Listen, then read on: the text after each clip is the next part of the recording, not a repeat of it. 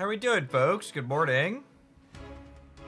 Welcome to the week. Happy Monday. Neon Taker, thank you for the 2/3 of a year. Welcome back. It was the eve before snapbacks. And all through the house, the Thanos was stirring. Let's crush him like a mouse. I think we're gonna hide in Conquest this morning because there's a feature location going on.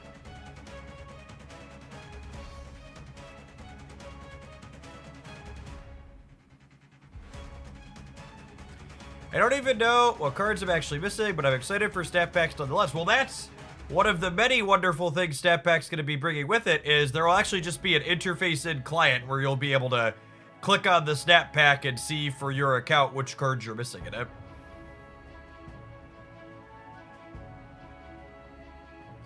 Some good little interfacing.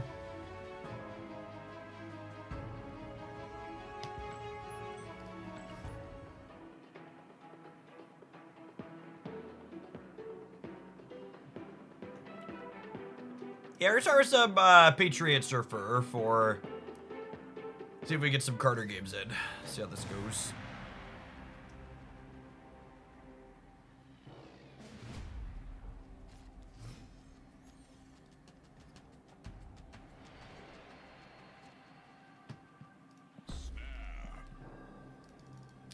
You don't usually want to bast on one in a deck like this. There's a lot of things like Hood or Mystique or Mysterio or Wasp that we would want to be able to catch in a bast. And I think the only card I could draw that's a 2 that I would want to play on 2 here is Agent Venom. So we're far more likely to draw something I'd be happy to bast than I am to draw something I would want to play instead of bast next turn.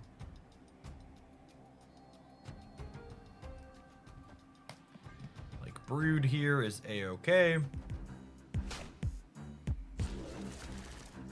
Fellow Agent Venom enjoyer.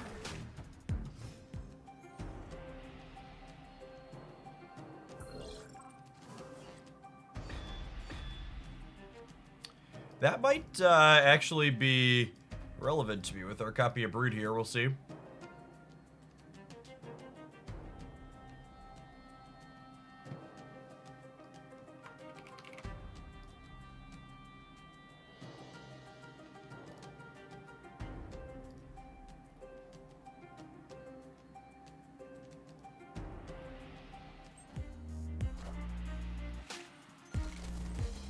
Oh, they're a bounce enjoyer. Fun.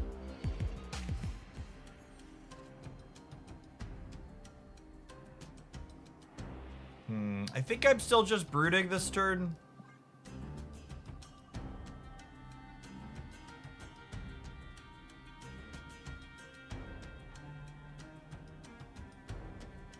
Matthias, thank you for the almost 2 years. Welcome back.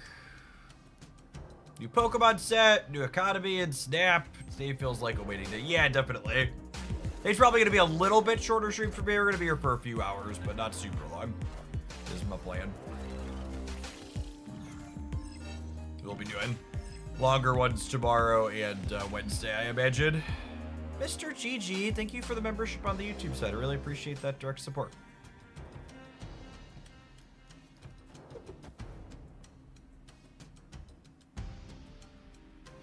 Gets this. And next turn we could do some combination of either Iron Man Demon or like Wasp, Agent Venom, Demon, this.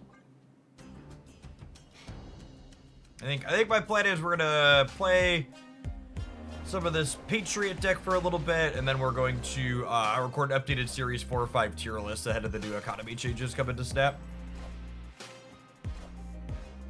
Titania's an interesting one.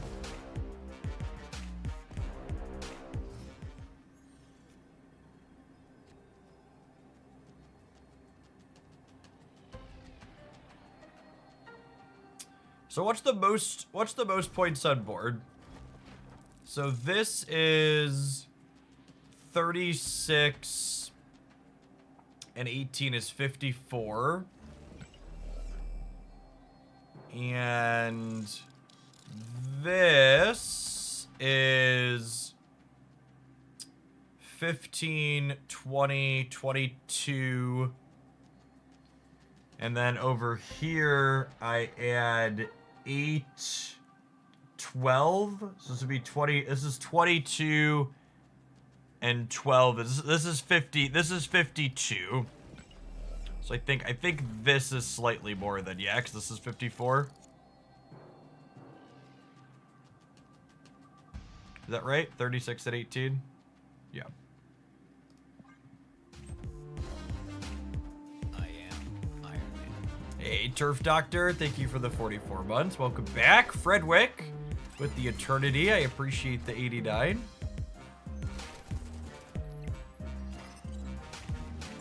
Oh, they get us by a little bit. Rough.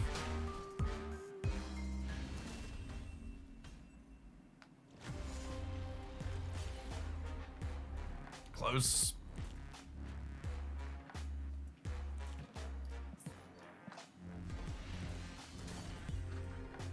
That's a big raccoon, yep. The locations here very beneficial for my opponent that game. They forced us to play in specific spots every turn that were predictable, which in turn let their Rocket Raccoon hit all 3 times, right? Like if their Rocket Raccoon literally just misses 1 out of those 3, we win that game by a single point. But because they essentially got a 113 for free, we're a little bit short.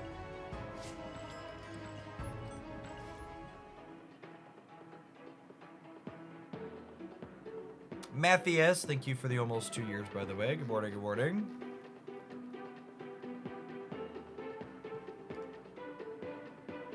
Didn't you just record an updated Series 4 or 5 tier list? That was over a month ago.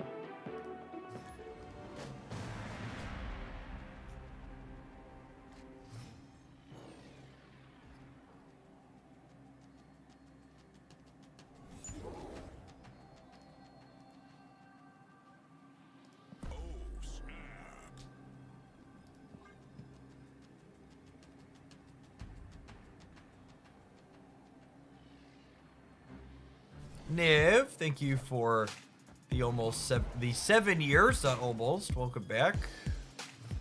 So 17 months, Pablo. Good morning, good morning. I think we're still chilling on this.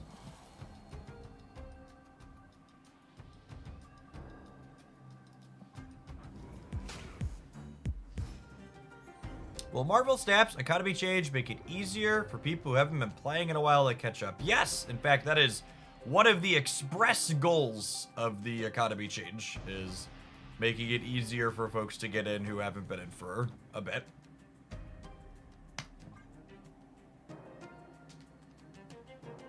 It's gonna reduce complexity of the economy a little bit by removing a currency.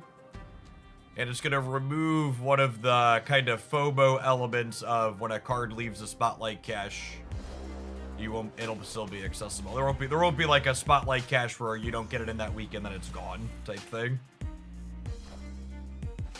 Starvid1, thank you for the 14 months. Welcome back.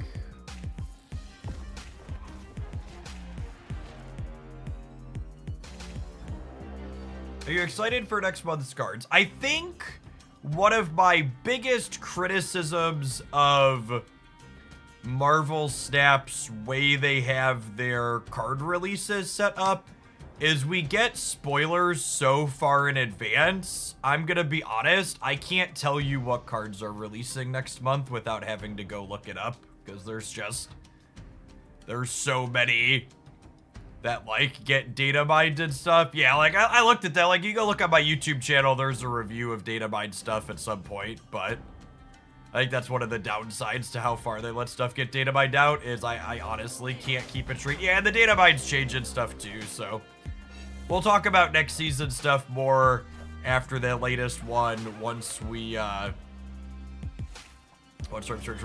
officially get stuff. We'll get that on Friday, the official spoiler for next season.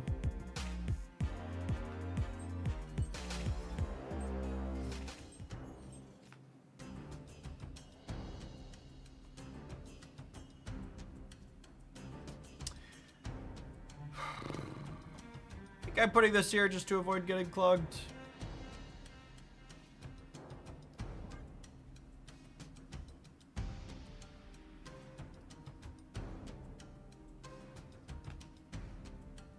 Morning, David. Morning, Chris. Yeah, I just don't really want to play a feature location this morning.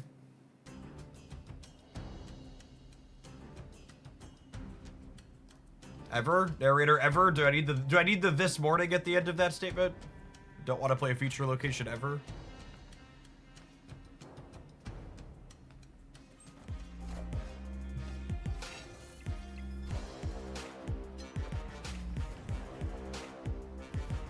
We had a Fogwell's Gym feature location one time. That's fair.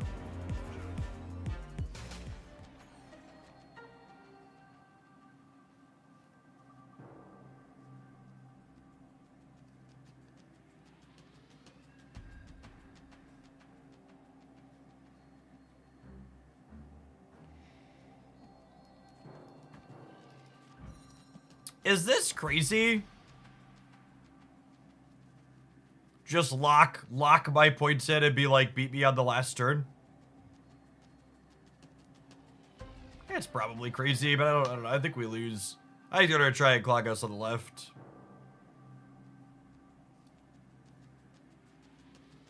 Are there any locations you would ever enjoy if they were feature locations? The problem with the feature location system in Marvel Snap is that it encourages mirror matches.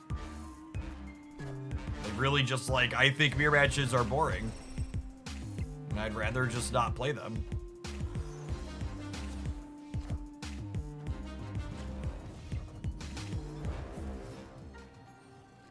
Yeah, then unfortunately we died a Red Hulk here. Jen, I'm getting the sinking suspicion that this deck is probably bad. I have one more here, but not feeling it.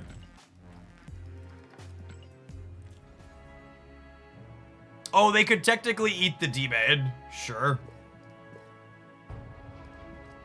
Strange could overfill, that's true. Our opponent was also playing very slowly. I think if we win that, I don't really want to play 6 more cubes against them. Downside to Conquest.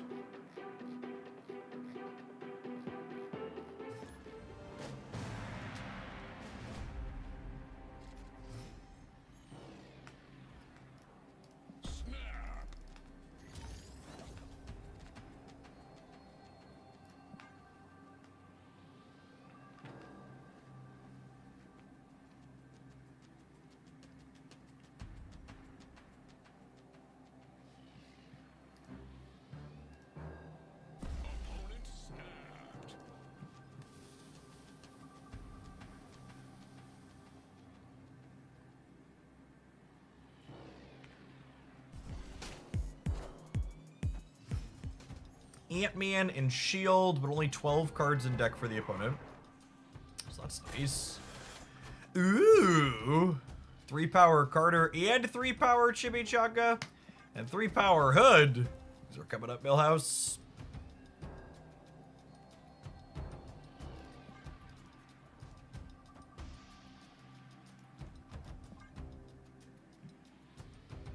Slightly above average best. Yeah, +6, +1.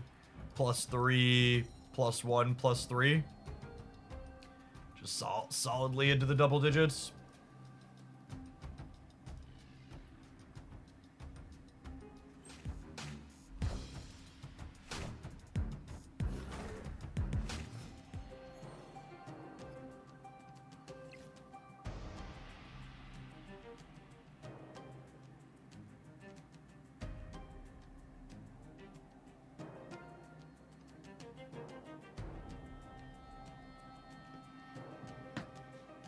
I think we're definitely just competing with her over here, yeah. I'm just gonna go ahead and put the Chimichanga on her now, because it's definitely going that way. And this way, if I feel like I want to play Brood here next turn, we can. Oh, are they playing the Moon Girl build? This one was in my, my Dex roundup this week.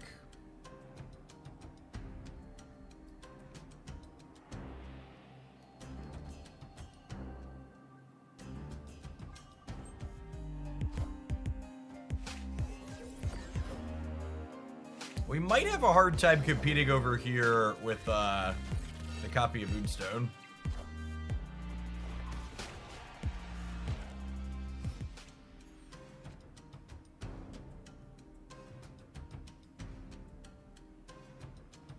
Huh?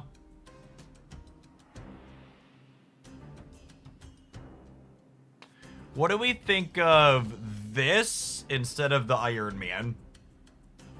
Because this way I get to contest the negative zone even if I don't draw Luke. And if we don't draw Luke, we go Mystique the Patriot plus Surfer. And if we draw Luke, we can go Luke Surfer.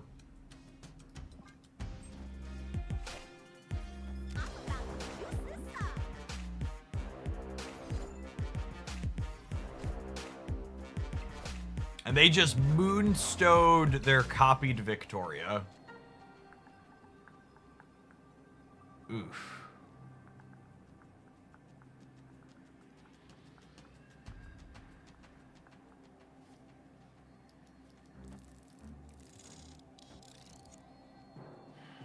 I think we're cooked.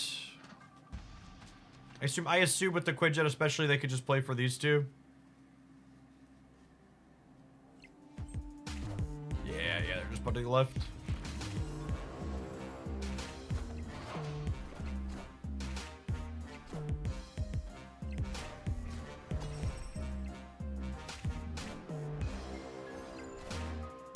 Yeah, we really needed Luke.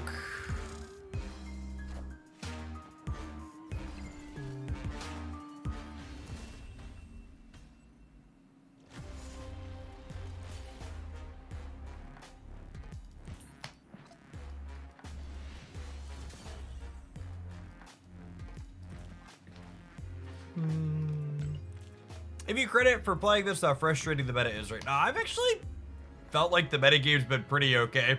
If anything, like the Thanos ongoing decks getting more popular has been good for the game.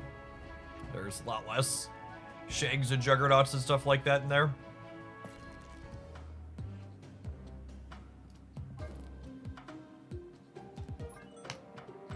I think I'm trash getting that. Let's do some of this. I gotta win 4 games with Strange Supreme, get ourselves some tokens.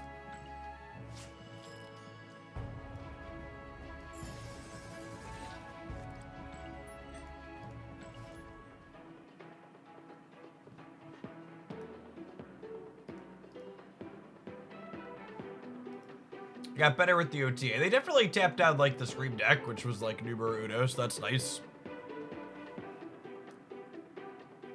One incidental of the Scream change was that it made the Lady Deathstrike builds of Scream worse, which is nice because her interaction often feels very punishing to play into.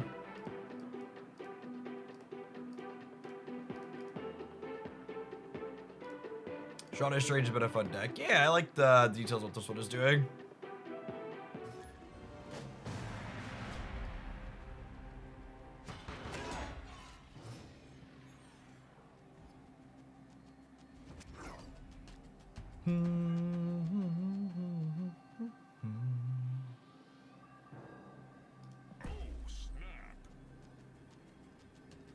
I feel like since the OTA, Tech Thanos has been more popular than ongoing. So Tech Thanos has always been more popular than Thanos ongoing. However, ongoing has increased more post OTA than Tech Thanos has. So those two things are not mutually exclusive. Tech Thanos can both be more popular, and the Spectrum build can be more popular than it was after the OTA.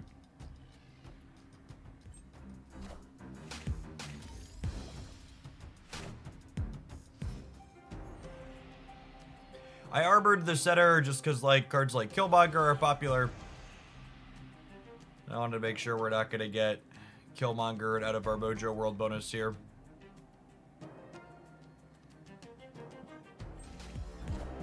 It's kind of sad I don't have a window to like demon here, but like I said, they're probably a Killmonger deck anyways, so demoning there proactively is likely not worth a ton. Oh, they're Aerosham. I missed that. Good catch.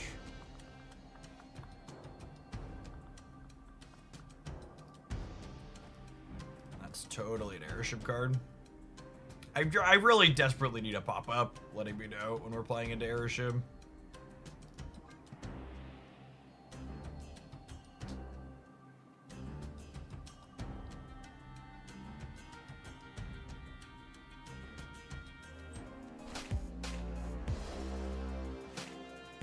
I'm pretty sure they said they want to do start of game pop-ups for other cards for the opponent, and they just haven't had time to do it yet or something, or some kind of limitation.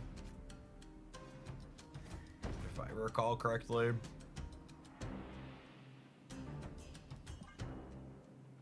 Maybe this Juggernaut will let us steal here.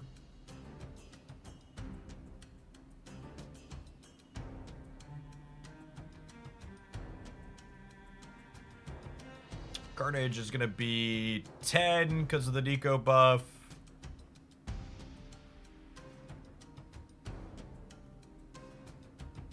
Morning Walrus. Prime Viridian, thanks for re-upping that Prime support. I appreciate the 25 months. Welcome back.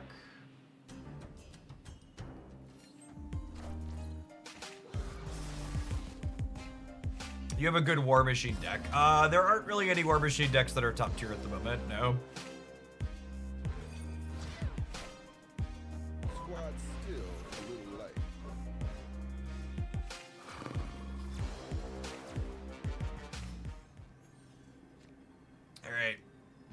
Dodge a Killmonger, we can dodge a ball.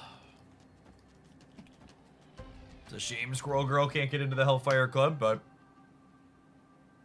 Czar stayed a win line. You tried any Namora decks recently? With decks like Scream being top tier, Namora really just isn't competitive. Especially when you factor in all the various tech cards, the things you're giving her bonuses to die to.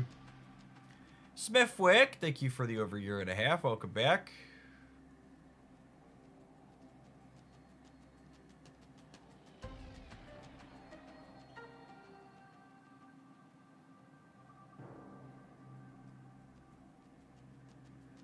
They just had someone Magic to create a turn 7 and then Snow Guard to end it on 6. Well, I mean, you knew they had a Snow Guard, right?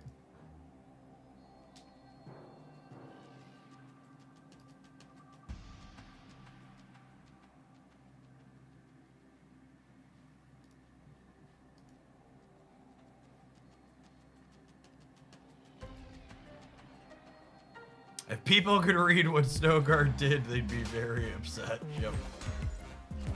Alright, I assume with no play here, they're Killmongering me, yeah? Maybe Doctor Doom? Oh, they're just changing the location, sure.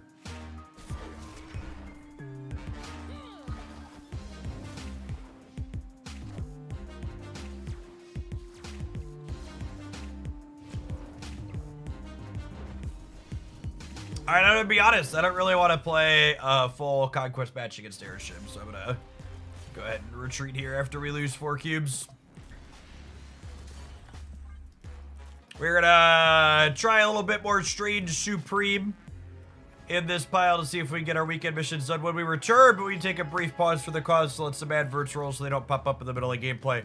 Thanks everybody for hanging out. Hope you're having a wonderful start to your week.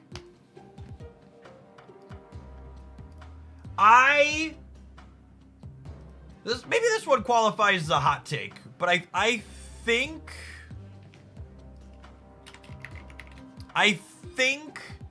the making Storm cost 4 so they could keep Legion with his same text box is one of the biggest balance misses Second Dinner has had in this game to date. I think Legion's kind of a toxic, annoying card, and I really wish they would.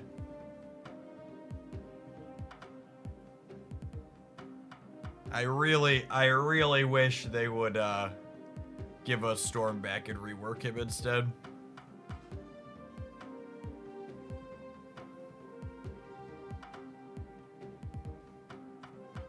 Mad Max, thank you for the over 2.5 years. Welcome back.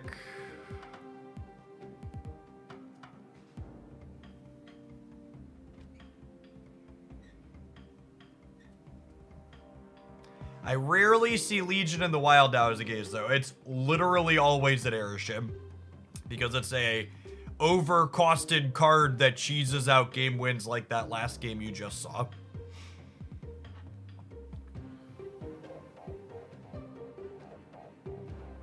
It's always a card in Airship.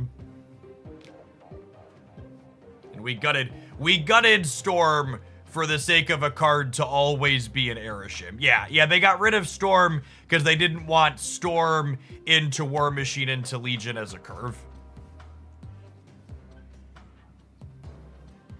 AK Man, thanks for hanging out. Appreciate it. Welcome back.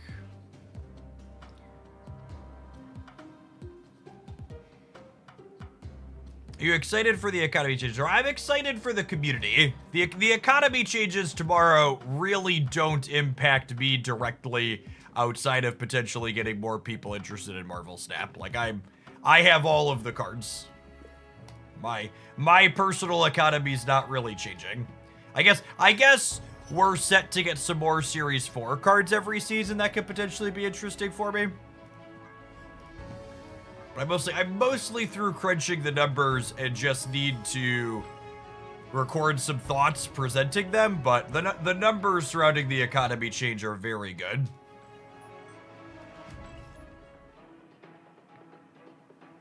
If Second Dinner does a new / returning player push a little bit with their economy rollout, I'll have some good results.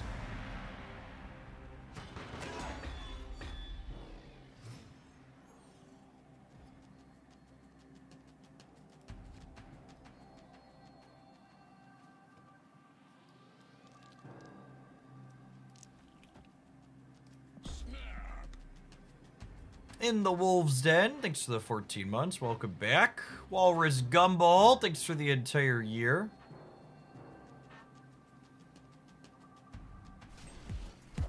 So the biggest change isn't really snap packs, since it's RNG based, but getting tokens instead of keys, right? Why does what you're getting being RNG based from the snap packs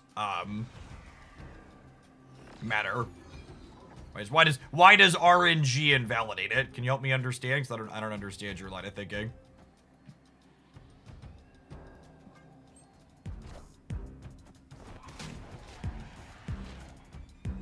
Yeah, it's very clear and known limited RNG. I think it's a great way to put it.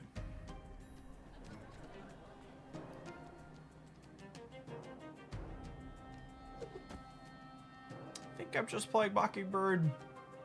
I'm gonna let these tick down for a little bit more before we carnage them up. Actually, is it Snowguard Hawk? The extra energy is probably much better for them than us, yeah? This also serves to make the Mockingbird cheaper, so I could do this, the next one I can carnage plus Mockingbird.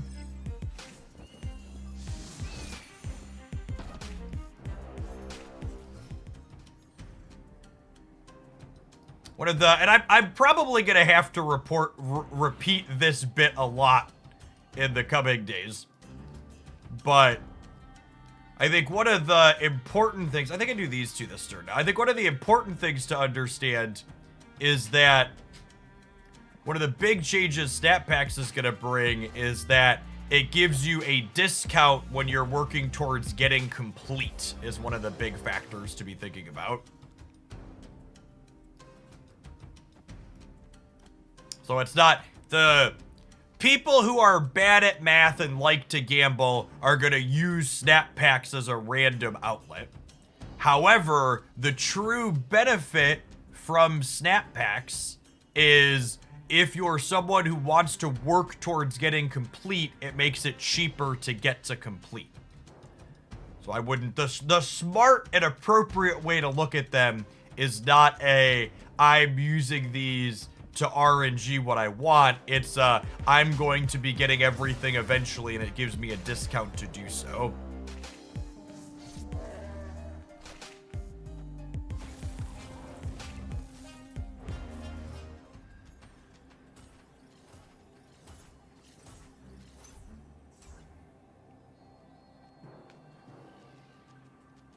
Alright, so they're gonna shake me in the middle. So I'm gonna arbor there. And then I'm going to Juggernaut out of here, and then we'll go these two over here. Which, in theory, Strange could eat this, I guess. But I think that's probably fine.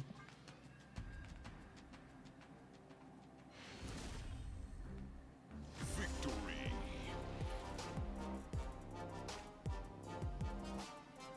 I think the biggest pain point in the new system, which is not actually a new pain point, is for players missing a lot of card. Targeting a specific card in the shop might take a bit. That is accurate, but that's true under the current system too. It can take a little bit for a specific Series 5 or Series 4 card to rotate into the shop to buy a specific one. That is accurate, but that's always been the case. That's not a new change under the new system.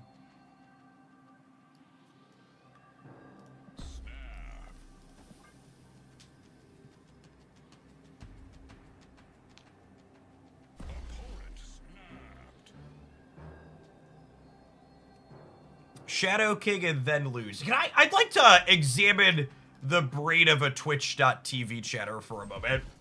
What value do you think you're generating by pointing out a tech card beats me in a spot like that? Like, unless you're offering a suggestion on how we can play around it, which doesn't look like you are from reading your statement. Like, the thing you gotta understand is Marvel Snap is the kind of game where, like, there's always going to be a tech card that you die to. It's not feasible to play around all of them.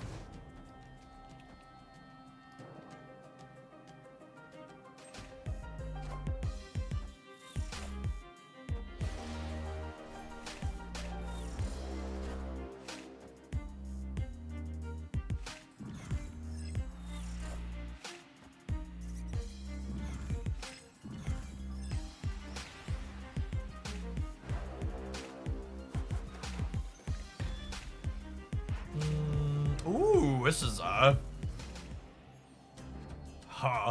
Wow, my hand has so many choices.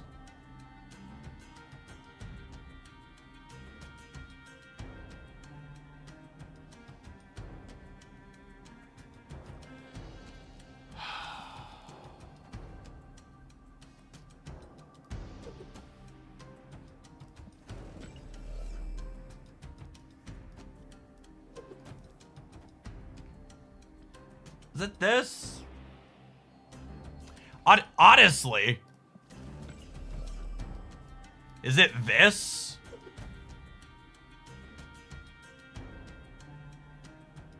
So I can copy the Mockingbird next? I think it's this, actually.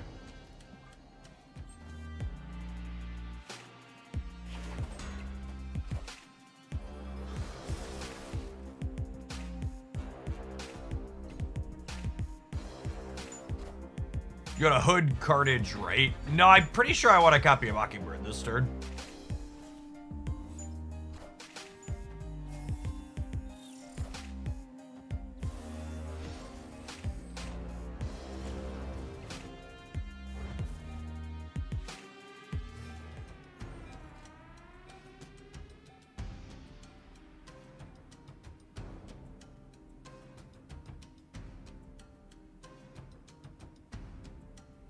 As a Twitch chatter, there's value in seeing someone ask that question because it wants to know why a high-level player like you would not see Shadow King as a potential threat. It's not. So again, you misunderstood the point of what I said. I didn't say I don't see Shadow King as a potential threat. I said there's always going to be a tech card that beats you in every situation, and you can't always play around everything.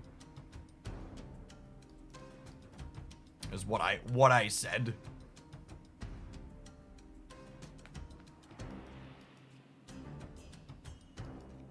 So if you always try to play around every possible thing your opponent could have, you're going to lose to other stuff because you can't play around everything simultaneously. I think it's this.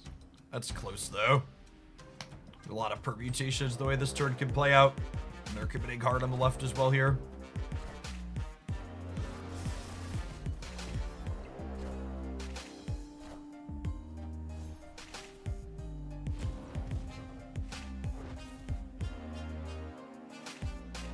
it's just hard to compete with the Strange Supreme Path. Get this one turn suitor.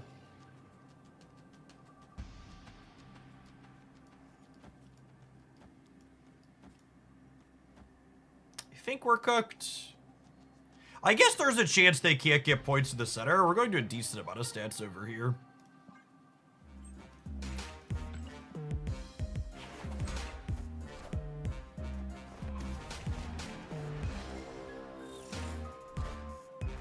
This is what, 14, 15, maybe 16? We get Shang-Chi or something. Always. I win the game if this sits here.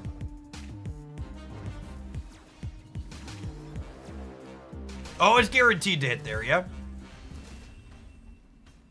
We only had 1, 2, 3. Nice tech card, nerd.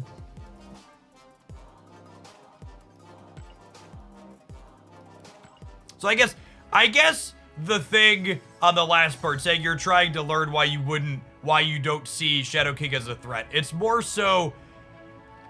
not more so about not seeing Shadow King as a threat so much as asking yourself, can I play rather than just pointing out Shadow King exists, it's worth because obviously it exists. It's asking yourself the question, can I play around Shadow King in this instance without giving up value in other spots? And in that last game, it was just very silly to be like, but Shadow King? Because, like, there were no specific plays I could make to play around Shadow King in that spot. And you just have to accept that there's going to be cards that you die to in certain spots. Jackwater, thanks for the over 2 years. Welcome back. Is it ever worth it to spend 6,000 tokens on Strange Supreme, or is it better to save them for the new economy? You gotta remember, the optimal thing to do with your collector's tokens is sit on top of them like they are a pile of gold, pretending you are a dragon, and never spend them. There could be a better card releasing next month that you want to save your tokens for.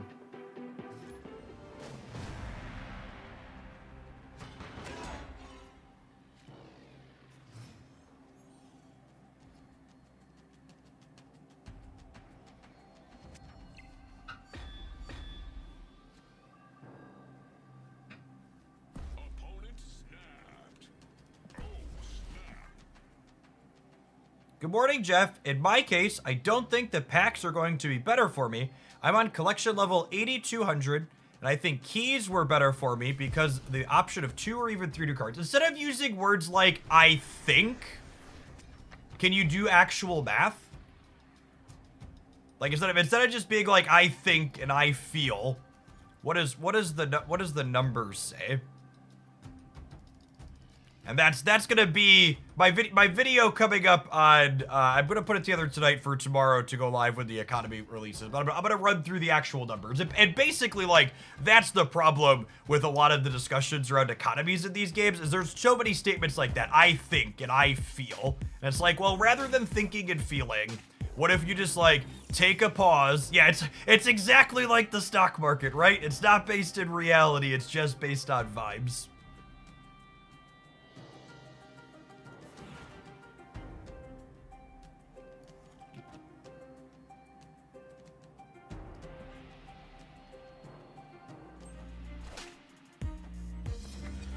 Is the new economy live with the next reset? It'll be live with the patch, which usually happens about 3 or 4 hours before the reset. Oh, I forgot I was copying Strange Supreme. That might have been a mistake. It might have been better to copy Squirrel Girl there, honestly. I forgot I had Deco pending.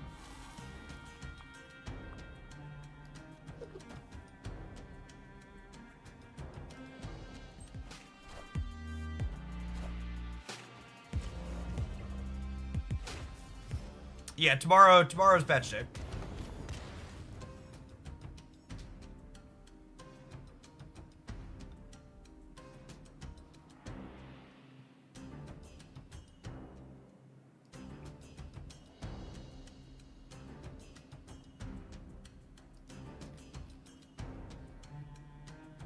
Quarthian, thank you for the almost 7 years. Welcome back.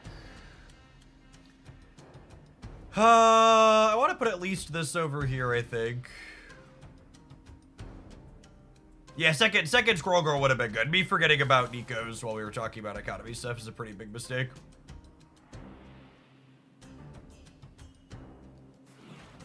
Would have been great to collect Marvel Boy bonuses on.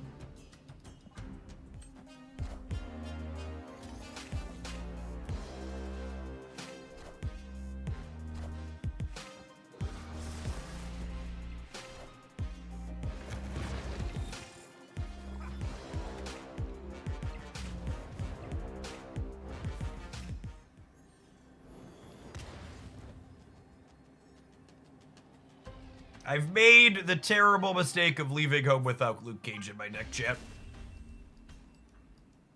Escaped.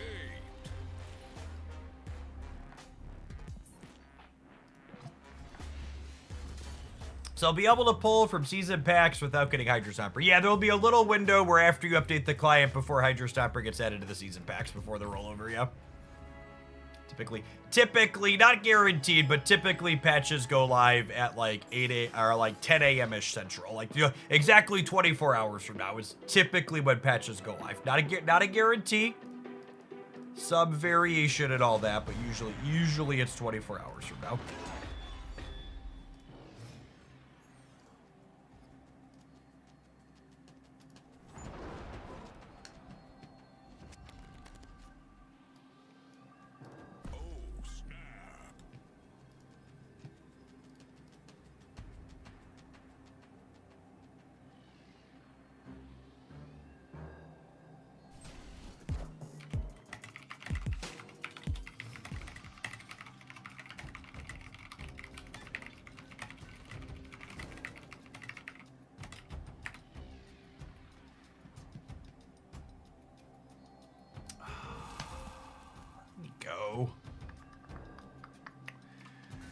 Oh, that overfills my hand. I think I'm just armoring to cancel Nico. Officer No Gun, thank you for the entire year of support. Welcome back.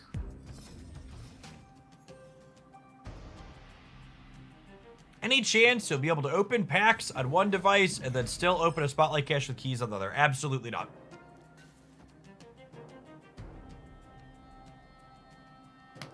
Once you log into your account on the updated thing, you won't be able to log into the same account on a non-updated thing.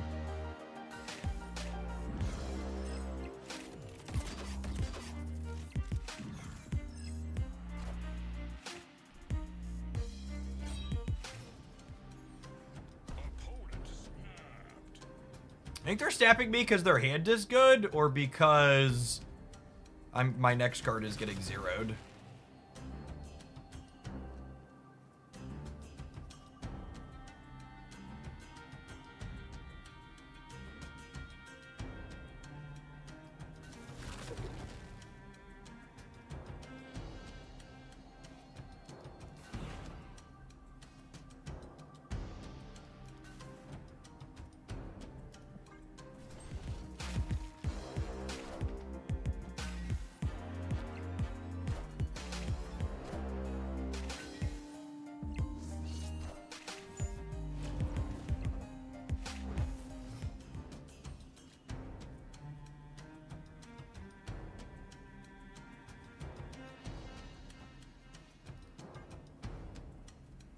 You'll hopefully be able to see all the possibility of cards you can roll out of a stat pack in the client minus the cards we don't have. Yes, absolutely.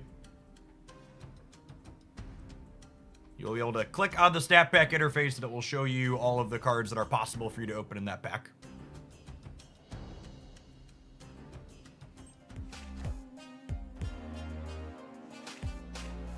Yes, the impending economy change is going to make it easier for players to catch back up.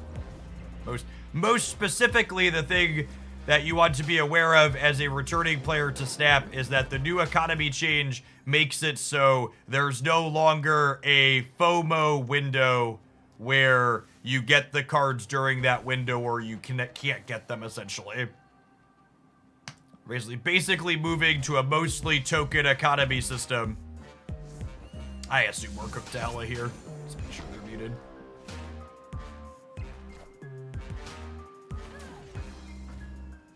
Minions to me.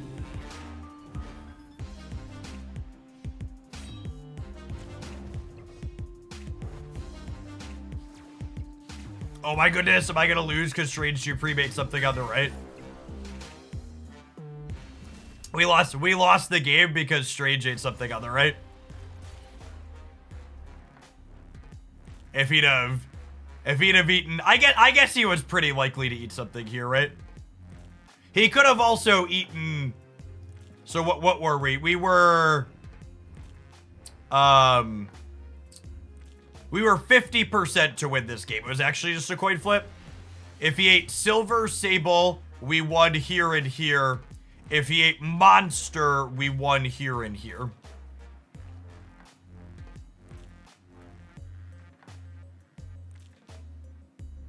Dragon Lord, thanks for the third of a year. Welcome back. Ate the wrong little thing. We lost with the one he ate, or if he ate Stogard Hawk.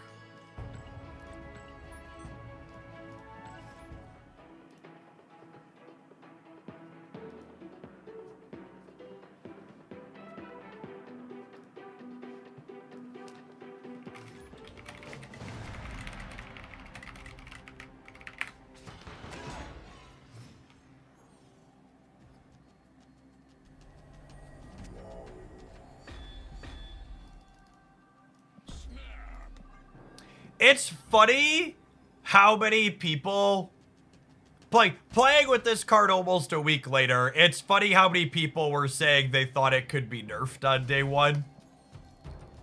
Because I like the card and I like the design of it, but it's certainly a card that has felt worse in terms of how competitive it is the more I've played with it. These decks are not very powerful. Can you play a bounce deck? I don't think bounce decks are very good. So I don't think it's a deck that I'm likely to play.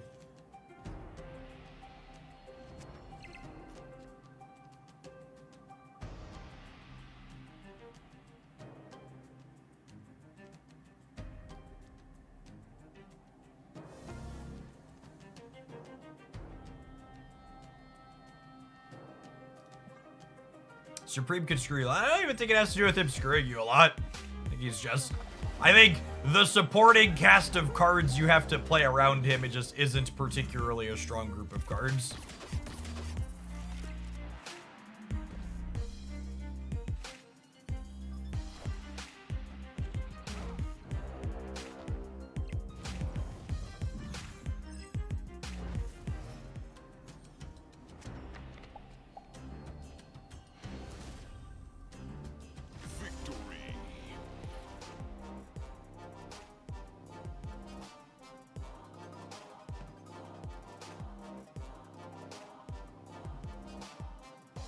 Yeah, I tagged the Discord group 2099.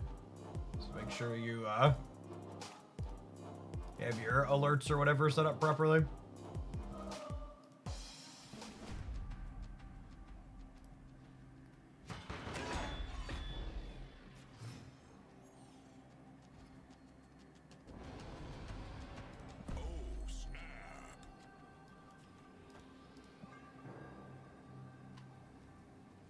Snap Judgment showcased a pretty cool Beta Ray Bill Werewolf deck.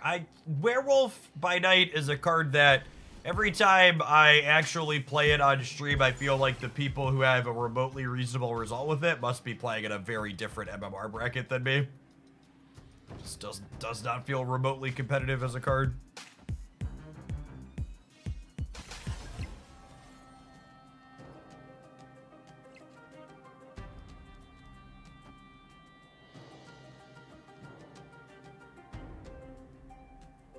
Alright, so we'll Shawna here, and then we'll get to Mockingbird plus Strange. It's pretty sweet.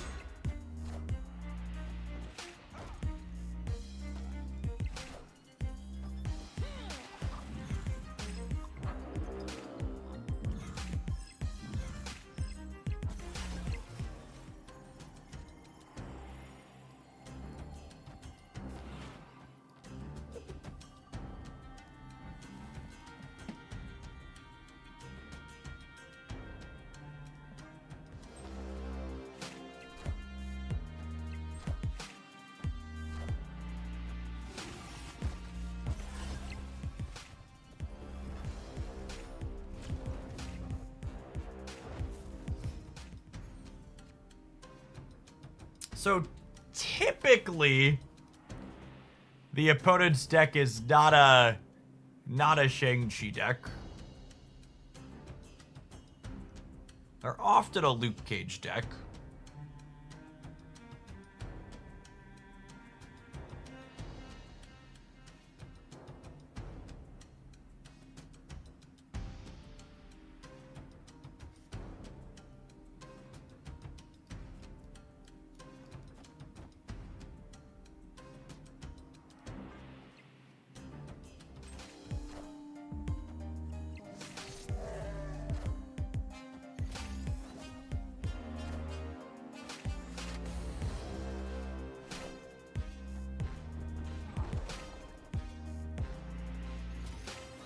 Fine! We'll protect my Mockingbird if you insist. If you insist, we'll protect my Mockingbird. Alright, so we'll Juggernaut the back, and then I think we Snowguard Hawk. Seems fine.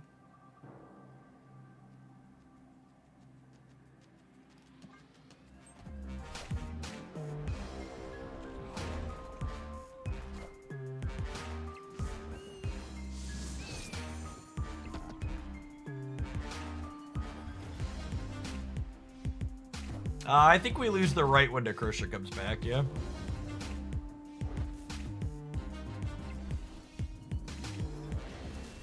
Yeah, by 1 point.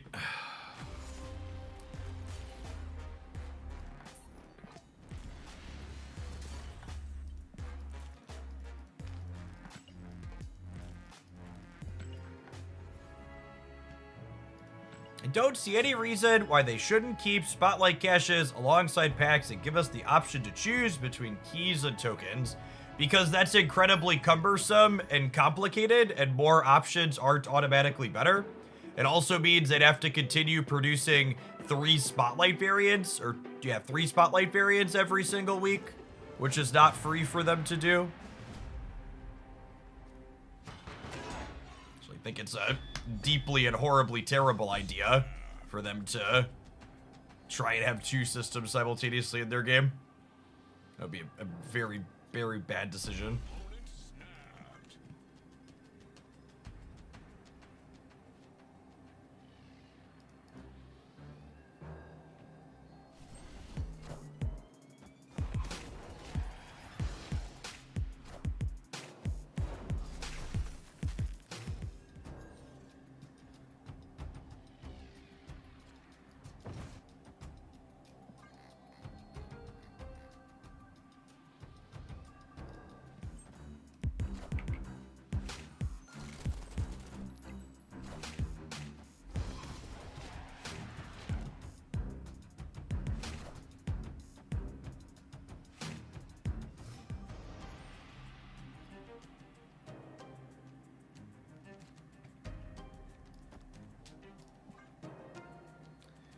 Gobble up the hood here. I assume they're bouncing on the left.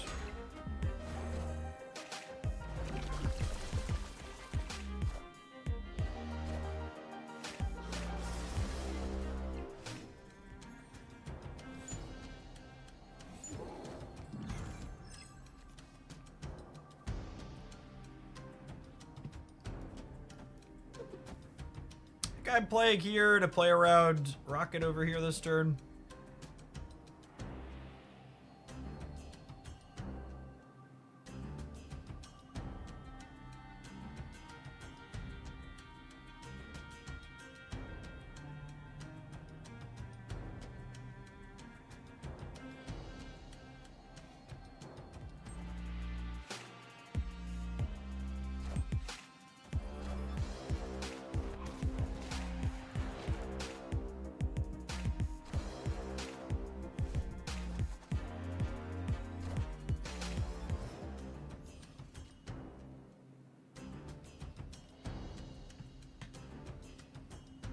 Yeah. Pocket Economy video on that channel this morning is currently outpacing my my new set review for that game, which in general I think doesn't bode well for the game itself. Usually when people are super invested in economy stuff like that, it means they're unhappy. Is Cosmo or Red Guardian a suitable replacement for Marvel Boy in this deck? Unfortunately, I don't think Marvel Boy is replaceable here. The deck does not have a ton of way to put stats on the board, and Marvel Boy is one of the ways that we do.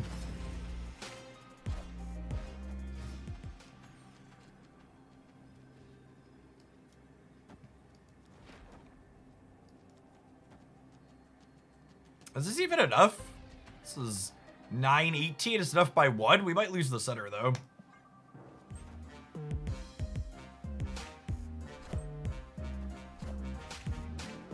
Oh, no, it only ties. I did the thing where I forgot to subtract 1. What a funny win. LOL. Crimson Cosmos just meant they couldn't play out. Yeah, we tied, and then we're up on the breaker.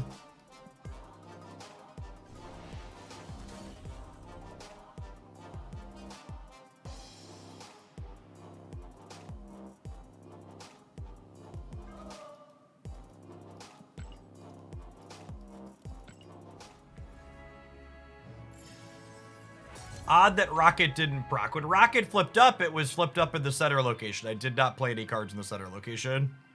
The first and only time Crimson Cosmos was favorable for Jeff. Yeah, when my opponent was playing bounce instead of me.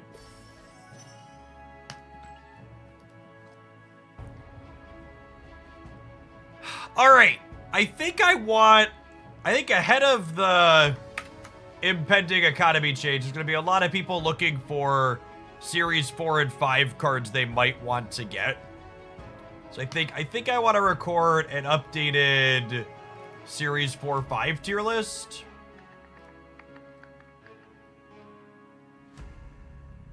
So we need to collect some card images up here. There haven't been any series drops since last month, so I don't have to delete anything, but we need to add some in.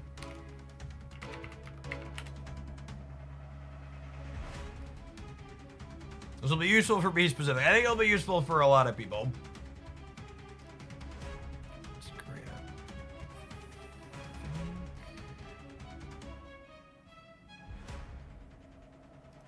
I can't remember where I grabbed these card images from, though.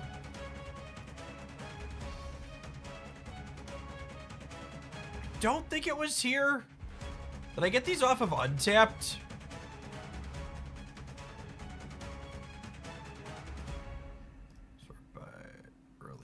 I think without the numbers, it means they were off of Untapped. So when I save this, I think it has the numbers on it.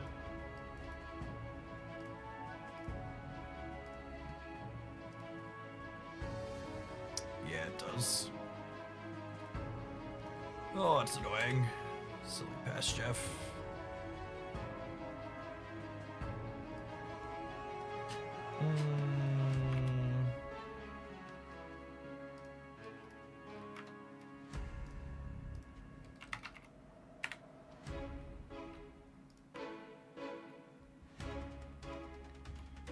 Okay, so who's been added since the last time I played? Was Agamotto on here? Agamotto was not. Was Starbrand. Starbrand was on here.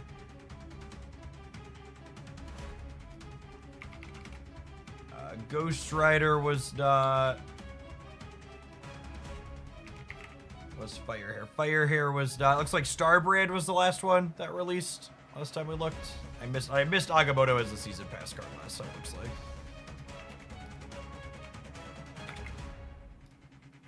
Strange Supreme, Ultron, Kahori, Goliath, Khonshu, the first Ghost Rider, Firehair, Agamotto, Carter, yep.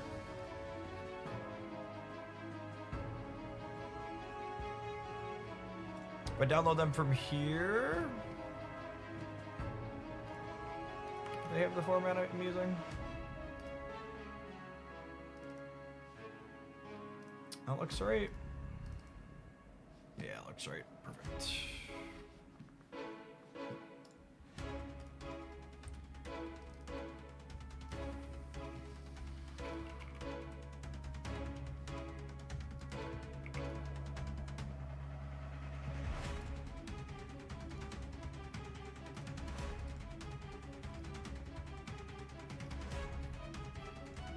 Maybe we'll update the stream titles so people are coming in midway aren't wondering.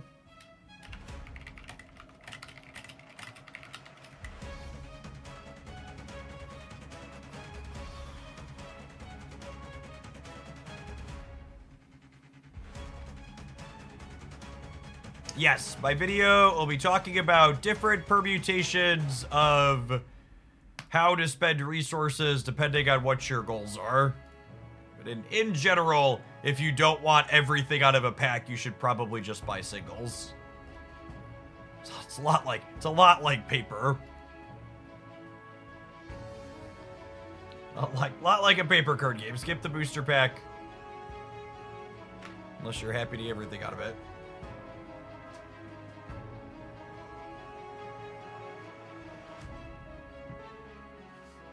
Agamotto fell off so hard. So, I actually think Agamotto's a really good example of this card wasn't actually good, but it was novel and neat and fine enough that you could shove it into a pile of cards that was good, and the rest of the cards could still carry. So Agamotto was just no longer the shiniest toy in the toy box. So people stopped putting it in the pile of generically good cards where it wasn't optimal. And like, there are no longer weekend missions to prop up its play rate.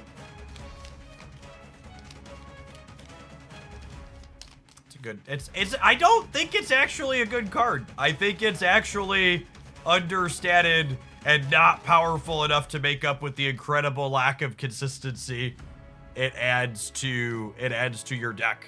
It is a very inconsistent card.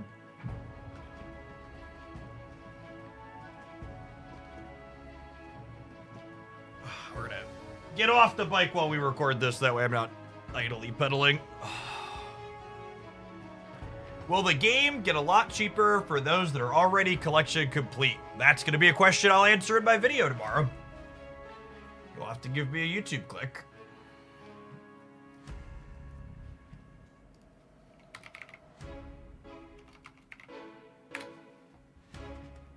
It's a sick hoodie. Thanks. One of the many wonderful bits of clothing I have from one of my sponsors, Into the AM. They make great stuff. All right, there's a quick stupid check here. Yes, I'm stupid. All right, good. 1, 2, 3, 4, 5, 6, 7, 8, 9, 10, 11, 12, 13, 14, 15 across. And 1, 2, 3, 4, 5, 6, 7, 8. 15 times 8 minus 3. Are there 117 Series 4 and Series 5 cards right now?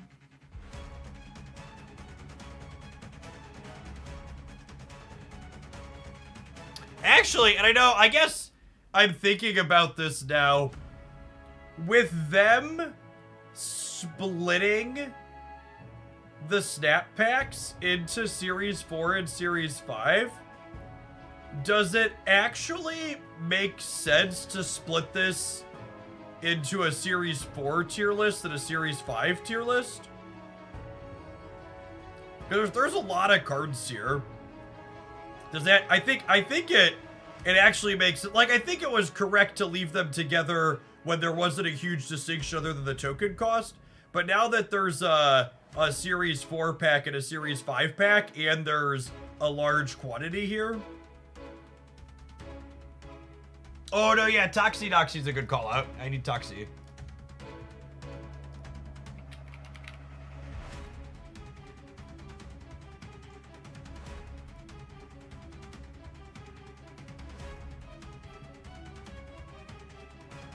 By explaining what distinction, Duck? I think we're gonna do 2 videos, yeah? Okay, I think I'm gonna split. I think we're gonna record both of them now, but I think we break it up. Do you want to subdivide it even more into Series 5 new and old and Series 4 packs? I don't know if it makes sense to put old versus new. I guess if I'm gonna update it monthly anyways, maybe it does.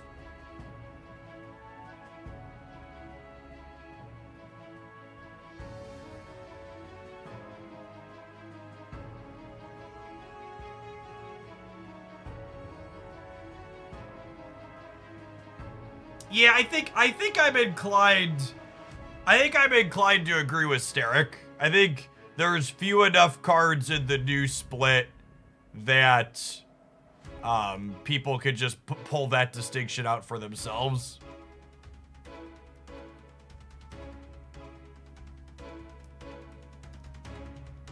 All right, and then what's the easiest way to filter? My Windows file manager is bugged. Let's reload it. Explain the image files between 4 and 5 takes some effort. Does it? I don't think so. It's gonna be relatively quick here. Name this S5 card snap. Make a new folder.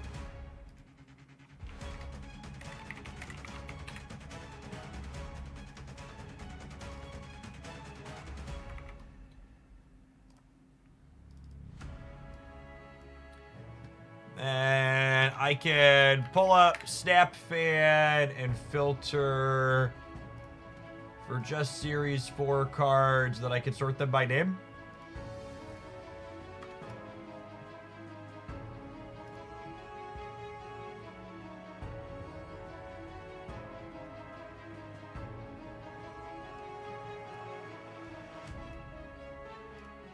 Oh my goodness. Is my Windows Explorer just completely broken? What is happening? All right, hold on. I don't know how OBS and the stream are gonna react to this, but I'm gonna kill Explorer real quick.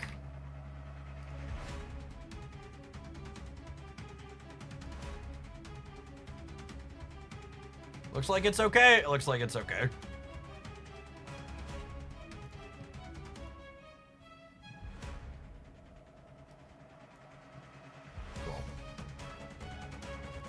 Could have been worse.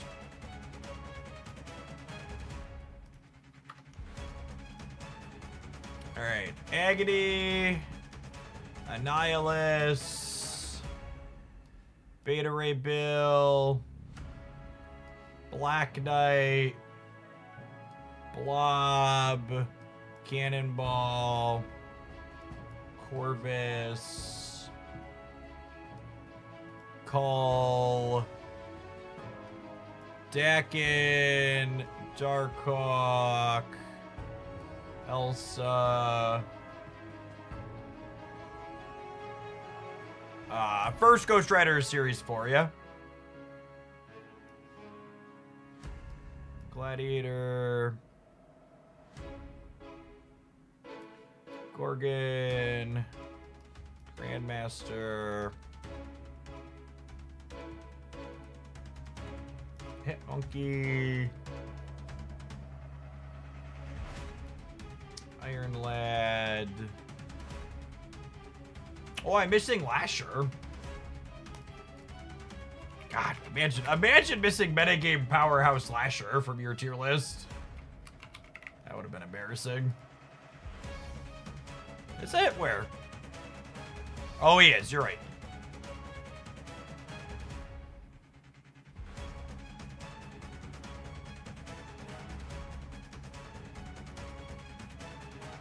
Meek.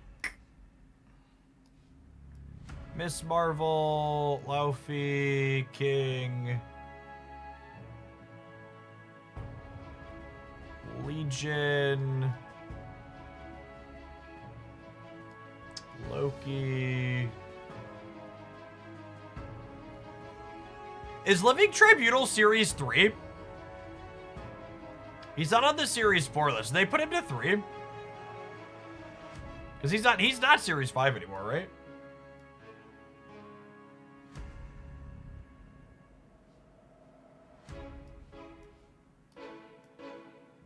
Estos, Pixie. He's Series 4. Oh, is he under Ellen here? No, weird. We'll have to... Oh, wait. Okay. The page just said only partially buffered. Ravona, Sasquatch. Scar, Sebastian Shaw. Supergiant. Uncle Ben, Valentina, Werewolf, X23. Living Tribunal is actually Series 12, but after dividing his power, it goes down to 4. Good take. Alright, so this is 1, 2, 3, 4, 5, 6, 7, 8, 9. By 4 is 36, 37. And this is 1, 2, 3, 4, 5, 6. By 1, 2, 3, 4, 5, 6 plus 2. I didn't move over Toxie.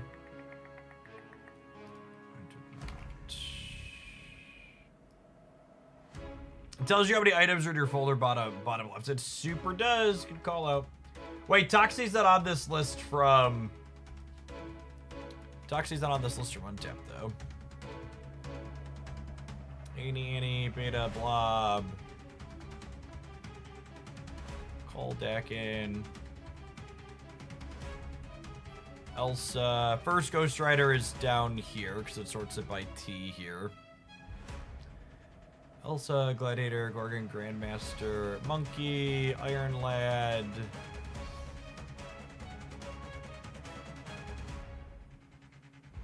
King Atiri, Lasher. I'm missing Lady Deathstrike.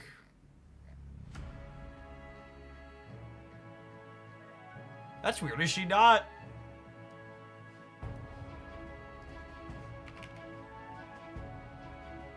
Is Lady Deathstrike not in here at all? Oh, she's Series 3. Okay.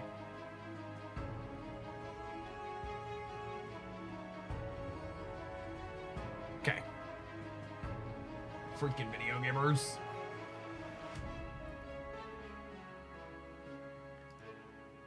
Oh, there's no Phoenix Force over here.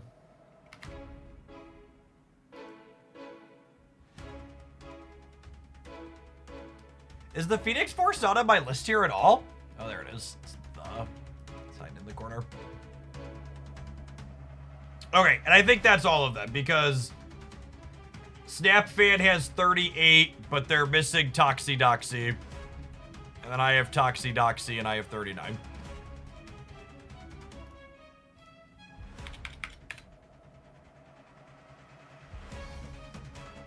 Okay, then there's 79 Series 5 cards. Can double check that count against Untapped here real quick.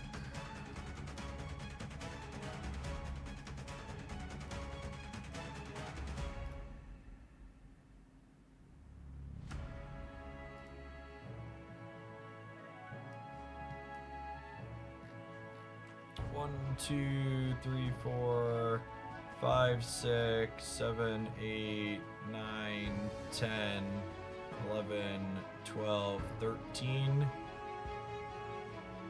13 times 6 is... 78, and I have 79 because I added Carter. Cool. So that's correct, because Carter's not in their Series 5 list yet. G-Tab, thank you for the 18 months. Appreciate that. Welcome back. NeoNetsin, thank you for the 23 months. Jeff still being Series 5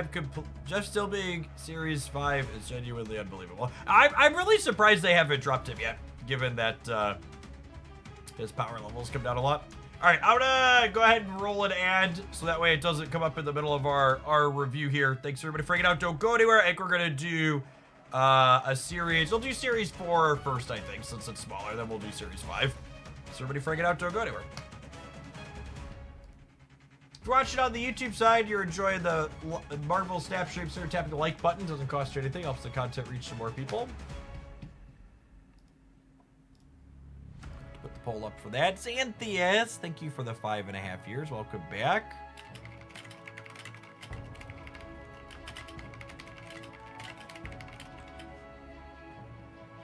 Yeah, we're gonna record the YouTube video live, Humorous Hawk.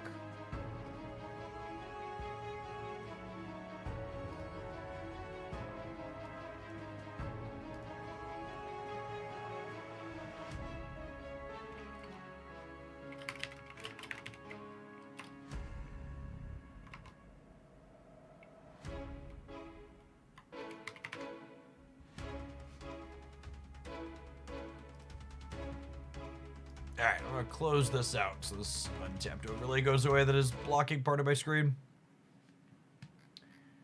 Oh, gonna cheat off of past Jeff. It was a whole month ago, chat. Alright.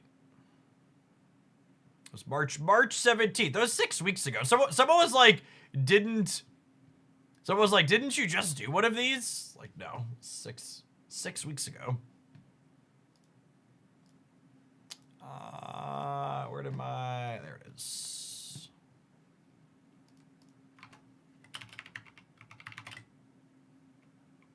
Defining and strong. Defining and fine. Defining and mediocre. Replaceable and strong, if I could spell.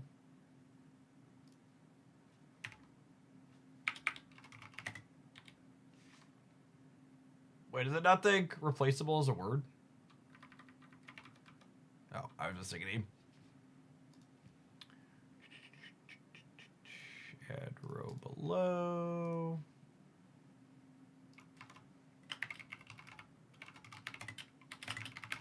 Replaceable and fine. King tier.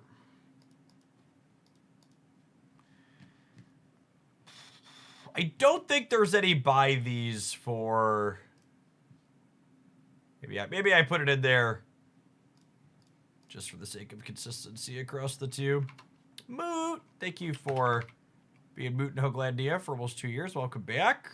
Vince B. Mega, thanks for the 2/3 of a year. Morning guest. I'll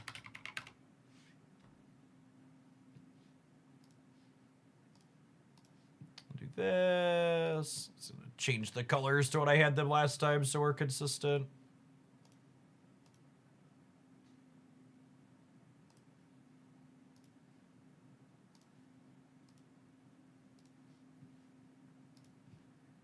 Replaceable and strong, replaceable and fine. And nice and red Kang tier at the bottom.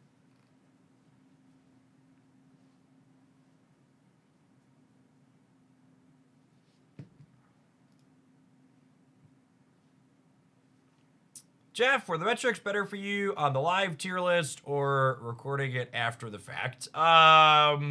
I don't know that I haven't done a recorded after the fact tier list in recent enough memory to really draw a direct comparison, but the long and short of it is none of the YouTube content really makes enough meaningful revenue to really justify doing dedicated YouTube content for me. So people seem to enjoy watching it happen live last time, so if I can double dip and record it live and have it be part of the live stream content, it's fine and worth doing, but generally speaking, it did not feel like it was worth. I really don't enjoy doing super dedicated YouTube stuff. Like the actual video editing process is tedious too. It's why my on the edited side, the big thing about YouTube as a platform is you can't really make better content and get better metrics on YouTube by making better content. The YouTube algorithm decides who the winners and losers are, and if it doesn't pick you as one of the winners, you're just SOL.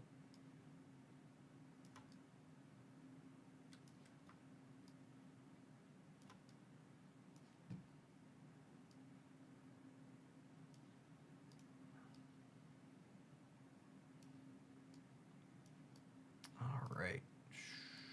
Let's do this. Let's throw some of these up here and see. It looks good. That's I think that's fine. In other words, the claw decides who will stay, and who will go. Yep.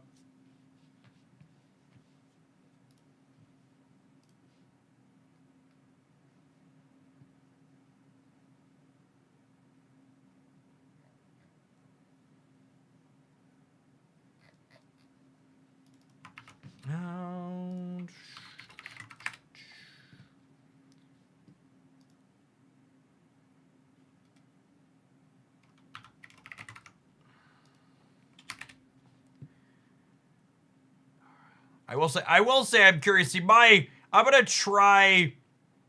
I think it's worth trying these tier lists split for the sake of them being useful. But I think my expectation here is recording these separately. Do I put them in the same video? Maybe I do that. My gut feeling is the Series 4 tier list is gonna underperform compared to the Series 5 video. But I guess I could upload both and see if they both do okay. It's probably fine doing two, but my gut says, yeah, it's possible. I think I'll upload. We'll do them split, and then I'll post two and see how it goes. Just because it's new, it doesn't really cost me anything other than opportunity cost. And then in the future, if one of them dramatically underperforms, I'll just put them in the same video.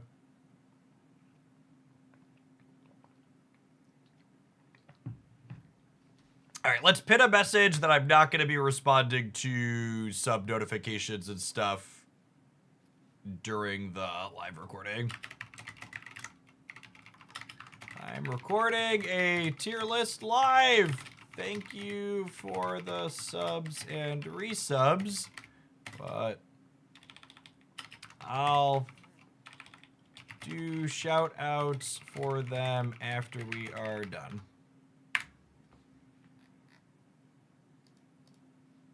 Pin manually. All right. Let's do it then, huh?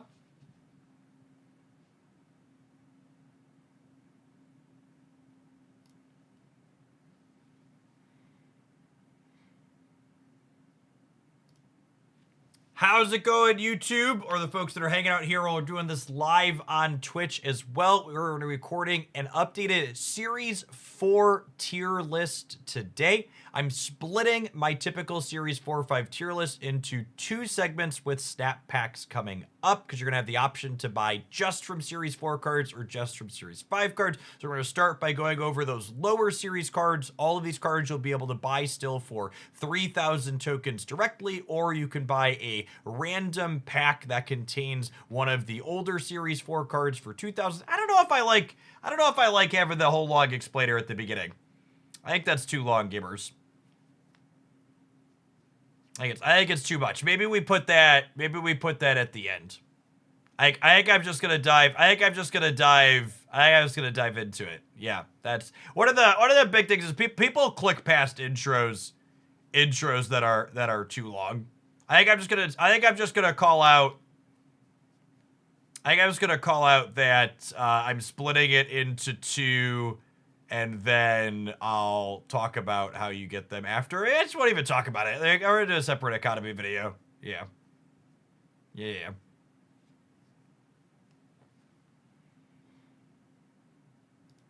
Welcome to an updated Series 4 tier list for Marvel Snap. As you can see from my categories down the side here, the way I prefer to rank cards is a little bit different than your typical S through F pure power level tier list ranking. And the reason for this is relatively straightforward. Marvel Snap is a live service game that does regular balance patches, and I think purely buying cards due to their power level alone is a recipe for sadness when they inevitably balance something that's that's going to be too strong, or it could be a recipe for being happy when they buff something at the bottom that is a little bit too weak. In my opinion, the best way to approach getting cards in Marvel Snap is picking up cards that unlock decks that you want to be playing with, and in particular, I think the ones in these three categories here, the archetype defining ones, are some of the best you can be investing your limited resources in, because they tend to be the headlining cards in the decks that you build around them, meaning they can't be replaced. Speaking of, let's kick off our rankings here today with a defining card in Annihilus. He is a key clutter card that always has his decks built around him, and I think based on his current power level, I would throw him in the defining and fine category. He's definitely spent time up in the strong before, but in the current meta game and everything around him, I think fine is appropriate. Agony, I think, is actually a defining card the way she buffs things up. The hand buff deck, even though she's buffing on the board, often wants her, but I also don't think that deck is very good, so mediocre is appropriate. Beta Ray Bill, another card that is a staple inside of the Thor's deck, and I think that deck is pretty consistently fine. The Misery Thor's variation has been consistently around the metagame for a little bit now, but I think it's not quite high enough to be in the strong category. Black Knight. Poor Black Knight. He had like a very brief moment in the sun, and that was promptly smacked back down when they made Ebony Blade able to get Shadow Kinged. I think he deserves his mediocre category. Blob. Blob, I think, is a textbook example of a card that is fine based on power level, but it's one that I wouldn't recommend prioritizing getting with resources. I think he tends to be super replaceable in any deck that he's in. Largely just sees play in Aeroship type things currently, but even there he's just a big 6. Cannonball, very similar as well. I think it's a strong card in the decks that want it. You could either build around the movement synergies or clogging the board, but if you have to sub out Cannonball for something like Shang-Chi as your interactive card in a lot of those decks, you're not really going to lose a lot of value for that substitution. Corvus Glaive. This one's close. I feel like Corvus could go into the strong category.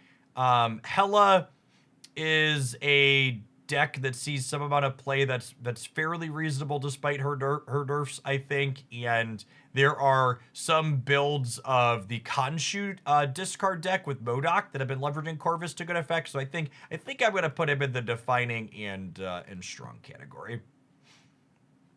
Cull Obsidian. I think Cull goes in replaceable and fine at this point. While he has a deck building requirement of wanting to explicitly be played alongside 1 energy cards, I think he's just kind of one of the generic 4 energy cards that makes a number, and other things like Crossbones, for example, can easily substitute in a lot of his shells and play at a similar level. Dakin. Definitely defining and strong. The Dakin discard deck has been consistently very good since Bullseye and Friga were added to the game, and Dakin is not replaceable inside of it. Darkhawk. Darkhawk has had plenty of metagames where he's up here. This is another one that I think, similar to Corvus, is close between the two. My gut instinct is that Darkhawk decks are secretly always better than their play rate implies, just because they're so disruptive when you build around him. So I think I'm going to put him in the defining and strong category. Elsa. This is how you know my tier lists are some of the most objective you're going to find on the internet.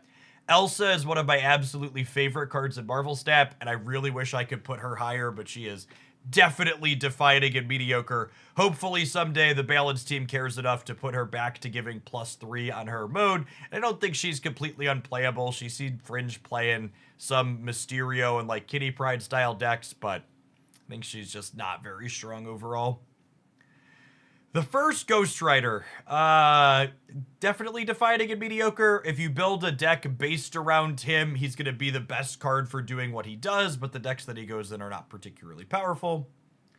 Gladiator, certainly replaceable and strong. Very reasonable, generic 3 energy stat stick. How good or bad Gladiator is kind of depends on the average size of things in the metagame and how much you need your Shang-Chi to have some flexibility. So you could have Shang like clear up his penalty, but he's also pretty replaceable in a lot of his decks. You could sub him out for like another generically good 3 energy card. Things like Polaris or even tech cards like Luke Cage or Mobius usually find swaps for him. Gorgon. Our first tech card in our series. 4 things here. Very specific type of hate, reasonable against Erishim, Thanos, things that generate cards in the hand, like Quinjet decks. It's also incidentally very good against the Dakin deck because it makes Dakin shards cost 2, which means they can't be discarded to Bullseye. Grandmaster. Grandmaster has actually been seeing some amount of play in the Ajax Miles deck. And I think in past tier lists, I've categorized him as defining.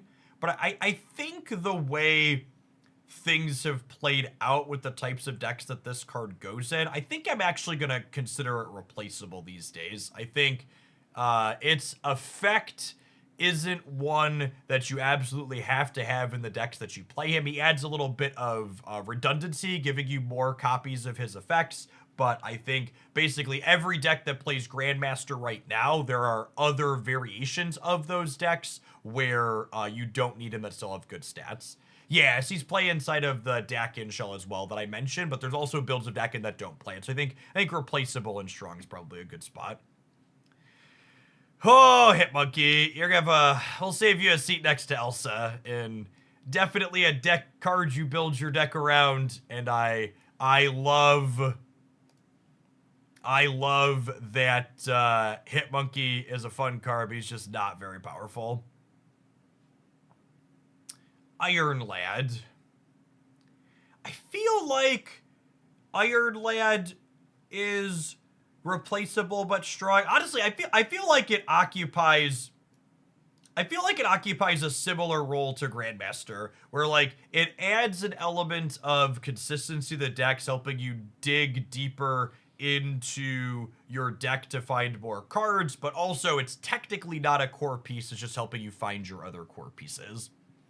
The King. The King belongs in whichever tier slot Beta Ray Bill is. These two should be attached to each other at the hip. If you want to play with one, you probably want the other most of the time. Lasher, saving a spot here with the other symbiote next to Agony. Perfectly reasonable payoff in the hand buff deck, but the hand buff deck isn't very reasonable. Laufey. So Laufey's an interesting one. I think the Ajax deck is very good, and most of the best builds of the Ajax deck have been playing Laufey. And this is, I'd like a little chat input on this. I think the Ajax decks have hit a critical mass of penalizing cards, where if you're missing like a Laufey or like an enabler or 2, there's other reasonable substitutions. So I think his power level, given the position of the Ajax deck, is strong. I think he's definitely a strong card, but I think I actually categorize him as replaceable because of how many tools the Ajax decks have now. And the easiest example is one of the primary Ajax decks is actually playing High Evolutionary for Abomination, and if you're missing Laufey, you could replace Laufey with a High Evo Thing in that deck to reasonable effect. Legion. I think Legion's a tech card. I think location control is an answer to decks playing Magic. It also helps you mitigate variance, which is nice, but Legion's often a card you reach for to either cheese games or mitigate your opponent's 7th turn, so he belongs up there. Living Tribunal. I feel like Living Tribunal has not been particularly strong lately. It sees a ton of play inside of High Voltage, so if you like having some options there, it's a decent card to pick up for that, but I think mediocre is where it belongs.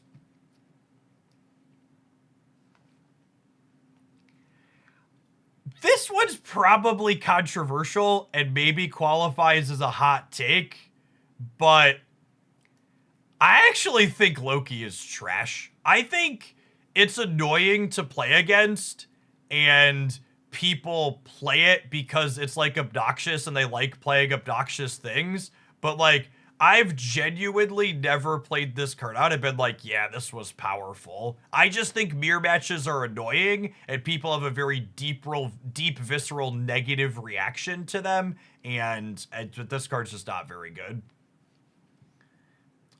Man Thing. I think Man Thing is more powerful than Laufey to the point where it's far less replaceable in the Ajax deck. So I think because the Ajax deck is currently strong, it's definitely strong, but I'm going to call Man Thing defining and that you shouldn't be replacing it typically.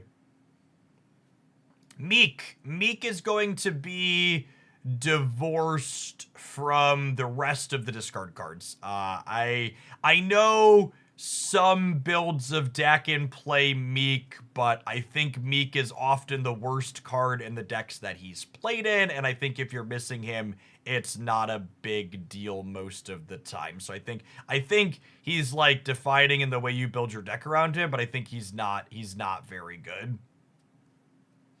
Miss Marvel. Miss Marvel is kind of like Gladiator, honestly, and I think she's a little bit stronger than her play rate implies in general, but she's ultimately just like putting numbers on the board to spread out, so I think if you need to replace her in any of her decks, it's not a big deal. Fastos. They finally gave him a point. They acknowledged that he exists, but I think he still exists down here in the king tier. Pixie. I'm gonna get Pixie defining and fine. I think Pixie's a kind of underexplored card in Marvel Snap in general. She's got a little bit of variance behind her, but she's a really high cube equity card, and she definitely defines the decks that she's played in. Ravoda. Mr. Negative has been consistently one of the best decks in Marvel Snap for a little bit. She's a unique enabler, absolutely cannot be replaced. Defining and strong, I think is appropriate. Sasquatch, down here with Elsa and Hitmonkey for sure. Really fun, neat cards you build your deck around that's ultimately just not very powerful. Werewolf by Night. Yep. I think these are just like 4 of my favorite cards in Marvel Snap, but I think they all solidly belong in defining and mediocre. Sebastian Shaw, Silver Surfer is consistently top tier, and I think there's been some small meta games where Sebastian Shaw was replaceable in Surfer, but more often than not, I think Sebastian Shaw is a card you want to have in Surfer decks. Scar. I think Scar's definitely defining. You build your deck around him. You have a choice of enablers. Like, you don't have to have things like Call. There's a big range of things for him at this time, but I think fine is accurate for his current power level. Supergiant. I like Supergiant as a tech card. She has counterplay into certain decks that are looking to set up specific things on turn 5. You also build your deck around her a little bit. Things like Cosmo and Teenage Warhead tend to be good with her, but I think she qualifies for the tech card slot. Doxy. I think she's king tier. I really can't believe how badly they undertuned the numbers on this card. I think she could easily give +3 and maybe even still be in king tier if they do that. Her downside is just so large. Valentina. I think Valentina is a card who is stronger than her current play rate implies, but I also think she tends to be replaceable with other 2 energy card that generates cards for your hand. X23. Is Destroy mediocre? I think we've hit a point in Marvel Snap history where Destroy is mediocre. And that obviously has changed a lot over the last little bit. And maybe you could make an argument that it's fine. Maybe this one's close. I think I'm gonna give the Destroy Enjoyers a vote and put the asterisk next to here that it's close. I think she's fine. I think Destroy is better than Hand Buff and Bounce, and this is basically the Hand Buff and Bounce Memorial tier, so I think that's a reason to put X23 up above. Uncle Ben. Uncle Ben has seen play in some of the recent Scream decks with Killmonger and Lady Deathstrike, but I also think that build's only okay at the moment, and I think if you're missing Uncle Ben in it, it's fine. So I think he's replaceable and only okay in terms of power level. Phoenix Force. Probably Bounce and Hand Buff tier. I was skipping over this one because I wanted to stew on it for a little bit, but I think he probably belongs down here with the bounce cards. I think I'm pretty happy with that. I don't think too many of these are controversial. I think the two next to it that I expect will get the most to screw with. I think you could make an argument that Meek is more necessary in deck and that I'm giving him credit for here. And I'm sure the sweaty people will like Loki more than I do, but I really just think he's not very good.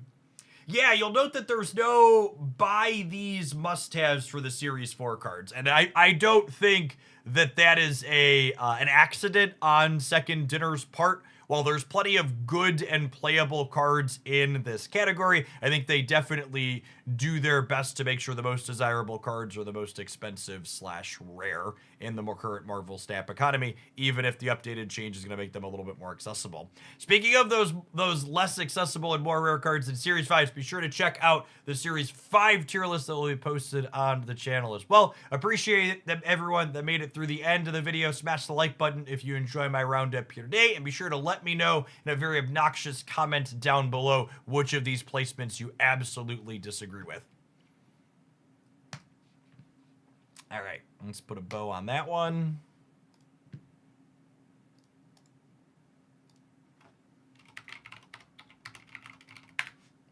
Series 4 tier list. Smashes the button. Oh, now the real choices. Can I upload? If I upload the 5s, is it gonna get rid of the 4s? That's what I wanted to do. Oh, it did not. Oh, do I have to refresh the page? If I refresh the page, I think I lose my categories.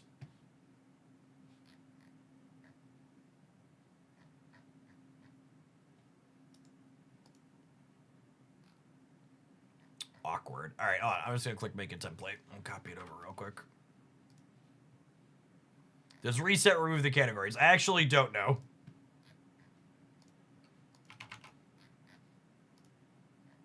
Yes. It does. It does in fact reset them. If I type up here and hit reset, it does. Yeah, that's fine. It'll take me half a second.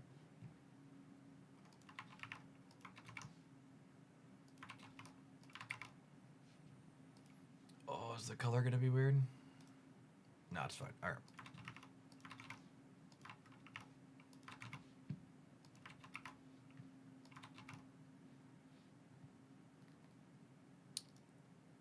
Legion should be in the busted when my opponent plays it and do nothing when I play it too. Well, that's cards like that are because you just don't see Legion come out of your opponent's hand when it's bad for them, right? Like they only play the card when it's good. So you don't get to see it because when it's bad, they just don't bother playing it out.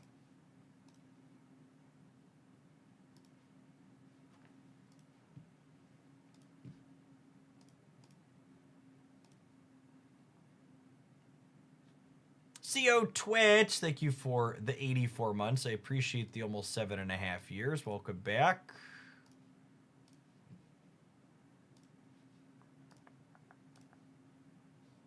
All right, buy these tech card, defining and strong, defining and fine, defining mediocre, replaceable strong, replaceable fine, king tier. Yep. So you will basically only see the card when it's played in good situations. Yes, exactly that.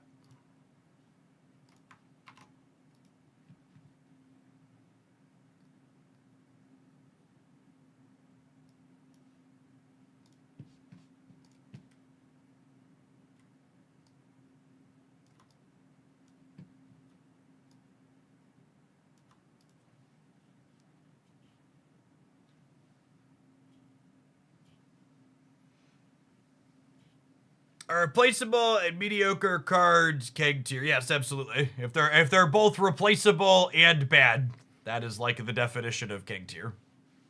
I guess a defining card could be enough bad that it ends up down there as well, but generally speaking, that is the distinction. Yeah. All right, I'm gonna tap a Twitch ad really quick before we dive on into this next one, so it doesn't happen in the middle. For the people that want to follow along live, appreciate everybody hanging out. Don't go anywhere. Yeah, unironically, Infinity Ultron probably belongs there. Yeah.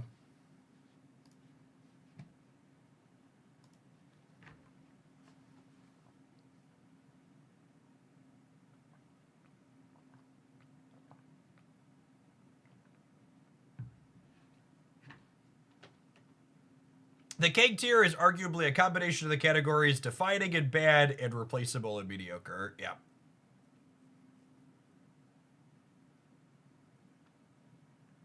What are Infinity Ultron's current stats and deck list? You know, that's a good question. Should I do that? I thought about that, and maybe I should just give that a scroll real quick, because I don't think the way this is automated captures everything. But maybe I should take a look at. Scroll the Series 4 cards and sort them by average cubes or something. Oh, we just did Series 4. A lot of these are low play rate.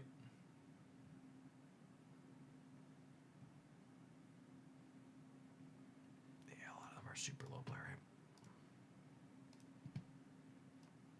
Thaddeus, low keep, Keg, second best. Oh, you can't see my whole screen here. Let's click this. LOL. Keg is the second best card in Marvel Snapchat. It says right here, I sorted based on average cubes. You telling me the data would lie to me? Why would the data lie to me?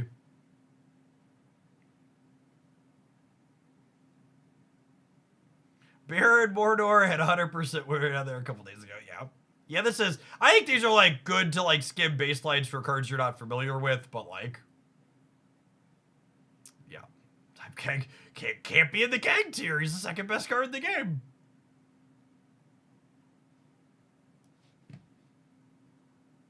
Oh, someone asked us specifically about Infinity Ultron.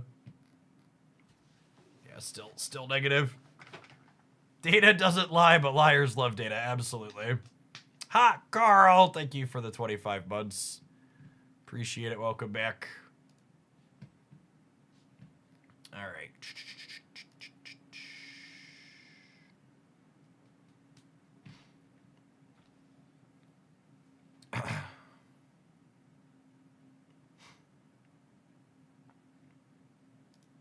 With the Marvel Snap updated economy rolling out, it's time for an updated Series 5 tier list. Let's rank the most expensive cards in Marvel Snap to help you get a better idea for which are the best ones to be adding to your collection. As you'll see from my categories here, I'm going to be ranking cards a little bit different from the traditional S through F, because I think that very linear scale doesn't do a good job of helping you make good decisions in a live balance game like Marvel Snap, where cards are regularly getting pushed up and brought down as the OTAs ebb and flow. In my opinion, some of the best cards you could be spending your resources on in Snap are the ones in these top 5 categories here. Even the ones that I'm ranking as fine and mediocre in terms of power level, if they're a card that you really enjoy the play patterns of, they're going to be the cornerstone in the decks that are built around them, and there's a chance that those cards get buffed in some point in the future, so I think you should always prioritize picking up cards that go in decks that you want to play. Let's go ahead and jump into it, shall we? Let's kick things off with Agamotto, who is our former season pass card. My gut instinct was to call him a defining card. I think his power level is only okay, but you really don't build your deck around Agamotto in a super meaningful way, aside from maybe slotting in a Tiri. So I think he's just more of a generic, like, good stuff style card, and his metrics really show he's not that good of a good stuff style card. So I think replaceable and fine. He is a very novel gameplay pattern and unique in that aspect, but I think he's not necessary in any deck that he's in. Agent Venom. I think I'm actually going to call Agent Venom defining and strong. I think the Bast Agent Venom deck has been consistently very good for a long while, and it is not a card you can replace inside of there. Ajax. As of my last best decks update after our most recent OTA, Ajax is actually the best performing deck for a number of slices on Untapped, and I think this card has consistently been good since it launched, and it's always the cornerstone of the decks that it's played in. Alioth. As much as I despise Alioth when it has really high play rates, I think this is actually our first tech card of the Series 4 and 5 stuff. There are particular groups of cards in Marvel Snap where, when they're good, Alioth is the best possible answer to it, and it's a card you'll be happy to have in your collection in certain metagames for sure. Anti-Venom. Anti-Venom is a very strong card, but I think it tends to be replaceable. It's a high cube equity card, and you have like a small deck building requirement that you often pair it with Luke Cage, but I think you could sub Anti-Venom out of basically any deck that he's played in, and that deck will still be functional even if it has a little bit less surprise factor for stealing cubes.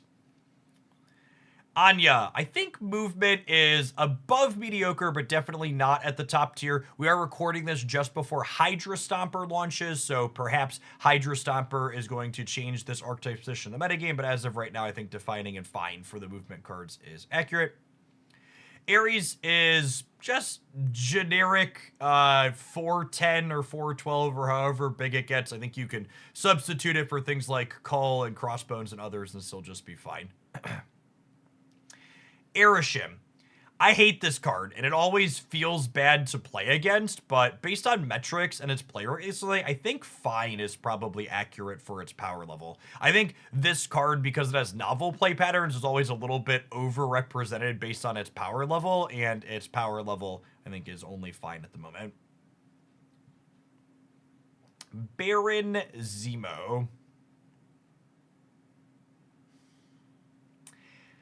I think he's just replaceable and fine. He's kind of a generically good 3 energy card that has value against certain decks that have high power, low energy things. If Mill was a formal archetype in Marvel Snap where you like got some type of payoff for decking your opponent, I think he could be considered a defining card because he's unique in that he reduces your opponent's deck size, but you don't really gain value for reducing your opponent's deck size. So I think he's definitely just replaceable and not defining. Shout out that he's very good inside of high voltage is worthwhile because there's a lot of Ebony mods there. Agree with that. Black Swan. One of my favorite cards in a lot of different bounce variations and other things, but those decks are just not very good right now. Blink. She sees regular play inside of Hella decks as her primary place, and then she also sees play on like some War Machine variations. I don't think any of those decks are super top tier at the moment, so just fine for her. Bruce Banner, he got a little bit of a buff, and he still kind of sucks. Bullseye, definitely defining and strong. This card put the Dakin discard deck firmly on the map and is very much not replaceable inside of it. Kyera. You know, I feel like I haven't put Kyera in the tech card category in the past, but just kind of stewing on what she does and when I want to play her, I think she belongs here. I think it's worth calling out that, like, if you're missing her, you could probably sub Armor or Cosmo in a lot of situations and just be fine. But I think the only time you basically ever want to reach for this card is like when you're playing a deck that's soft to Killmonger and Killmonger's around. So I think she belongs in the tech card category. Carter. Carter's coming off of a really big buff. But if I'm being honest, I don't know how necessary she is in Surfer at the moment. And my gut says even if she's good there, she's probably replaceable with other 3 energy cards. Now, there is a call out that she's unique inside of the hand buff deck. I think she's likely really good there. But we're probably hitting a point where there's enough payoffs in that deck. Yeah, I don't think I'd consider her like Brood or Shaw non-replaceable. I think she's definitely replaceable and she's somewhere in between these two categories. I think I'd put her in fine. Cassandra Nova. I think Cassandra Nova is another card I'd consider a tech card. I think she kind of lives in a split category where, like, she can just be a generically good 3 energy card just because playing her on 3 against anything is typically fine if you haven't drawn extra cards, but she's specifically a card that you want to play more of when Erishim, Thanos, and other big deck cards are popular, so I think I like considering her a tech card. Copycat's generically good 3 energy card. You'll be happy to play her in things like Surfer, but she's also very replaceable in those decks. Doom 2099. I think decks are usually built around him. You have consideration for higher curves, so he's defining. You don't want to replace him in the decks that he's in, but I also don't think his decks are particularly good. Diamondback. Diamondback goes into the Ajax deck, and the Ajax deck is strong, but I also think that there are enough enablers and things for Ajax that she's not 100% necessary in those decks. So I think she deserves strong in terms of power rating, but I also think if you're missing her in your collection, you could replace her with a different Ajax enabler or payoff or even a generically good card, and she'd still be fine there. Isan. I think Isan is King tier. I think he's super mid, and he's high variance, and he dies to Shang-Chi, and he's bad against Clutter. I think I'm kanging him. Fenris Wolf. Fenris is another card that I feel like is a similar spot to Cassandra Nova, where you could build your deck around it a little bit with stuff like Shang or other things to blow up, but Fenris is also an anti-Hela and anti-Khonshu type card, so I think tech is where I want to put that. Frigga.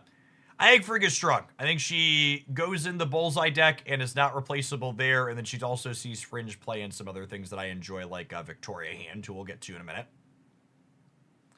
Firehair. I really like Firehair. I think she's actually one of my favorite cards to release this year. You build your deck around her, but I also... My gut says she's only mediocre, but then I'm pausing because we called Beta Ray Bill fine inside of the other video, and she goes in the Beta Ray Bill deck. I think she's fine. I think there's builds of Firehair that are not very good, but I think she made the Thor's deck better, and I think that deck is reasonable. Galacta. Very good 4 energy Marvel Snap card that makes numbers. Your decks are definitely weaker without her, but I don't think she's a cornerstone in them.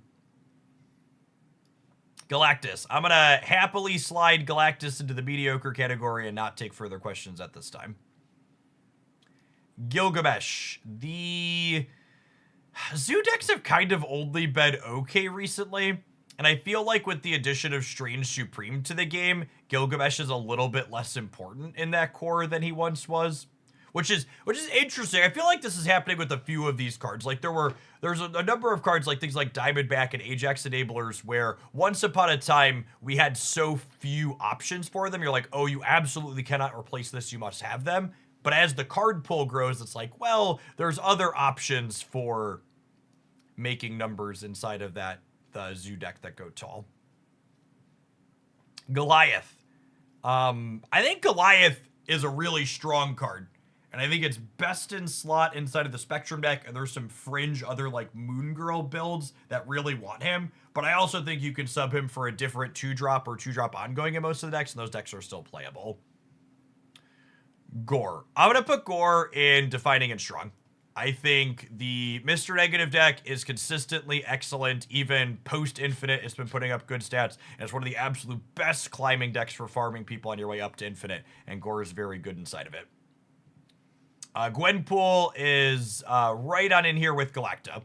It's worth calling out that she is not replaceable inside of things like Hand Buff that are kind of mediocre build-arounds, but in general, the decks that play Gwenpool are just using her as a good on-rate 4 energy card. Hope Summers. Hope is definitely defining. She's tough to replace with her energy replacement. And I think I'm inclined to say she's strong, but I think it's close between these two. I think she has a wide range of decks, and a number of them aren't good, but usually there's at least something with hope towards the top tier. Hulkling is F tier. Sorry, Hulkling enjoyers. High Evolutionary. The current best performing Ajax deck is a high Evo build purely for Abomination. However, I think there's other Ajax builds that are good even without him. So I think I'm putting him only in fine. The more dedicated high Evo builds and things playing Hulk and other payoff ones, I think they're only fine at absolute best. I think you could even make an argument that his non-Ajax decks are mediocre, but I'm gonna let him hang out here in fine since he assists one of the top performing Ajax decks.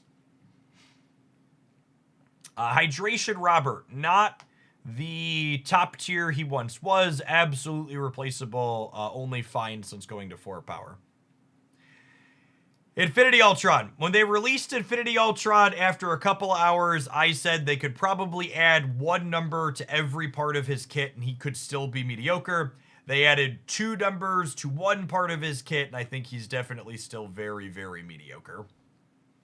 I don't think there's a single deck where I play Infinity Ultron and he's consistently good enough. He just has so much variance. Joaquin Torres. Honestly, I think Joaquin has similar Infinity Ultron energy. He's this card where you, like, build your deck around this card, and, like, he does a thing inside of that deck, but also whenever I'm playing a deck that plays Joaquin Torres, I'm like, I wish this card was anything else. It's so awkward. I don't want to spend energy on it. Yeah, and it communicates to your opponent where they should, like, Cosmo or play tech cards. I think he's bad. Iron Patriot. I think his nerf was actually kind of scuffed for him. I think he's fine. I think you can play him as like a generically good 2, and he's like in the discussion, but I don't think I'd put him in the strong category even anymore. I think I'd put him just here. If I'm being honest, a lot of the Victoria hand decks I've been playing lately, Mirage has felt better than Iron Patriot.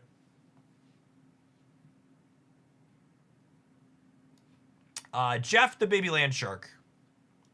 I think Jeff's in a similar space to Hydration Robert. I think it's a fine 2 that you can play, but there's a lot of other good options you can happily replace him with. Kate Bishop.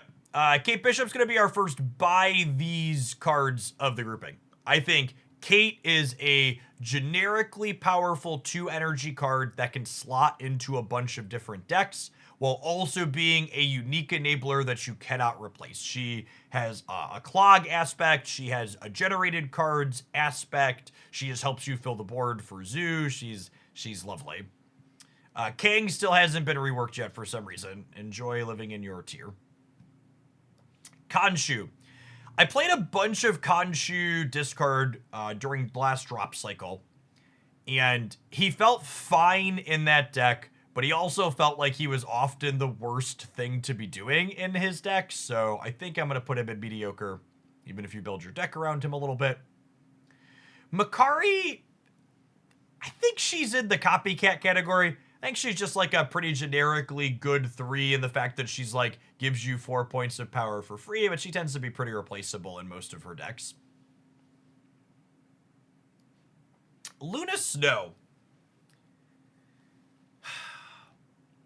It's difficult to replace her as a card that like gives you 5 energy on turn 4, but I also don't think any of the decks that want 5 energy on turn 4 are currently very good. So I'm gonna put her in fine. Kahori. Kahori's the card released most recently to break my heart. She goes in decks that has an interesting deck building requirement that I absolutely love working around and types of decks I like playing, but she just doesn't feel very strong even inside of those decks.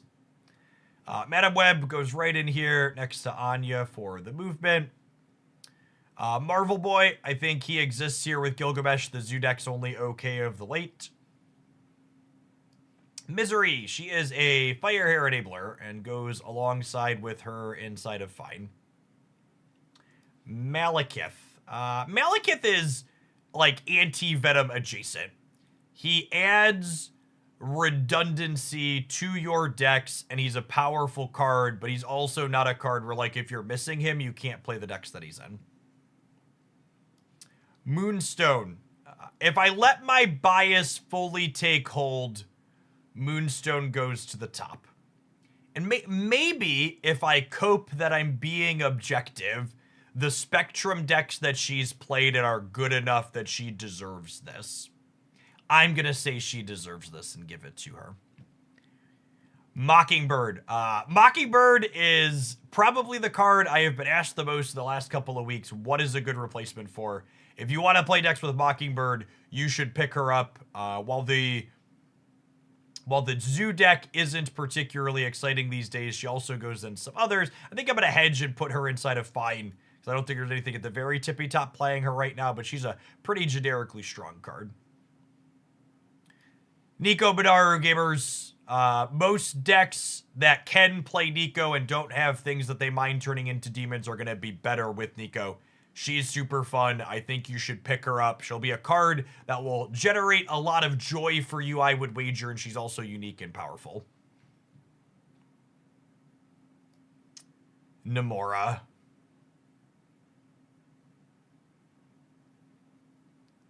Sorry, I just needed to take a moment of silence for a card that I said was underrated for a lot of the time, but I think she's just king tier. I think in a post-Scream world and a post-Kate Bishop making acid arrows world, her ability is just far too difficult to enable, and she belongs down here.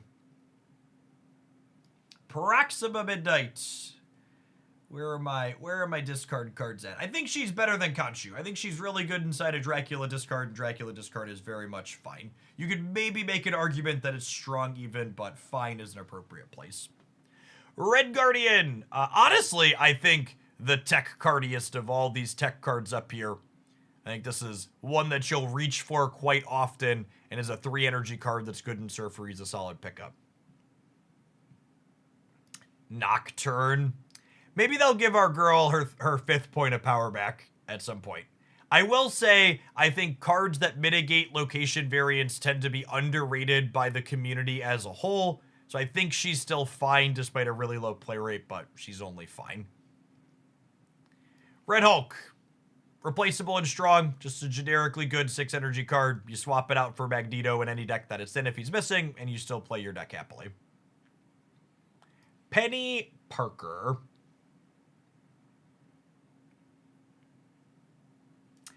I think they gave Penny's kit an extra point in the last update for a reason. I think she's such a weak payoff. She's unique in that she's one of the few cards in the game like Luna Snow and Psylocke that give you access to 5 energy on turn 4, but I think she's just such a big investment to get there. Rocket and Groot. Rocket and Groot is a generically good 3 energy card that is also a solid Ajax and Miles enabler. You see it in the Scream decks and others, but I think there's also a lot of other similar cards that can occupy a role to it. So I think definitely strong, but certainly replaceable. Sam Wilson. They finally took a point off of Sam Wilson. They made his shield a little bit less synergistic with things like Call, but I think he still deserves his buy this category. I think Sam Wilson is a generically good 2 energy card that is good stats for the energy you're spending, and then it's also a unique enabler where you're like, all right, you're just not going to be able to replace him in your Strange Supreme deck. He's not going to be replaceable in your Mockingbird deck. He's just very good at what he does. Scorn. I think Scorn goes in the Defining and Strong category because she goes in the Bullseye discard, and then she's also good in Dracula discard with Proxima Midnight. Sage. Sage is a sweet one. She is a generically good 3 energy card. Also has some synergies with things like Bast and Agent Venom, but ultimately can sub her out in most of the decks that she's in. Red Wing. They gave Red Wing a 5th point of power, but its ability is still just too many moving parts for how weak that it is. Silver Sable. Silver Sable is seeing some amount of play inside of Ajax Afflict decks, but I think she's easily the weakest card inside of those. I'm going to put her here. Scarlet Spider. I did not put the hand buff cards in King tier in the Series 4 tier list, so I think it's only fair that I put Scarlet Spider in Defining and Mediocre as well for the hand buff deck. Circe. She's okay alongside Annihilus stuff. She's also just high variance, though. I think she's probably replaceable in a lot of the decks that you play her in, though, right? Like, you could play, like, Lady Deathstrike or Carnage, so I think I'm going to say she's fine, but I'm going to put her in replaceable. She's not super unique. Speed, another generically good 3-energy card. Happy to have him in things like Ongoing or Wiccan, but also pretty replaceable inside of both of those. Scream. Still one of the best cards of the game and the best decks of the game. Hydra Stomper is about to come out. You want to punish people moving their cards. Scream can be reached for that purpose too, but just like good, powerful card to be enabler. Starbrand. Generically good 3. Has some build-around synergies. Doctor Strange. I've really enjoyed Doctor Strange. I think he's one of my favorite cards to release in Marvel Snap in a while. Has a neat build around, but I think ultimately Marvel Snap is too tech card heavy for the amount of investment that he needs to be above mediocre. You have to build your deck to enable him and protect him simultaneously, which is a real cost. Symbiote Spider-Man. Not good. Thaddeus Thunderbolt Ross. I think Thaddeus is a card that occupies a very similar space to Anti-Venom and Malekith in that he doesn't strictly add power level to the decks that he's in, but he adds consistency. I personally am a big fan of Thaddeus inside of She-Hulk and Infinite decks to give you more access to those potent top-end cards that you build your deck around, but I think he's also pretty replaceable inside of those. Surtur. Pretty generically good 3. I guess he's kind of defining in that you build your deck around him. I don't think he's in the strong category anymore, but I think he's defining. I think he goes in the mediocre slot. Toxin. Bounce is definitely mediocre, and Toxin is definitely required. Thanos, defining and strong gamers. It was inevitable that Thanos makes his way back up to here. He's been defining and strong, always defining, but been strong at many points in Marvel Snap history, and he's currently there now. US Agent, pretty generically good 2-energy card. Okay, I think it's similar power level to Goliath. Often sees play inside of like the Agent Venom decks, but also not a card you have to have there. Victoria Hand is one of my pet cards in Marvel Snap. My favorite release to come out in 2025 so far. I think fine is probably a fair and balanced place to put her in terms of power level, though. War Machine. I think just mediocre at this point. Doesn't stand out to me as a card that's particularly powerful, but you also build your deck pretty firmly around her. Thena. Theta is, this one might be a little controversial, but I'm going to put, not in this chat. My chat has a lot of Spice Rack enjoyers. I think I really enjoy Theta in the Agent Venom deck, and I think the Agent Venom deck is very, very good. So I'm going to put Theta in the defining and strong category, adjacent to Agent Venom here as a reminder. Wiccan. Wiccan's a close one. For a long time, I would have put it in strong, and I wouldn't have thought twice about it. However, I feel like his power level has gone down in recent memory. He definitely doesn't quite have the play rate he used to. I think I'm gonna put him. I think I'm gonna put him in just fine. He's in the Thanos deck. That's a fair call out. He's in the Thanos deck. You're right. Yeah. All right. I'll leave him in strong. I think that's a fair call out. And I think we're gonna slide White Widow here into the Keg tier. We're gonna zoom out a touch so we can put the whole thing on the screen. And I think that's it. Less than 30 minutes for all these Series 5 cards. Our poor White Widow just ain't what she used to be. If you watched this on YouTube and you enjoyed the breakdown and would like to share your thoughts very viscerally in the comments down below on your favorite card that I rated completely wrong, be sure to let me know why. I'd also, again, just serve as a reminder that this is not a top to bottom, best cards at the top, worst cards at the bottom. The worst cards are at the bottom. But in the center, it's not a sliding scale. These cards are very strong in terms of power level, in my opinion, but that also doesn't mean I would recommend spending your limited resources on them. I honestly think if you really love the idea of the types of decks that any of the cards in this defining and mediocre category play, they're better pickups than most of the cards in these categories because they're going to enable new decks for you to play. And I personally think Marvel Snap's a more fun game when you have a wider range of decks to play. And Marvel Snap's a game that does live balance. So things that are here in the mediocre move up occasionally, things in the strong move down as there's natural ebb and flow from both new cards and cards getting adjusted. Appreciate everybody that made it all the way through to the end of the video. Be sure to smash the like button if you enjoyed it. All right. That's a wrap on both of those. Fun. Series 5 tier list. We have some lists. If you missed any of those, we did Series 4 as well. They'll be on the Hoaglandia Snap. They'll be on the Hoaglandia Snap YouTube channel after the fact. Yeah, maybe Mockingbird was a little low. That's fine. People can let me know in the comments.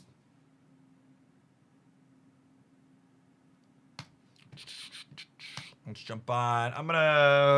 It's 11:30 already. I am going to run and grab some lunch. I'm going to run a slightly longer than normal ad break while I do that because I want to microwave a couple of slices of leftover pizza. So BRB, we're going to jump on into some games when I return. Thanks for hanging out. Don't go anywhere.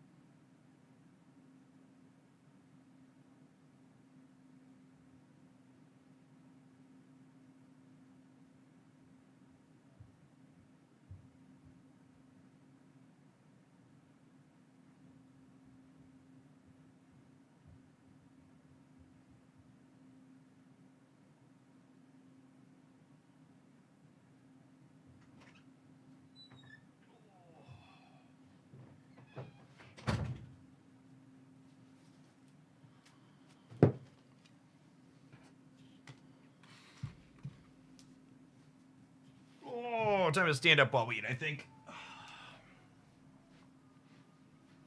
I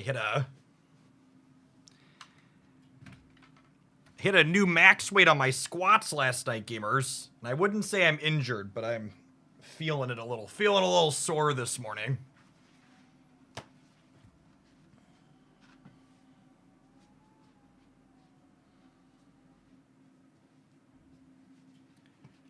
I gotta win 2 more with Captain Carter, huh? So at least, what's the least embarrassing Captain Carter thing we can do?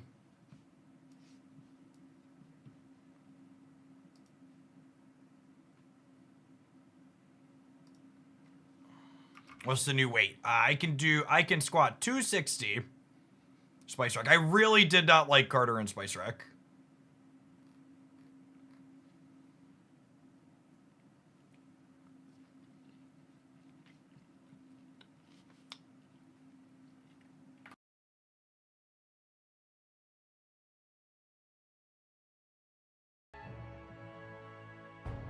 Oh, I'm sorry. You all had silence that whole time. That's why someone said elevator music.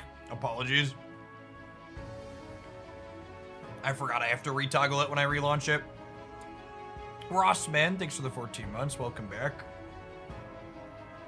Garfield, thank you for the 17 months. Oh yeah, I need to go back and read the ones from when we were doing the tier list. Celestial Martyr, thank you for the 15. Zegna, thank you for the 2 years. Adam, thank you for the almost 2.5. Slim Rap, you're still hanging out. Thanks for the 10 months. Hot Carl, coming in hot for the 25. Previ, thank you for the 28. CO with the 80-month resubscription. Welcome back. Yeah, it's probably just some type of surfer pile. We can play Spectrum too, I guess. You can play non-Thanos Spectrum.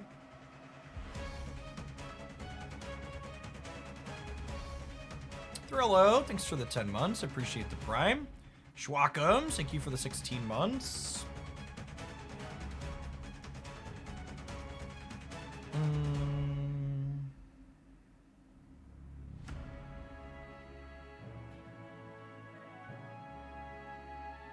What untapped? So usually I look at infinite top 50% and infinite top 10%. Right now I'm filtering for decks that have 50 or more games, but that'll vary depending on what the data looks like. Do you pay to get untapped premium? I get untapped premium for free via Clout.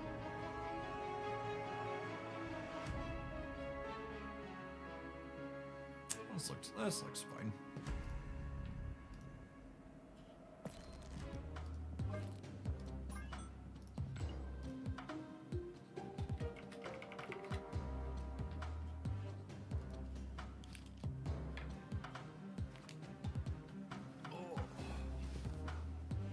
My boot is warm, so we were sweating.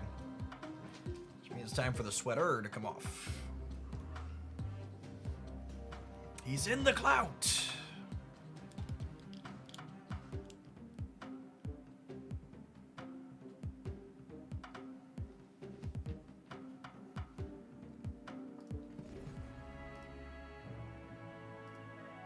I think I'm still gonna hide in Conquest. I really don't want to play the feature location. It sounds boring.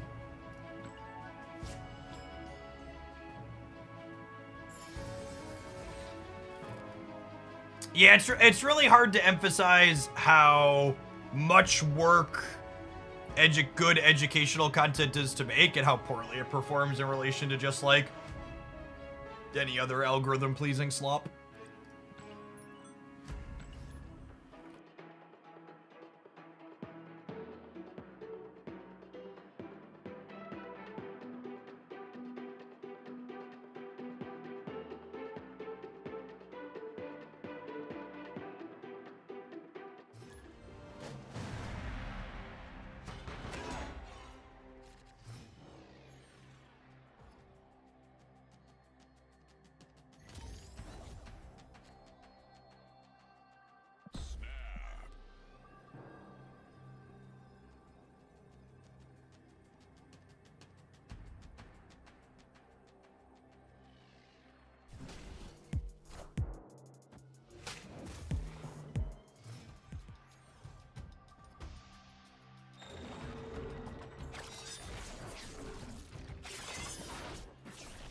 That's deeply rude.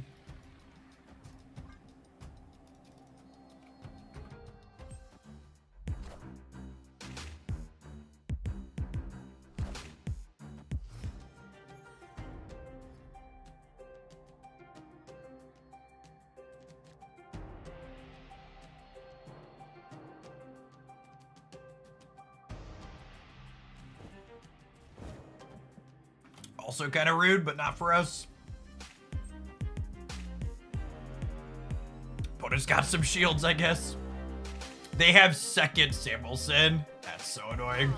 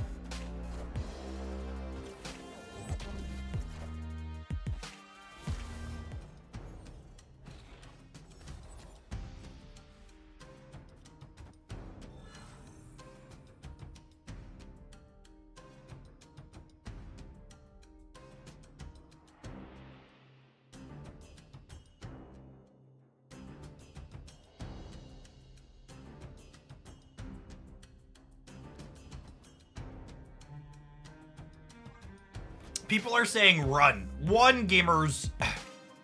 This is the proving grounds, and my opponent is sweating like a nerd. That's why they're playing Thanos with Loki.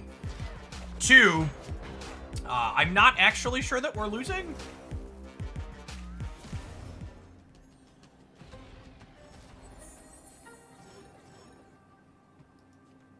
Is it silver? I don't know. They're still sweating like a nerd. It's all free. Free 99.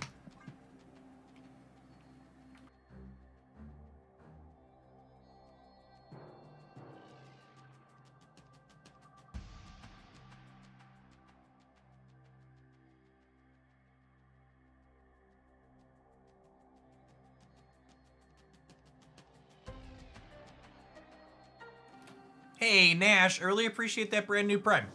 It's helping us work towards our sub goal. Appreciate that direct support.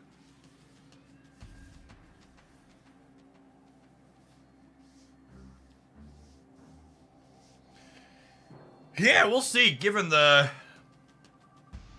fascists in chief's desire to kick the global economy over, 2,200 subscription goal might not be realistic in the short term for the channel.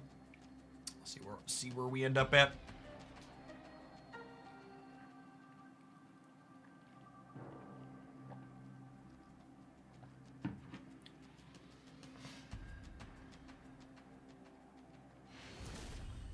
I'd like to dedicate my opponent's retreat here to everybody in chat that said we should leave. This one goes out to you.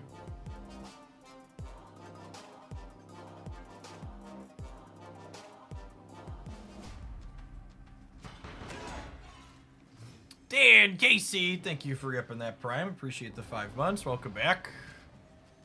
Yeah, shout out to my opponent's turn 1 Loki there.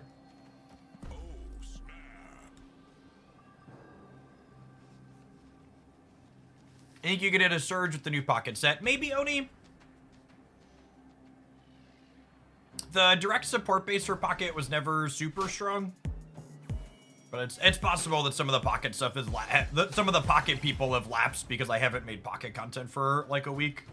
We've been focused on snap. So there's a chance that we get some chunk of them back, yeah.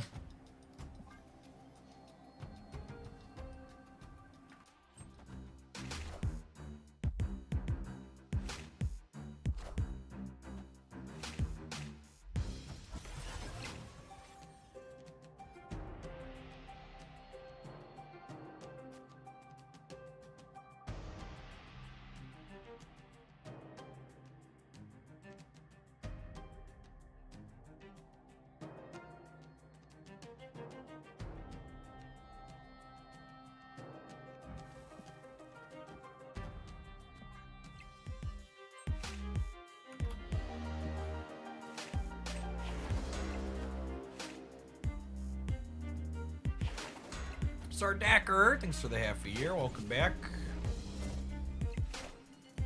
And at least one extra point on Shaw here.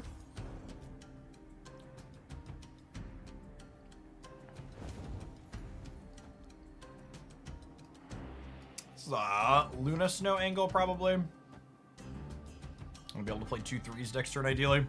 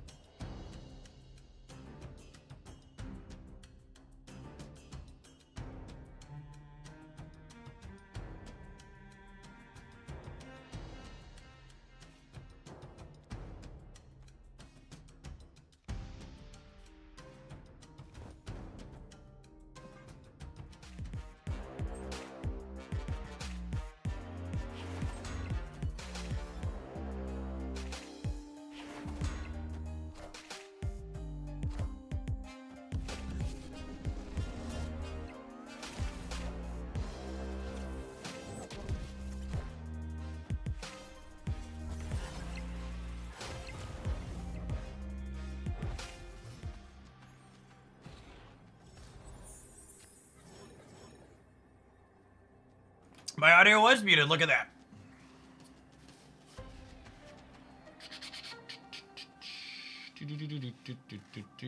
Are we cooked? Feels like we're cooked. Can forge the brood at least.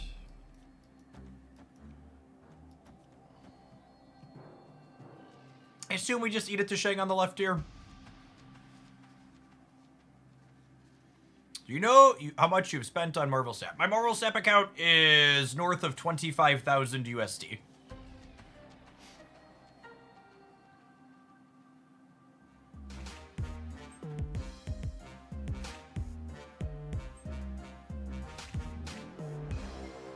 Couple dollars here and there. Yep.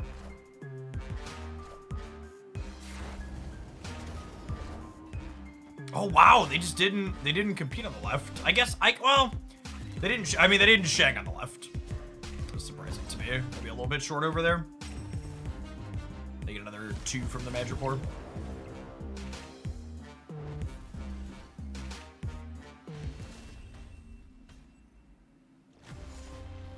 Yes, some other fun factoids to throw out there. There are people who have over double my collection level, and I've spent over 25,000.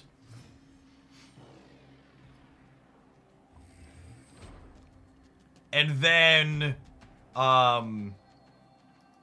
what's another fun fact?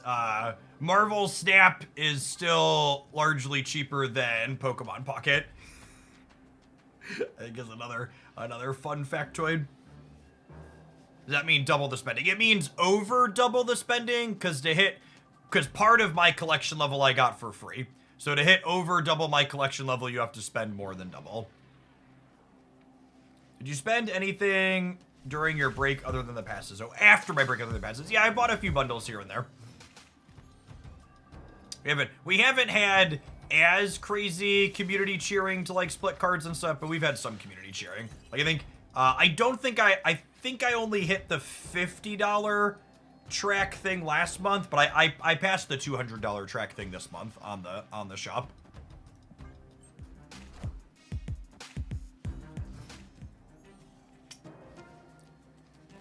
Usually I try and keep at least $100 worth of gold in the bank on my account. So that way if people cheer, I can have gotten the cheer at a better rate, basically. The way to think about it.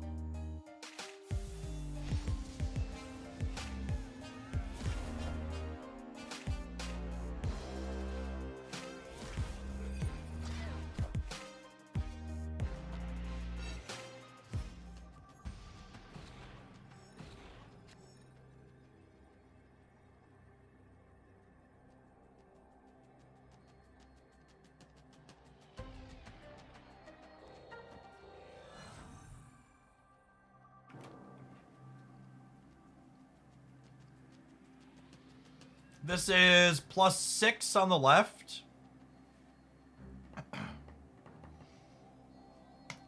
I guess I lose to Thanos over there though.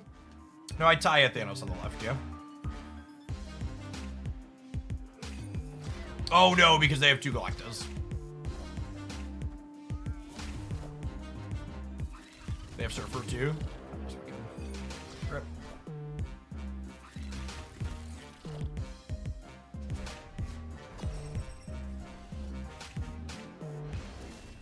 Oh, would Hope on the left have done it? I think I would have won the tiebreaker with Hope on the left, right? Because Surfer added 6 on the left, but Hope would have added 8, so I would have been 27 to 27.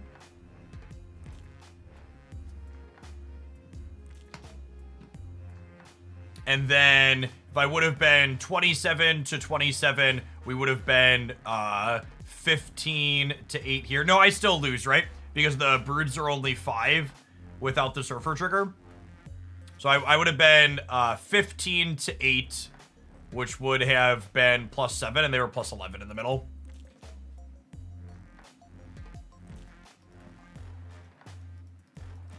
We lose the breaker.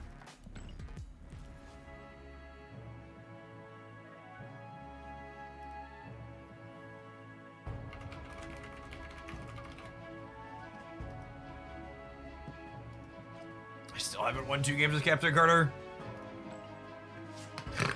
Oh, man.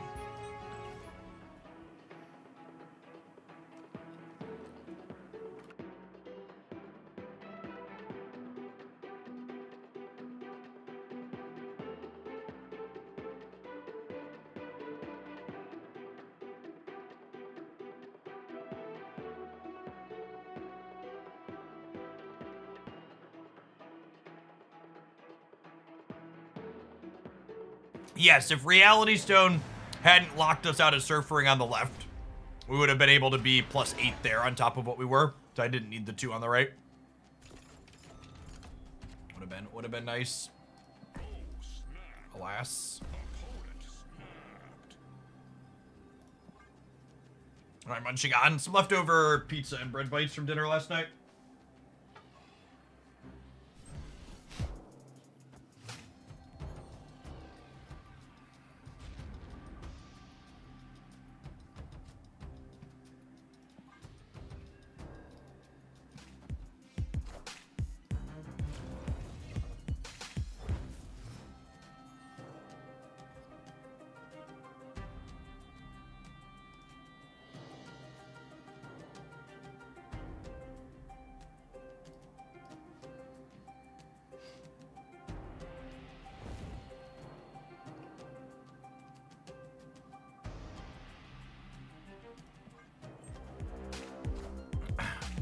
I'd like a chat opinion on something, because maybe my base / gut is off here, but I don't think it is. What is your opinion on sponsored charity streams? I'll tell you my opinion in a minute, but maybe I'll tell mine up front. If I tell you mine up front, it's gonna bias it. But it seems like it's so... It feels skeevy. What is it? It means a company pays you to run a charity, a donation for their charity.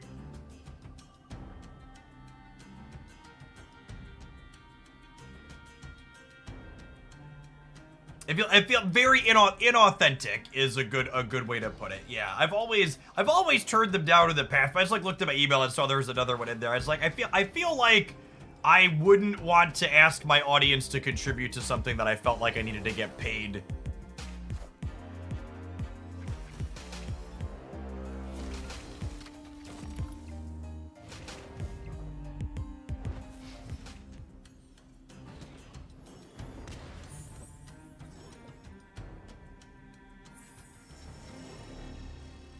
It's weird. It's just weird. It's weird that they exist, but they must do them and make money off of them. So.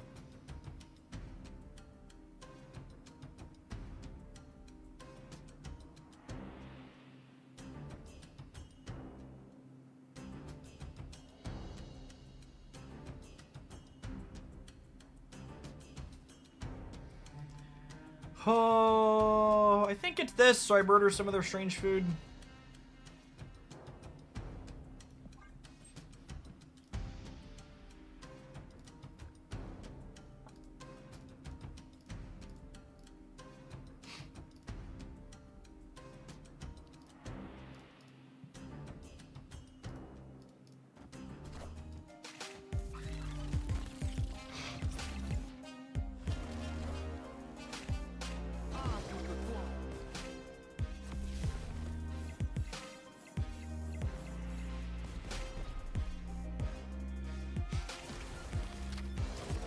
I don't know. I feel like people are like, well, if you just believe in the charity, it's fine. I feel like if I believed in the charity, I would be like, I'd do it for free, right?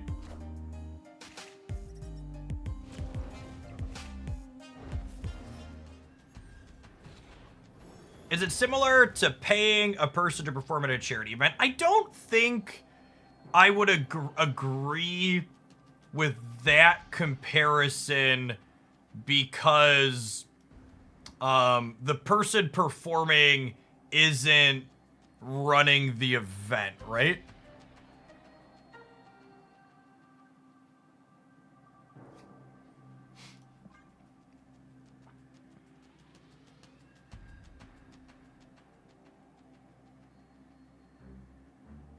Well, we can play cast middle and then have her go right to avoid the Rocket and Groot. Yeah, don't you think the Rocket and Groot is moving?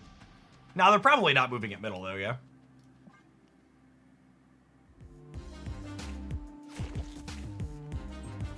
Narrator, they did in fact move at middle. Wild.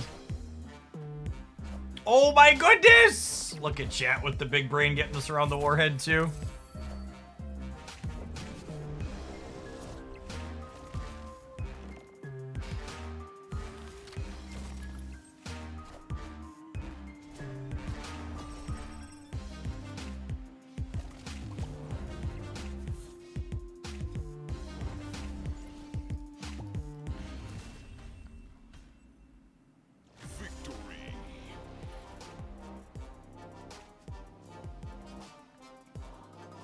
Look at that. Competitive Twitch chat advantage. Well, we'd have won here regardless. We'd have won here regardless, right?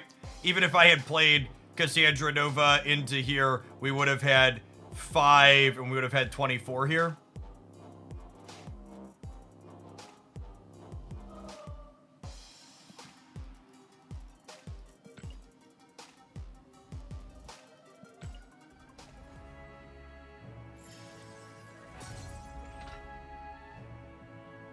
Would have lost 4. Would have only lost 2, right? Because the surfer would get pulled, right? So we would have been down the Cassandra Nova, which was 4. Could have been up 2.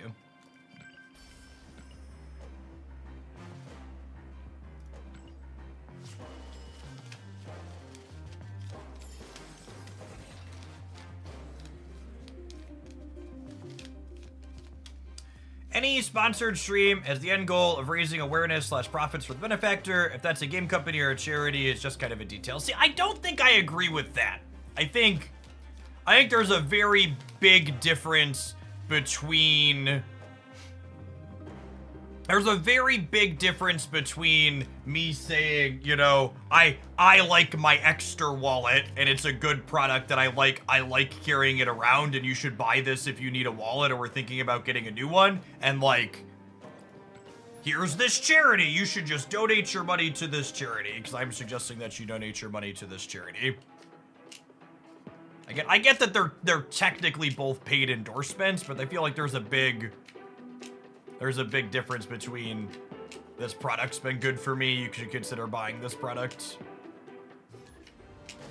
I already have 1 empty wallet, why do I need an extra? Well, have you considered that my extra wallets are fidget toys?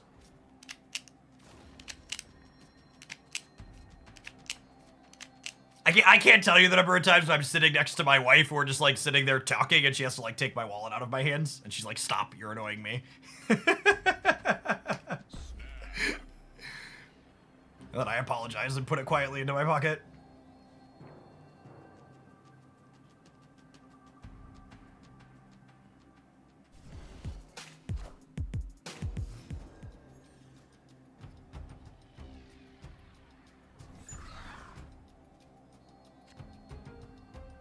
The charity one seems more ethical to me. See, I actually completely disagree with that.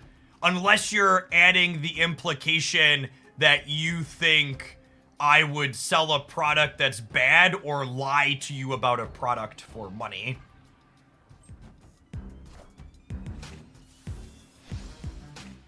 So like I mean, even the extra wallet as an example here, like I've done sponsored things for them a bunch of times in the past, but for me to like just pull it up and use it here as a reference and say I like it, I'm like they're not paying me for this. Like the link I have in chat lets them know that like I still send traffic their way, but like I don't have an active partnership with them right now, right?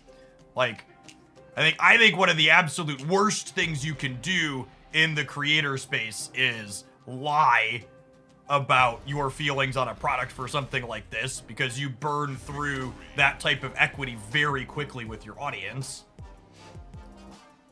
Actually, I've actually been told by a number of sponsors over the years that my things I run with people often convert higher than they see with other folks, and I think part of that is because I regularly reject products that, like, I get them and I see them, I'm like, nah, this isn't gonna work, or I don't like this, I'm just not gonna sell it.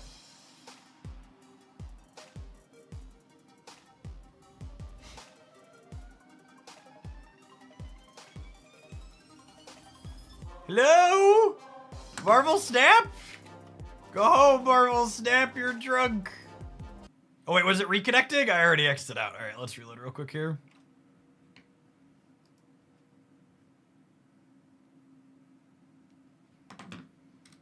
So when you start Hugo Coin, we should expect your turn. Yeah, that's true. I also want to make that clear. Everyone has a number. I'm not gonna lie to you and tell you that I don't have a number. But like, even to use Hugel Coin, did my game just disappear? I think my game is gone. No, wait, there it is. Weird. Just to give a weird, to give a very pointed example, like I've probably turned down, gosh, low 5 figures worth of crypto sponsorships over the years. I'm thoroughly glad that industry has mostly faded off. They're just some of the scummiest sponsorships around.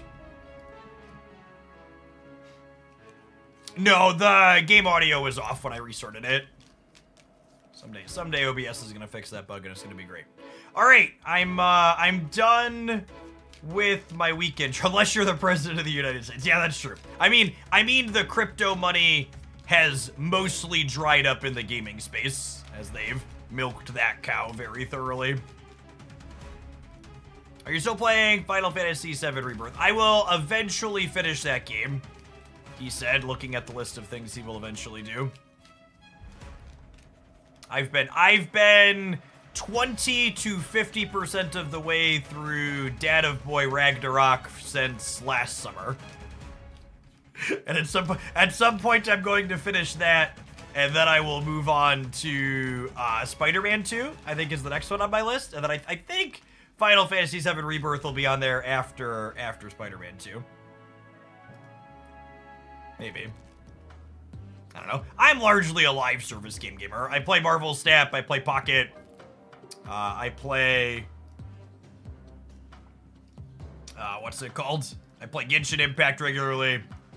I did a sponsored bit for a new gacha called DC Dark Legion that I've been playing on mobile periodically. There's a lot of games. A lot of games, gamers. I want to play. I want to play. Let's do this.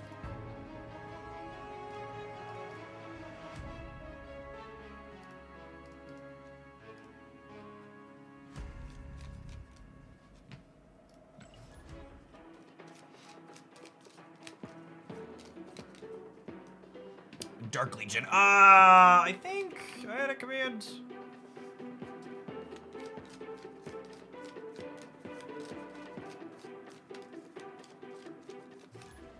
Oh, maybe we should give the Moonstone Moon Girl deck a try. That's a good call out. What's good against the Thanos tech deck? So the Thanos tech deck is the sweaty gamer's deck of choice because there isn't a 1-card silver bullet to beat it. It does not have any terrible matchups into anything.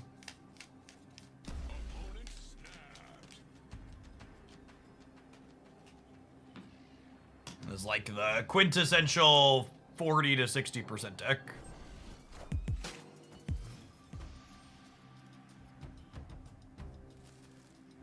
I dropped every game I was playing for Claire Obscura. Yeah, that one's reviewed really well. That'll be another one that, like, at some point I probably won't pay full price for it, but I'll get it on discount and then I'll eventually play through it.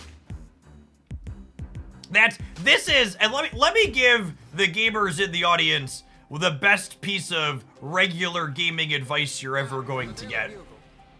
You have far too many video games that you already have bought and haven't played. Stop buying new games when they release. You're dumb. Buy the new game when you're actually going to start it or when it goes on sale later. It'll be the exact same game. In fact, it won't even just be the exact same game. It'll be a better game because they'll have fixed bugs on it by then.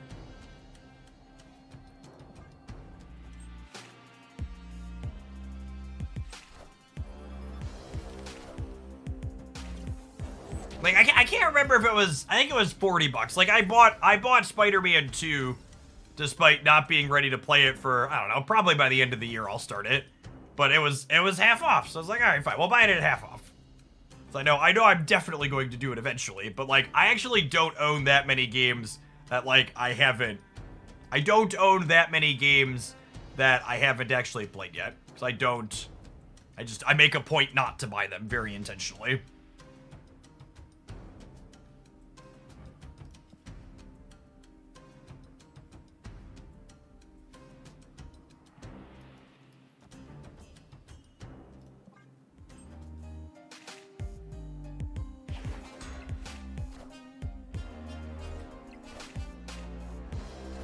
Is it ever strange double Patriot? Maybe?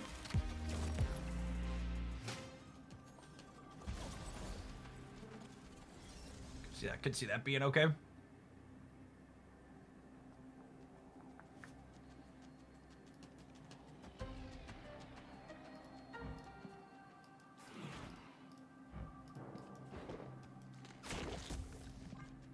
Let's try this, it's cute.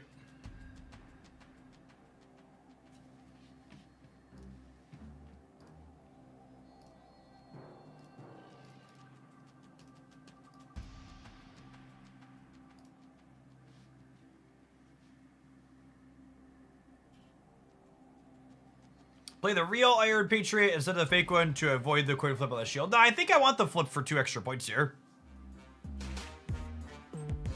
Oh, should we move the shield right? Yeah, maybe. Just to hedge. We just think they're not going to compete on the left because of the warhead regardless. Yeah, I think I should have moved the shield right.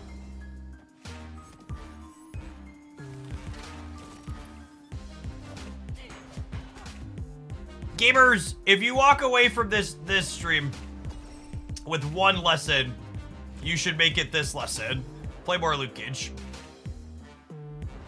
Play more Luke Cage. Victory.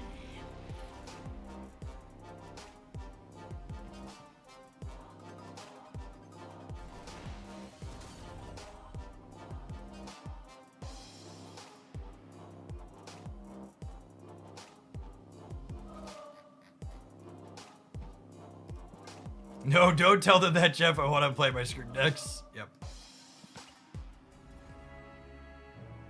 Put 2 Lukes in my deck. Got it. Listen, if Brode's gonna let you put a second Luke Cage in your deck, you just slide the man his extra $10 bill as a thank you. And you go about your day. Yeah, let's try the Moonstone Carter deck. It's on my decks roundup. I don't think I imported it. That's a good call out.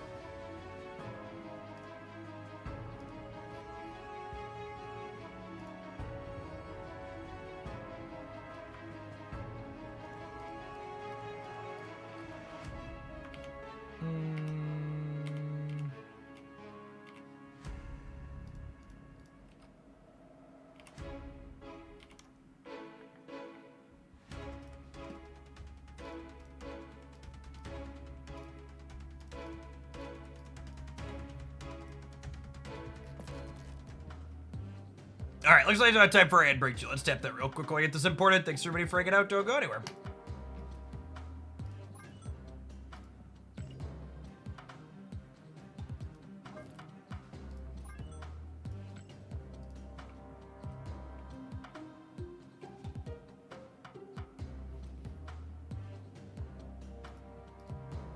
My literal only experience buying a game through Game Pass or buying Game Pass to play a game was, it was on my Variety stream arc during, I don't know, a couple of years ago. And it took me 2 hours of fiddling to get the game to finally launch through Steam so I could play it with my PS5 controller. And if I would have just bought it for whatever the price was on Steam, it would have worked with my PS5 controller by default, so I deeply regretted it.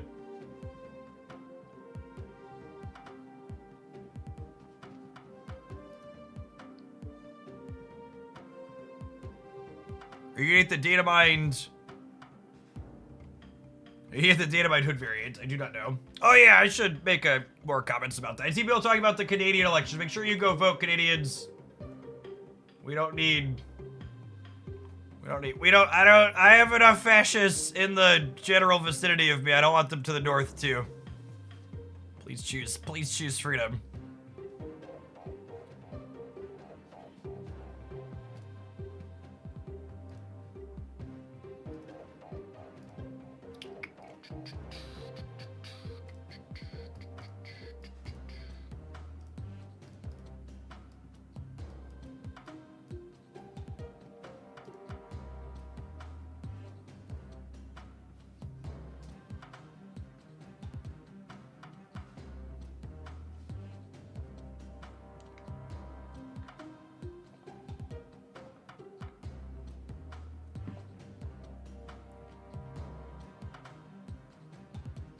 Yes, I am at least aware enough of international politics to know that red is the left-leaning or progressive color in most countries. Captain Croquetta, thank you for the 1.5 years. I appreciate that. Welcome back.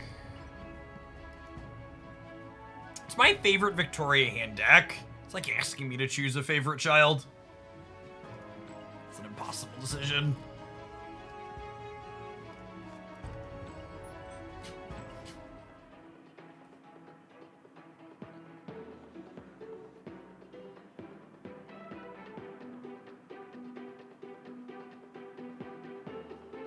Oh, chat, the vibes market is down 0.5% today. Was there a bad vibe I didn't see?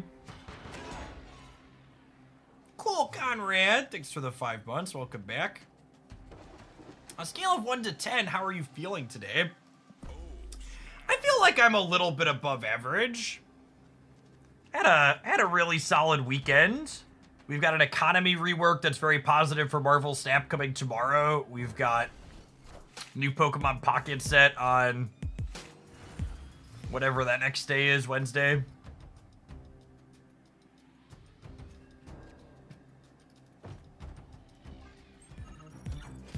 General state of the world aside, my personal sphere is doing all right.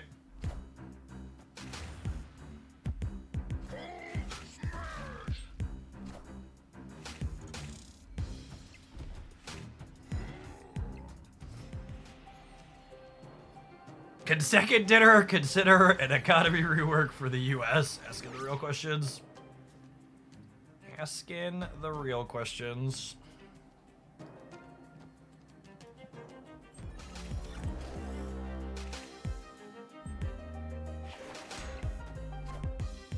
Beluga, thanks for the 19 months. Welcome back. What can you replace Frigga with here? You could not replace Frigga inside of these types of decks. She is not optional with Victoria Hand.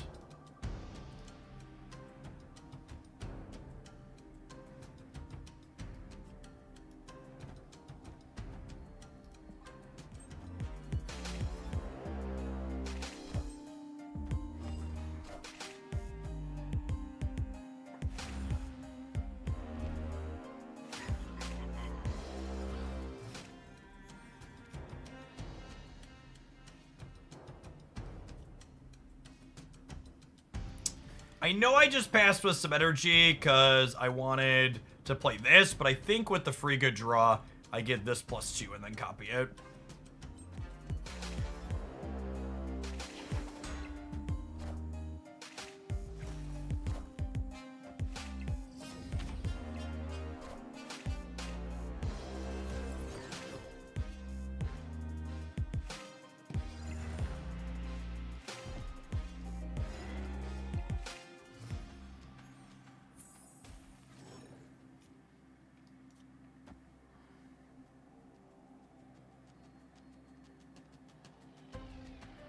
I think I full pass and get a free She-Hulk.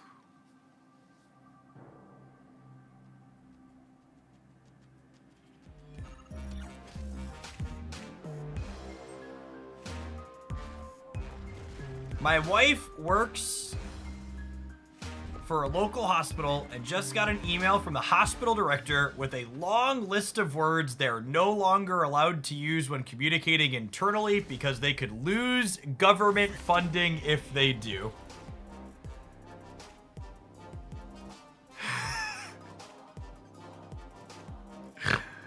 Oh, man. I mean, like, we all do, like, all the reasonable people from the outside looking in, like, knew that Republicans were never the party of free speech, but like it's truly been a ride to see just how anti-speech they are.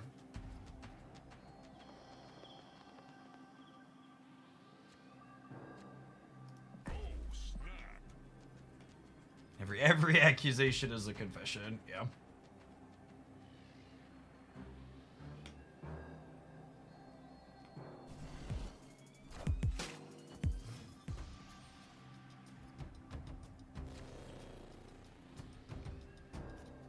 Right on time, Ant-Man. Welcome to the party, bud.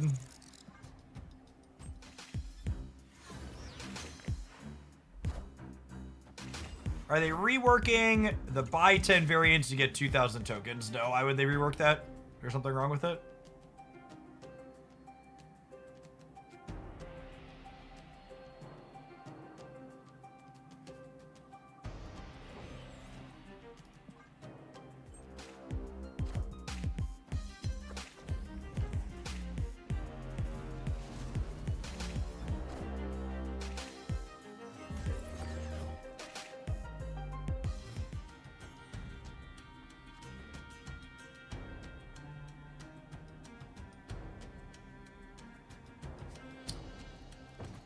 I think it's this, and then next turn we move the shield here, and then they potentially move together would be nice.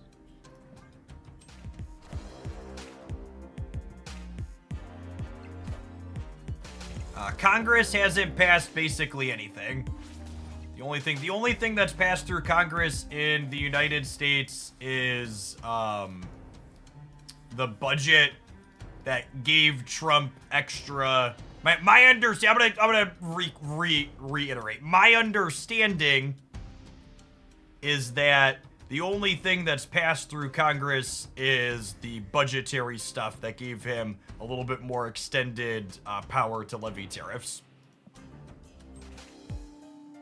Anything else that would go through the Congress also has to go through the Senate.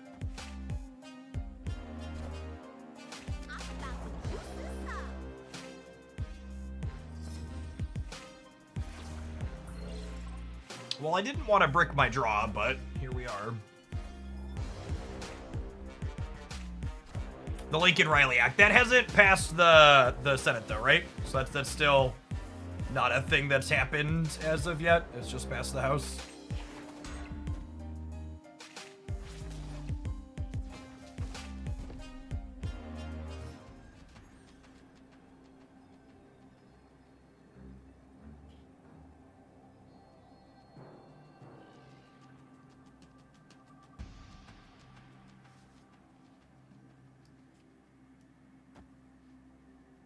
Yes, and the budget only passed because Schumer decided he didn't want to stand up for anything. That is accurate. I think we're cooked.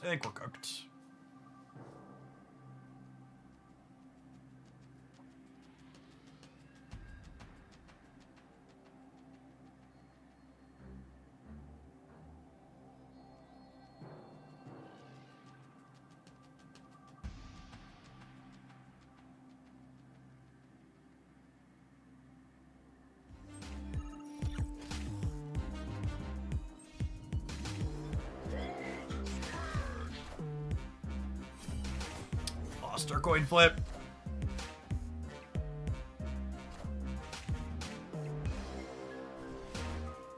But would have Moonstone plus Ant-Man on the left, we win there, I think. Because we would have gotten Goliath and Ant-Man doubled up.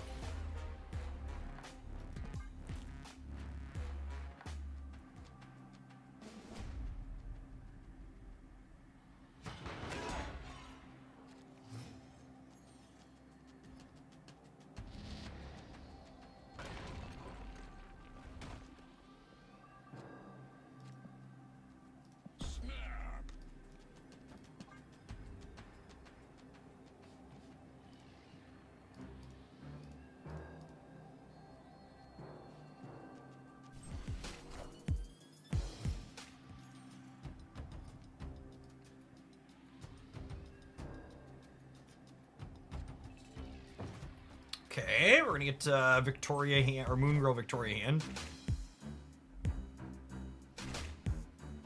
which is very nice.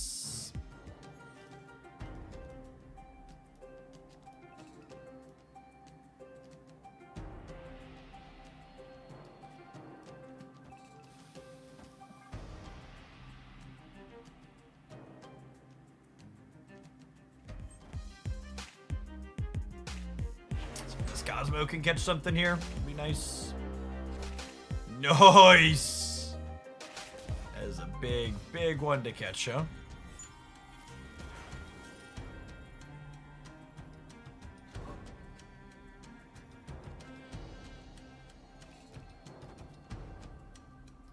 If they limbo us, that'll give us time to Victoria hand free goat. Should be sweet.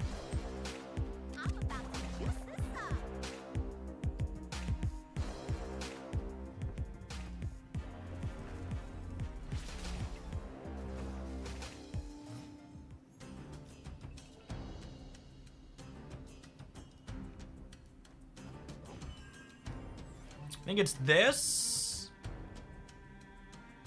And then next turn I play 3 2s. All of which can be created. And one of which is a Victoria.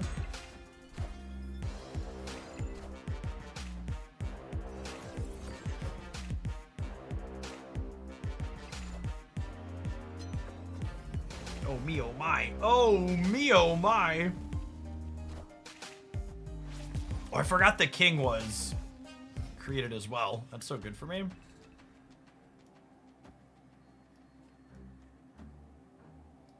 Do I even want to play Carter? I'm not sure that I do.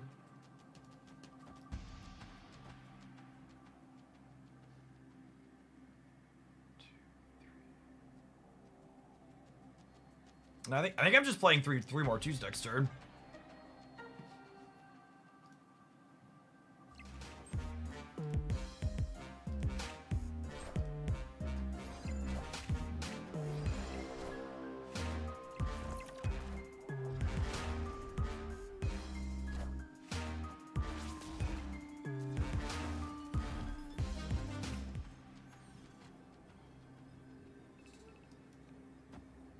Oh, I didn't give myself the flexibility to draw that, though. That's probably fine.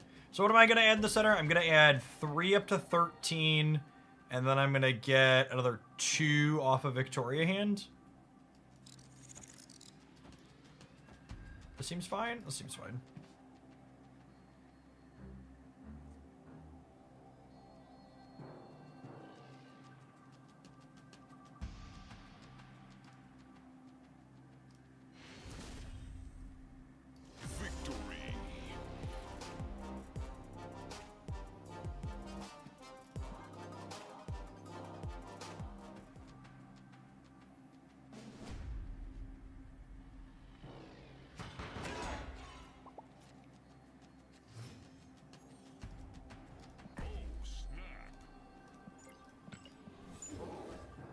Our opponents today have taken these Silver Conquest games very seriously.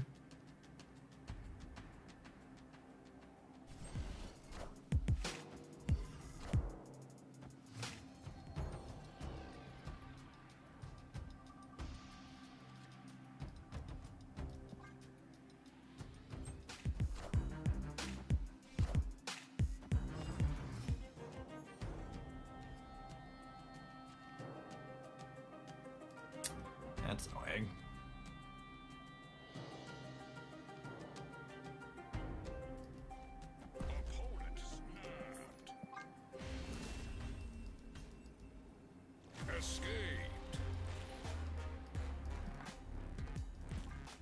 For reference, I've just been snapping on one trying to get the game over with.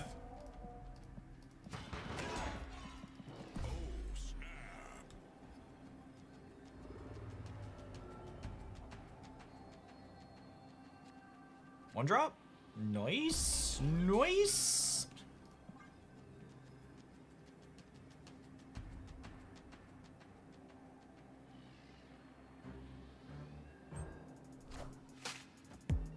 Watch it be like Ultron. It could be worse.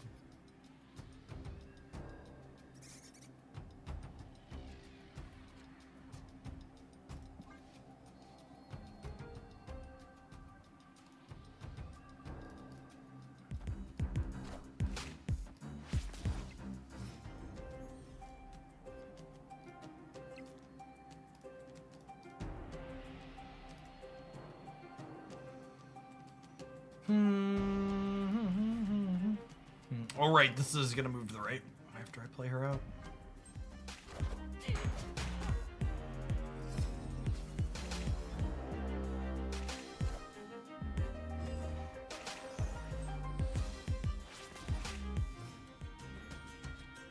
Well, theirs was also solidly below average, so we've got that going for us.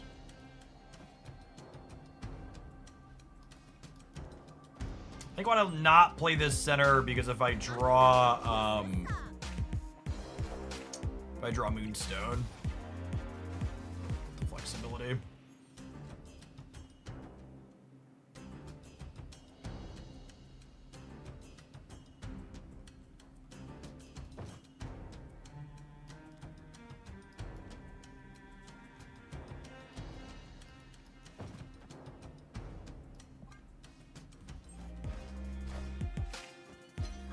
Order for Frigga, because they could play Magic. Yeah, it's a good call. I don't know that I have space in general, but probably worth playing around.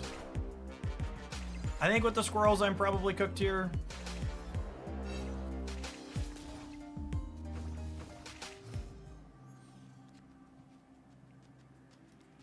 Actually punished. That's fine. I only have 3 board spots anyways.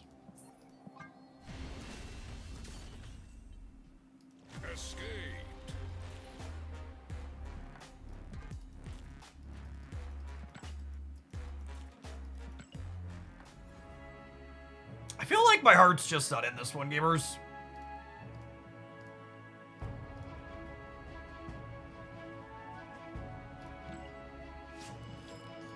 I don't know, Captain Carter just doesn't hit right for me.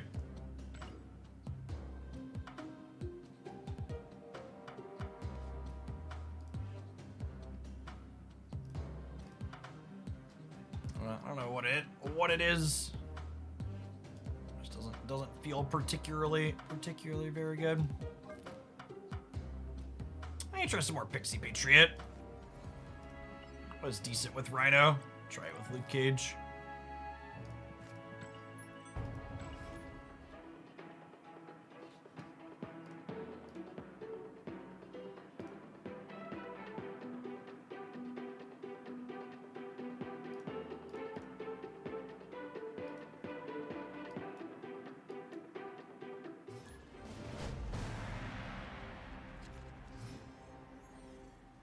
I shoved her into a Surfer deck and then cut her after I finished my weekend missions. Yeah, honestly, the more I play with her, the less I become convinced that she's even optimal in Surfer, if I'm being honest.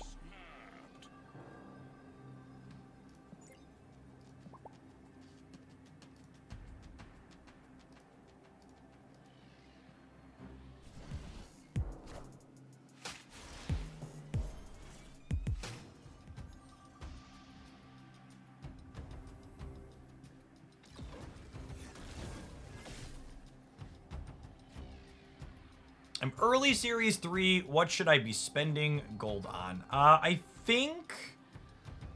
Oh, this location's so terrible for us. Especially because it's got Doctor Doom in it, right? I think the best thing to spend gold on typically is collector's tokens.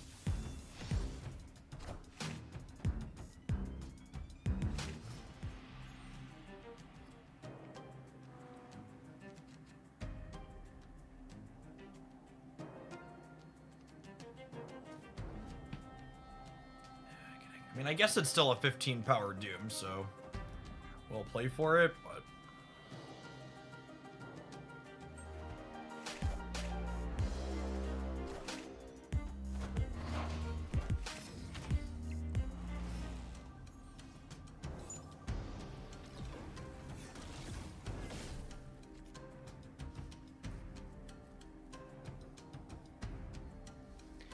That's sort of how I ever win the middle now, right? Or Cosmode out of the right, and we lost another card.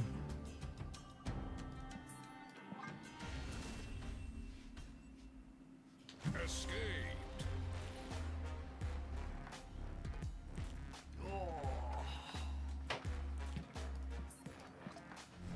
Alright, I feel like we've done nothing but lose for a little bit, so I need to load up. I'll load up something that I think is good, and then lose with that and be sad. Let's peruse our piles of cards. I think, unfortunately, Doctor Strange is just not very good. Oh, I haven't touched this one for a minute. I loaded this in my deck editor and then didn't play games with it. Let's do that.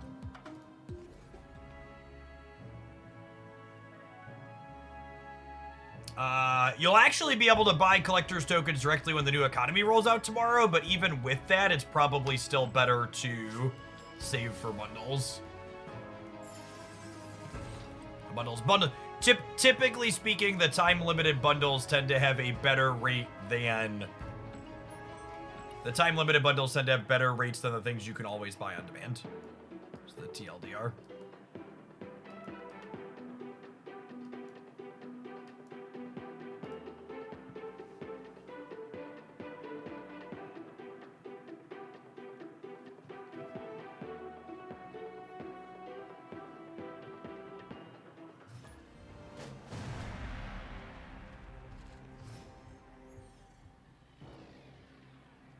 I think in order for pack points to fix the Pokemon Pocket economy, it would need to be upwards to like 3 or 4 times cheaper than what it is now.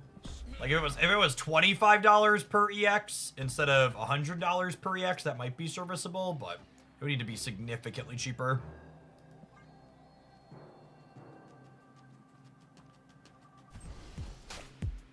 It really made me roll my eyes that, like, people like Mogwai had, like, multiple meltdowns on Twitter about, like, how Second Dinner is evil and Marvel Snap's a scam just to steal your money. And then, like, they've just, like, never batted an eye or said anything about Pokemon Pocket being, like, insanely more expensive if you low roll even a little bit.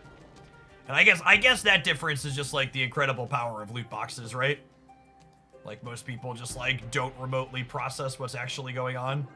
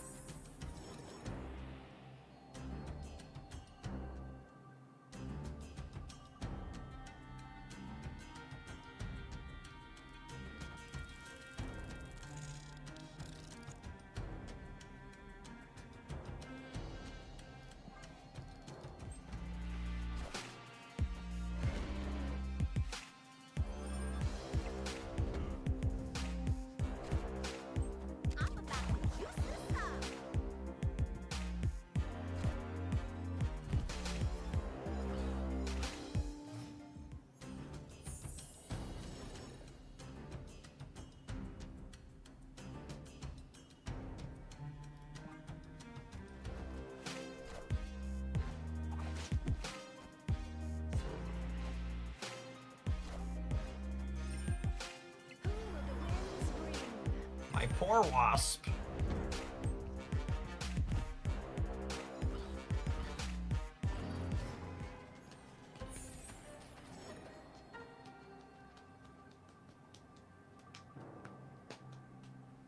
All right. What am I doing? The freaking horse armor. I guess wins the game a lot of the time, yeah. I believe. They're gonna move Craven to the left, and then 31's gonna beat him there. Friendly neighborhood Spider-Man here.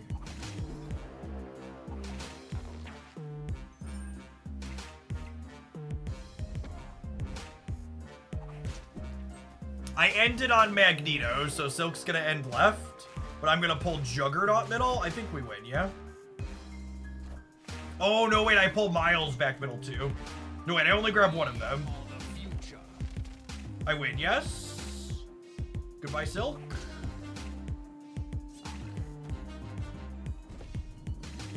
Cool. I love She-Hulk, Moon Girl. Victory. These are a few of my favorite things.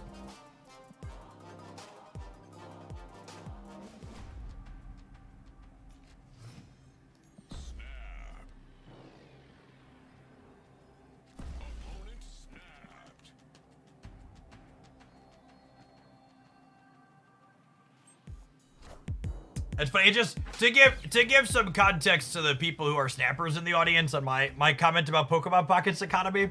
If you want to know that the grass isn't always greener on the other side. If you low roll and don't open organically the copy of the EX Pokemon you want to play in a booster pack, it currently costs you, oh, I'm gonna do this and then it currently costs $50 per copy to brute force your way into one. And you need 2 of them. So it costs, if you don't open them in the loot box, it costs you $100. And the cosmetics, they recently released a gold-plated Pokeball.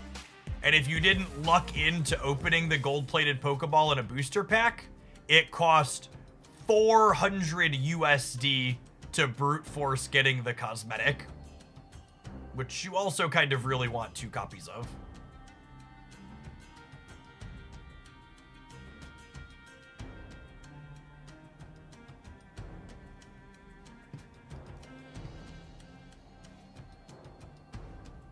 Is it Moon Girl and then turn 5 pass? I don't know. Part of me wants to go Sunspot pass. But that's close. Oh, I guess this is free though, yeah? Okay, yeah, this is the line.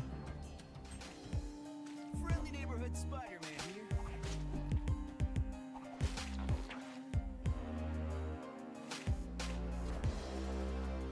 Are our Pokemon accounts gonna be more valuable than our 401ks? That depends on how much longer Trump's president for.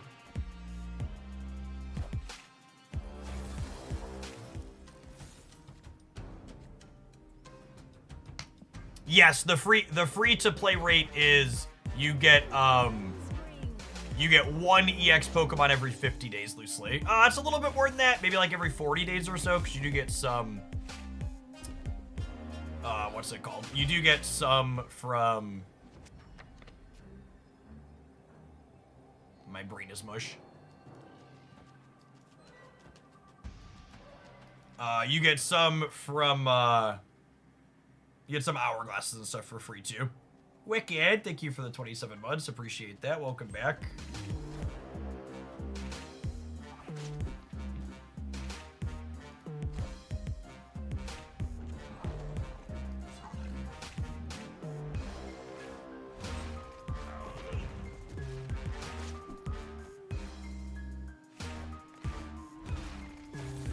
Did we get him? I think we got him. They were determined never to give me a draw with my... That is.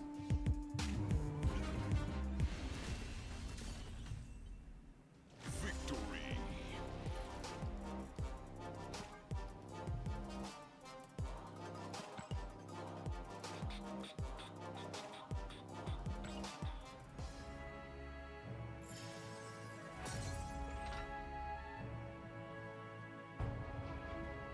The Ross animation reminds me of the Bloons TD6 animation every time. The one that drops off monkey supplies.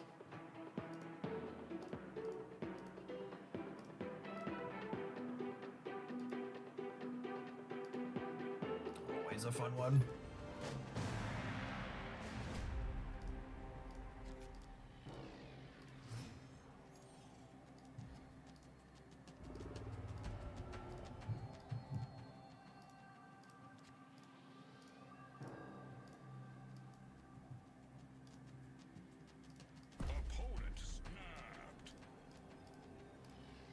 Enjoy another snap enjoyer.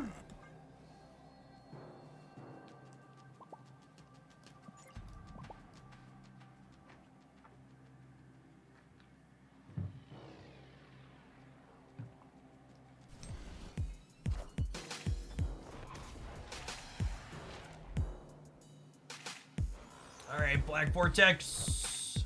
That doesn't bode well for us. You know what? All things considered, I'm gonna count that as fair's fair.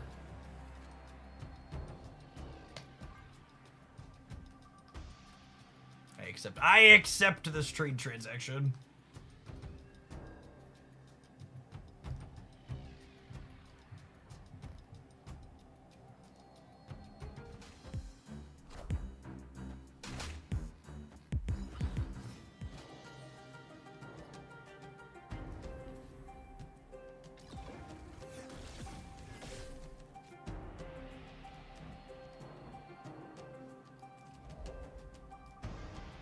No, wait, everything's fine. This is actually really good for me, yeah? Because I go Luna, and then I get to go Moon Girl Nico next turn and get the She-Hulk back before we copy it. We get 2 15-power She-Hulks.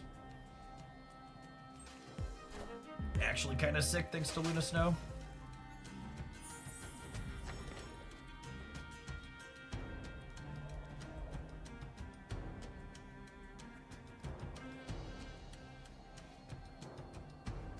This triggers when they fill face down, right? And then we'll have 6 energy next turn, so I'll be able to play 2 free 15-power She-Hulks, and then a Magneto as well. Thoroughly juiced, gamers. Thoroughly juiced.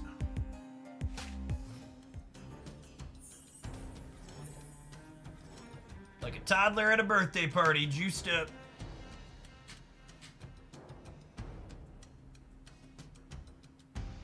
Mobius said Mobius coming. Why would you put that energy out into the air?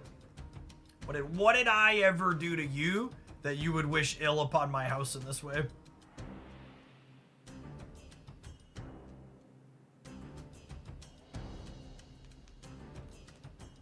Juiced up, caked up, sugar crash soon, dude. Should we play Wasp to get a draw? Maybe. That's fair.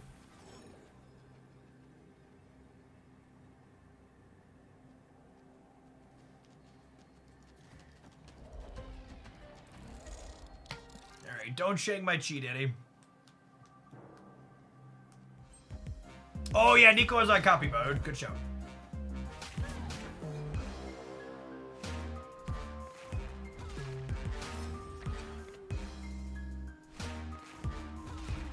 Do we beat that? I think we beat that, yeah?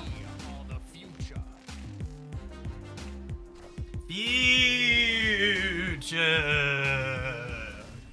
When your opponent blinks into the best possible and you still massively overpower them. See, Chad, I told you I needed a pick-me-up. That pick-me-up is often Moon Girl She-Hulk shaped in Marble Snap. They're my favorites. We lost without the +5 diff. Oh yeah, because they have 5. So we got the +5 twice. So location variance in our favor. And preferred build of Surfer, I do not. Oh my goodness, me oh my, we've earned a golden ticket. That's exciting.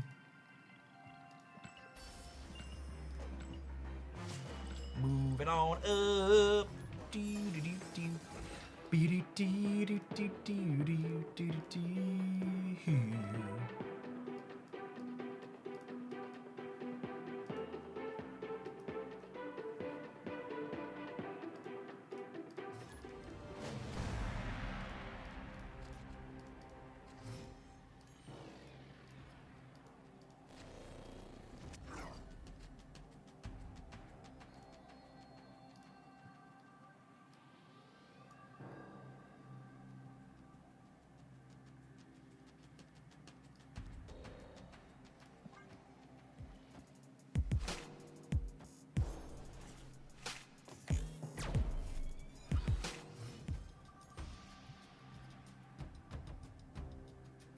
Do you remember She-Hulk, Darkhawk double up with Hood and Quinjet? Yes, I do. That was a fun one.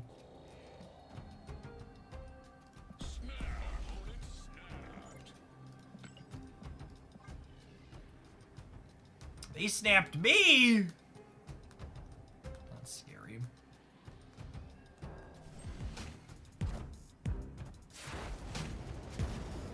Which do you enjoy more, Pixie or Victoria? Probably Victoria. They're both very fun cards, though.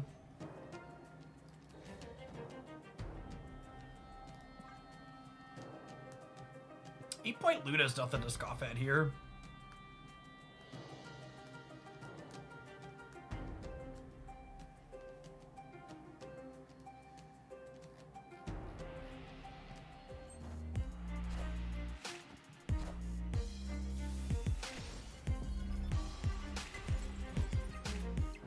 Yikes.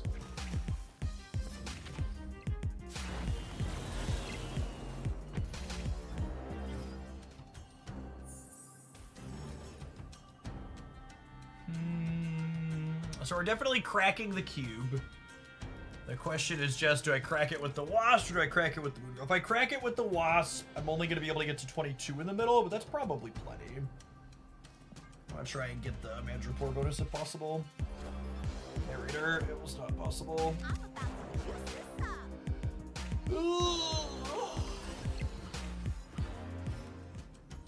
Copied cards are worth +2 on the left. I think we're cooked.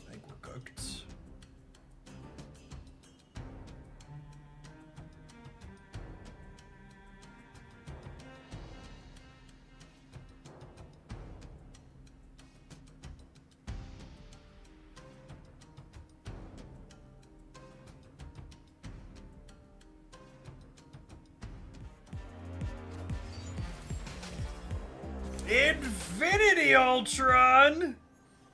What a gamer. Do I play around the 1 in 3 chance that they found a way to make Infinity Ultron bigger?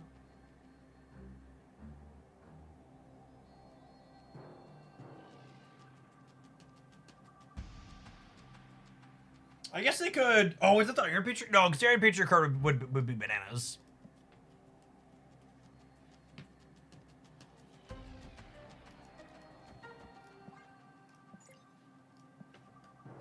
Blue Marvel could get us too.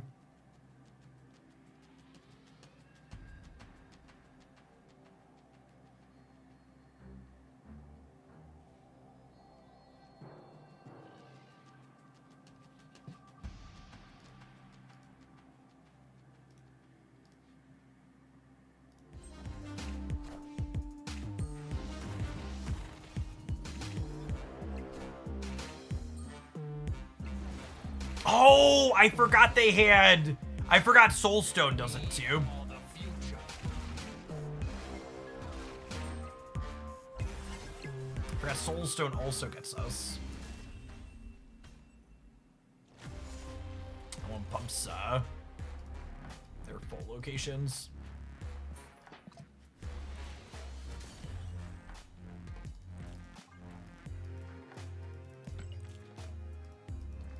Squirrels lost us that game real hard.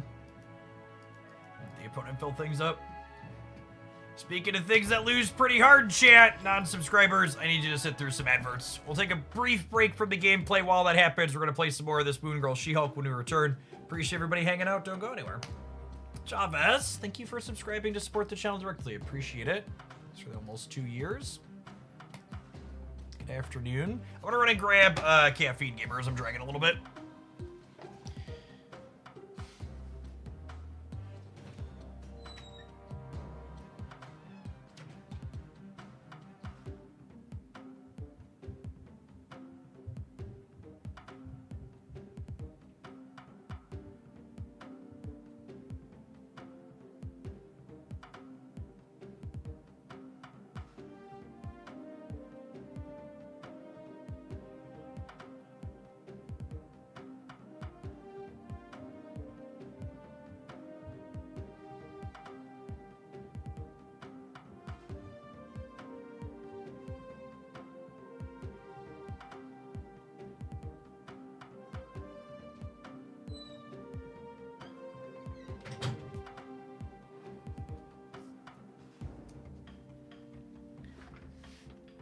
The worst 5 costs in the game. I mean, Kang's one of the worst cards in general in the game. I forgot Kang was 5. Yeah, easy question. Honestly, 5's probably one of the weakest slots in the game.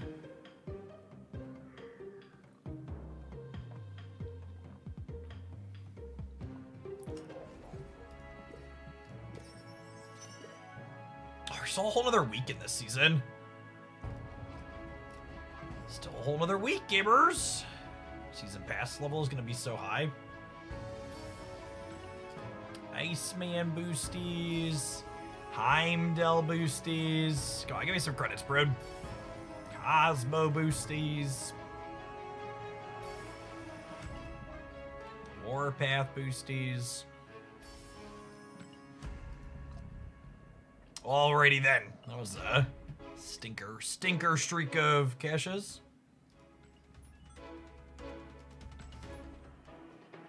Snorlax, since 11 months, welcome back.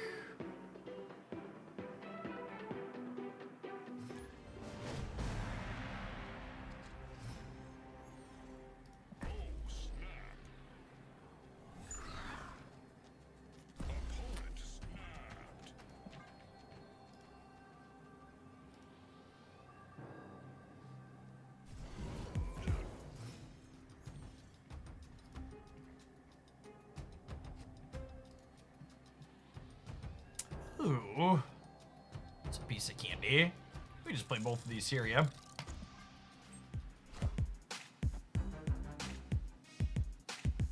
Fun.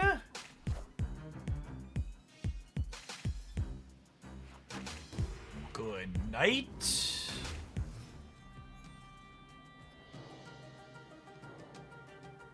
They did talk about the fives being weak in the last OTA, didn't they? They did. Yeah, they're aware of the pain point for sure.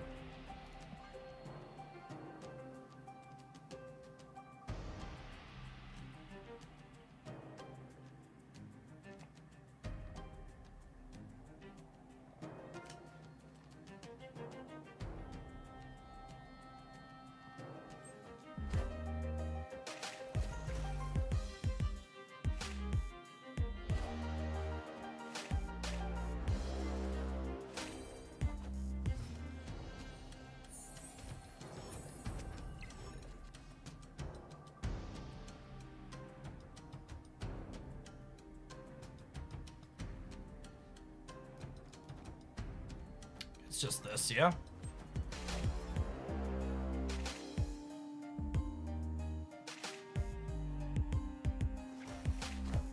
They gave them more energy, which isn't necessarily ideal, but we've got a lot of points.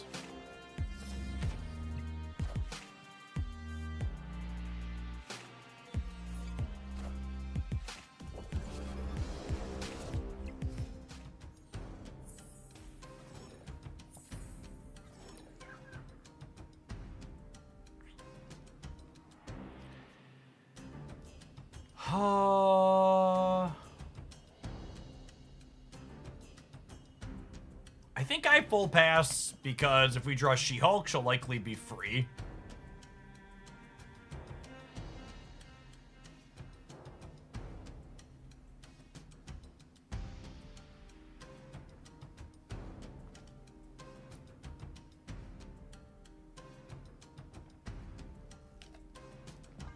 We have no 5-cost cards, so She-Hulk is guaranteed to be free even if we play Nico. That's a good call. Math, not even one. She's either a 6, in which case she's unplayable, or she's a 0, 3, or 4, so we should play the Nico.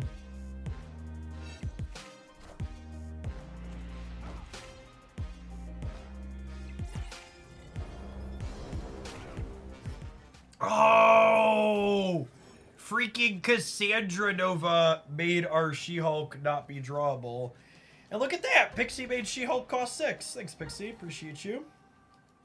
Appreciate you, girl.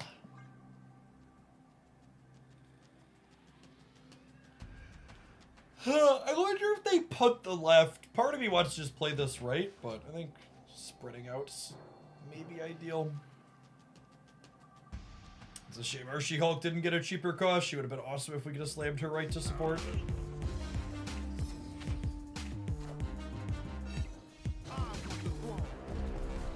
Oh, and Surfer's gonna put them +1 on us on the right.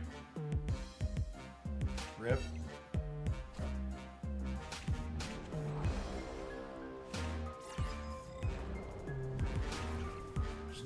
justice in the world. If they would have sequenced that in the other order, they win every time. But because they killmongered first, we were 50% to win that game.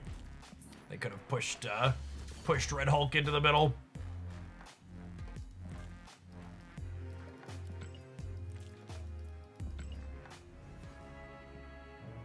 No justice in the world, just us.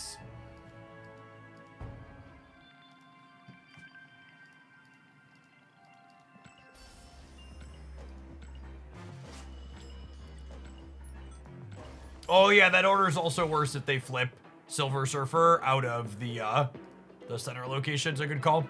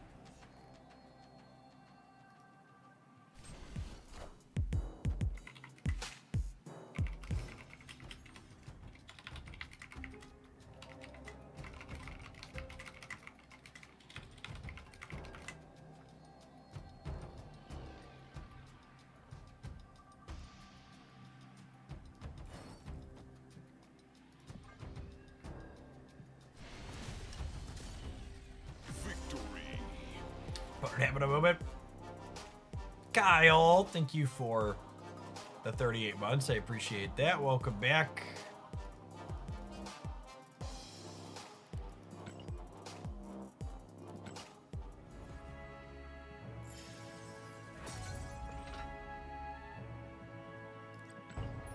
Who are the 5 best Marvel Snap content creators live? Hoagland, Hoagland, Hoagland, Hoagland, and Hoagland. Why? Because he spits hot fire. Anyone who understands that quote, stand and stretch, your age is showing. I'm gonna be honest, I don't know what that quote is from.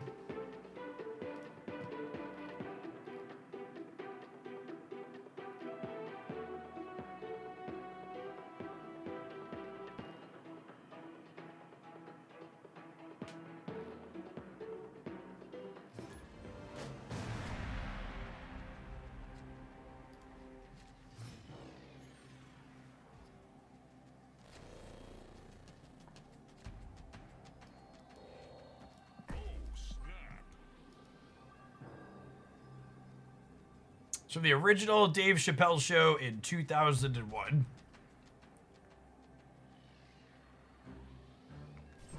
And since I know that, it's time for the retirement home.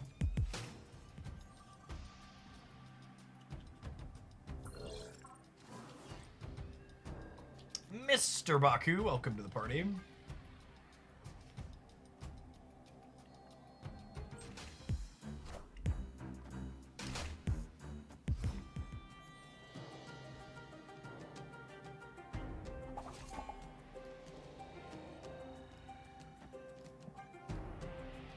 Retirement? Nah, I'm gonna work till I die. But the vibes market is almost positive today. Assuredly, we'll retire someday. MV930, thank you for over 2 years. Welcome back. Good afternoon.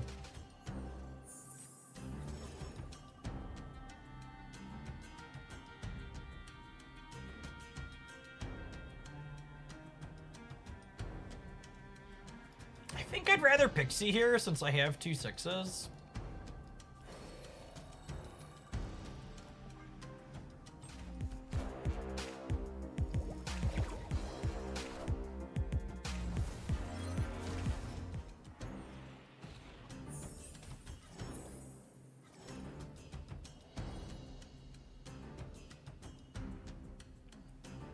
Listen, chat.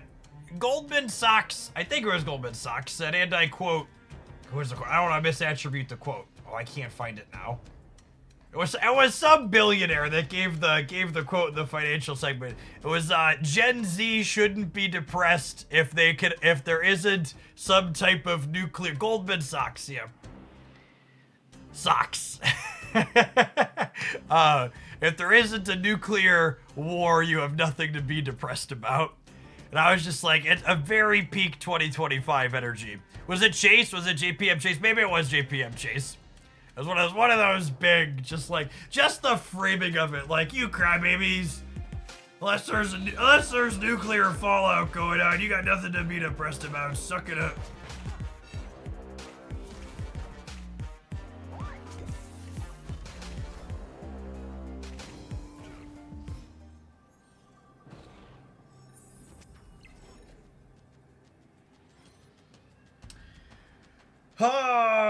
Surfer adds 6 on the right. Yeah, so much. It's fine. Danger Room wins this thing game every time.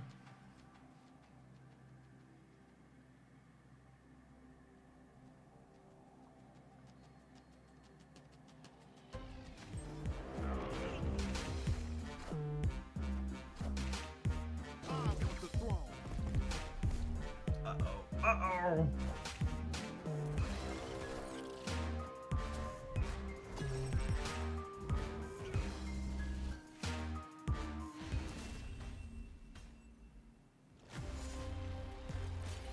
I just realized we're playing against a huge dick, chip. It's unfortunate.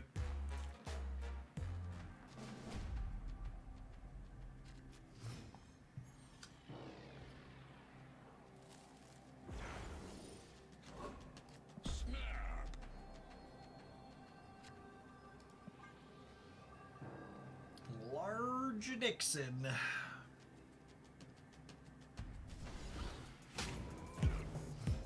Sticky Games, thank you for the 5 years. I appreciate that. Welcome back. Shadow Cat, thank you for the 11 months. In unrelated news, Pakistan thinks India is poised to invade. Another global conflict is definitely, I mean, like, you know, it's really just par for the course at this point, yes.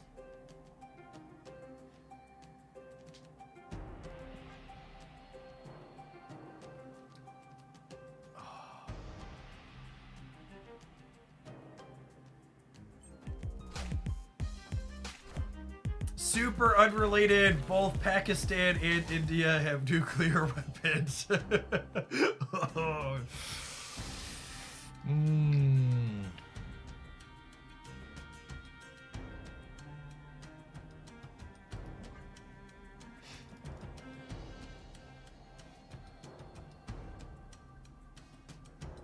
Tool of the Devil, thank you for the 3/4 of a year. Welcome back.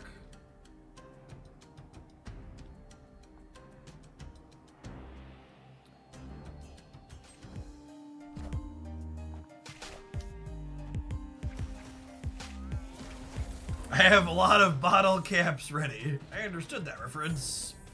Sunspot. Sunspot? It's not the sunspot I wanted for Christmas.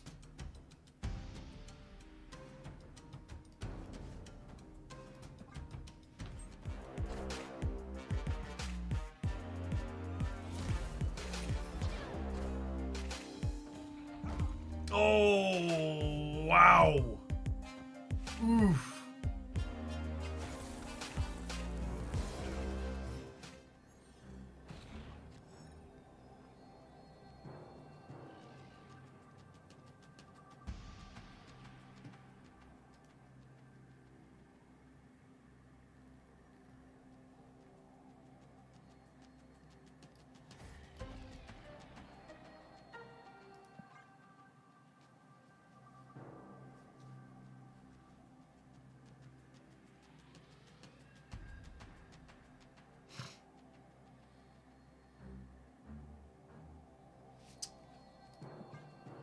Do we order for the +2 on She-Hulk? Oh, yeah, it's probably ideal. Forgot she was doing that. 19 should be enough to win the center, yeah. They already spent their brood. Could you Magneto center to win this lane? Nah, I think there's just too much variance there because they have priority.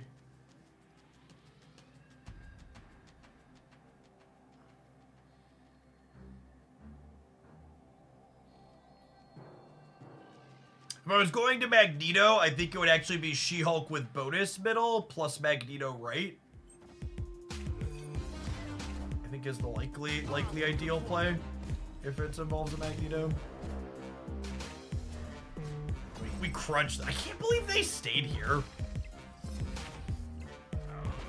They just think they're flipping a coin against my Red Hulk. They're just not considering She-Hulk.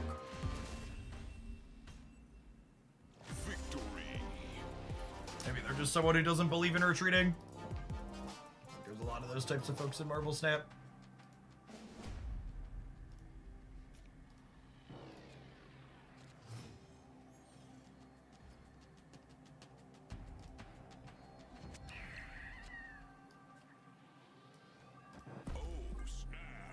I don't mind Dream Dimension. We're passing on 5 a lot of the time anyways. Not listening to Twitch chat wins Jeff a game again. To be fair, I think the Magneto into negative zone would have also won. But I guess they wanted the Magneto middle, which would have died.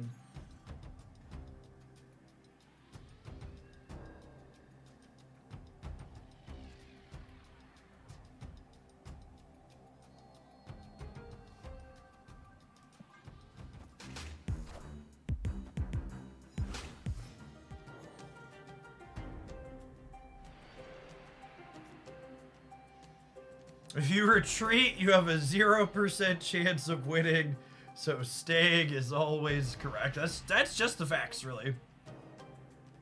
Opponent snapped. They're ricketing, bridging me. Oh,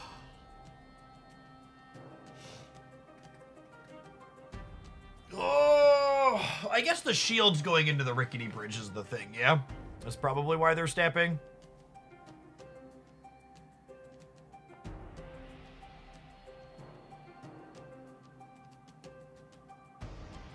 That's fine. It's just a Conquest game.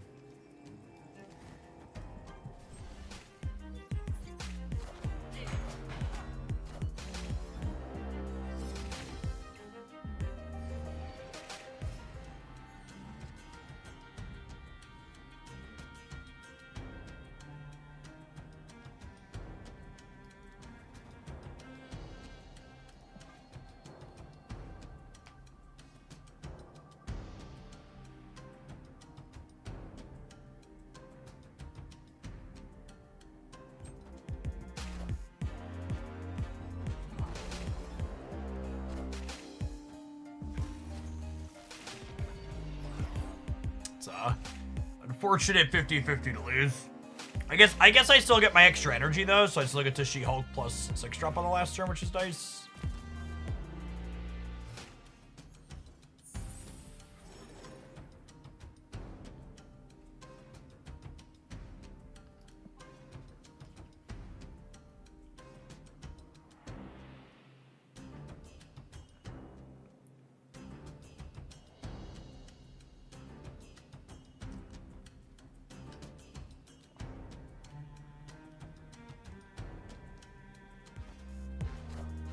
Yeah, that's true. Them spending Juggernaut early seems ideal for us. We agree with that. We don't have to worry about it on the last turn.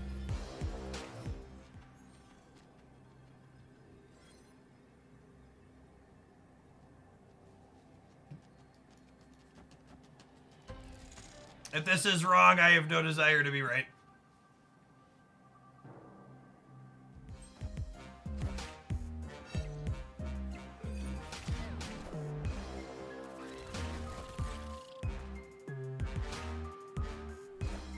Narrator, it was wrong. On the future. It was wrong.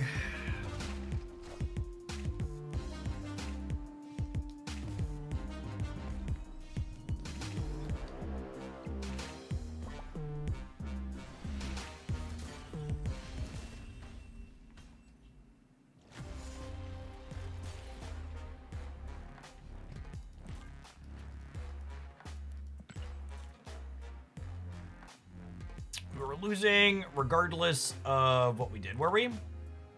Yeah, looks like it.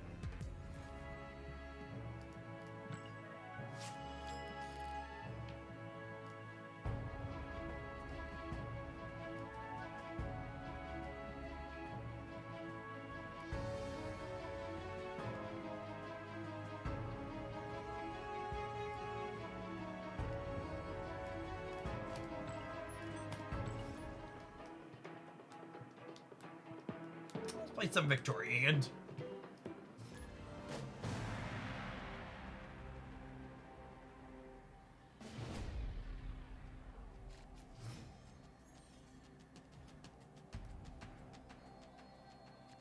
Oh, snap. Lovely. Opponent snapped.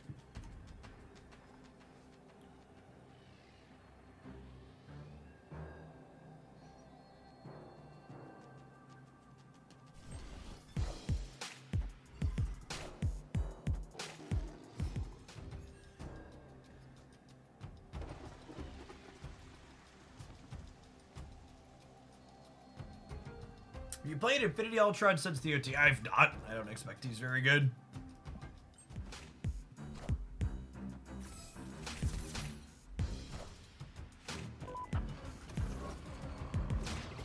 Oh, Gore's such a good hit. Solid. Above rate 3 energy card.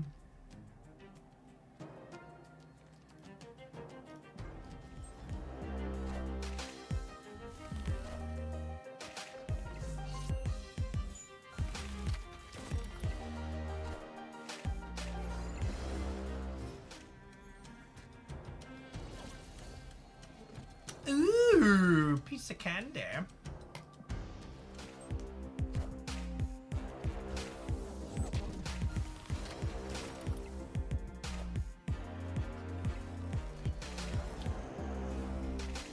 Well, that's awkward.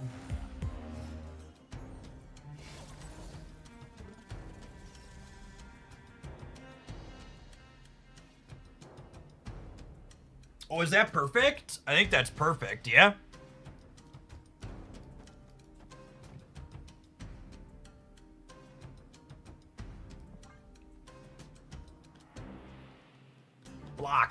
Block it up. Block it up. Jug the Circe. It's a Morag. They can't Circe it.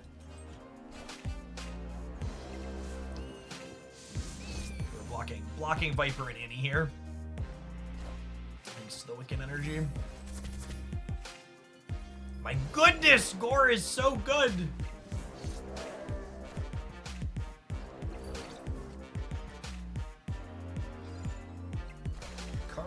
Crazy how Gore good is. How good Gore is.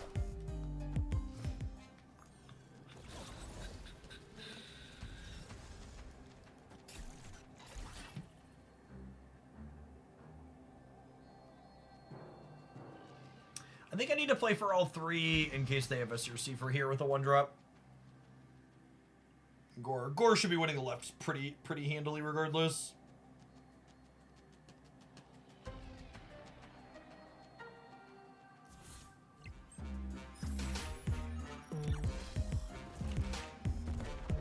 Oh, you know, I'm supposed to Juggernaut to play around Shang-Chi. Is this local man about to be shanged for the 10th time today?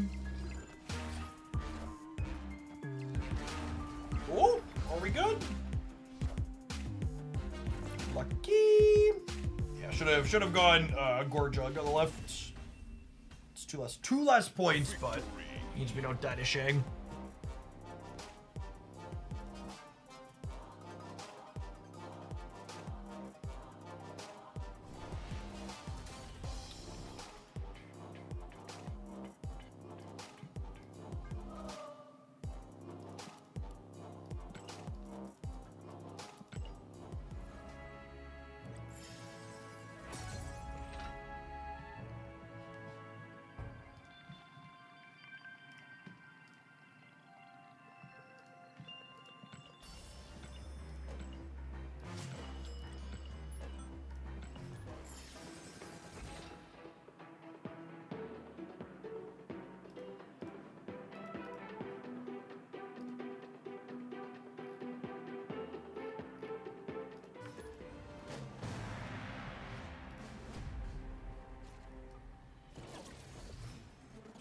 One drop.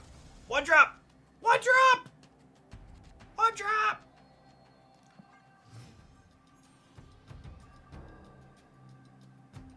I think it was the same since Jug gives 2 points. Grapple Arrow also gave 2 points.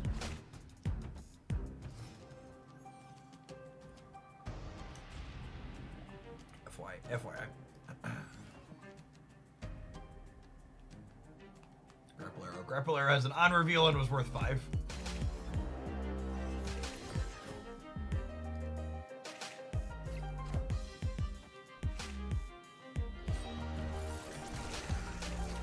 Discard Enjoyer.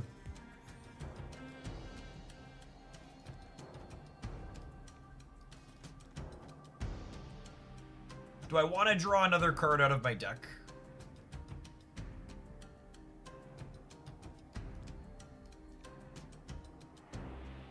I kind of want the flexibility to... Drawing Quinjet this turn wouldn't be bad.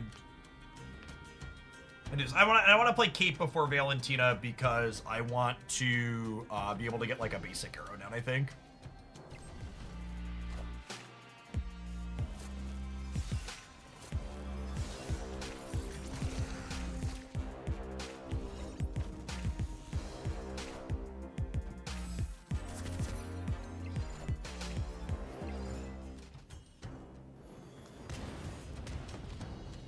Hey-oh, hey, hey-oh, hey-oh, hey, hey-oh, hey-oh. Do-do-do, do-do-do-do, do-do-do-do-do.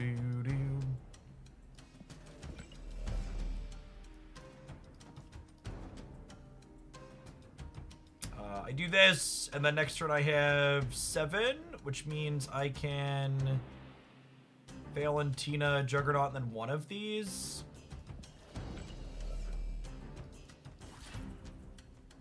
This isn't super energy efficient this turn, but I think I want the flexibility to play this here. And then next turn I could go Jug, Valentina, Pim Arrow.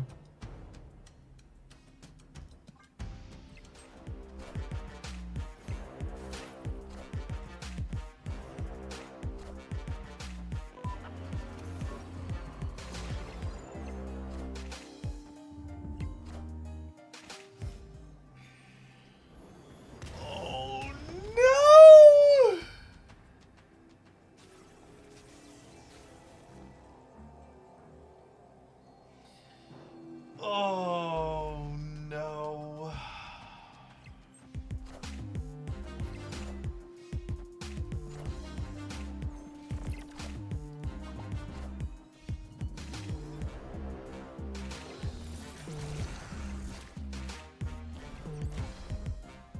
I've actually won the game if Agatha went left. Yeah, 100%.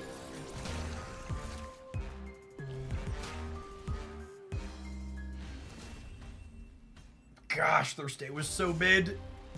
We just had an average 6 drop.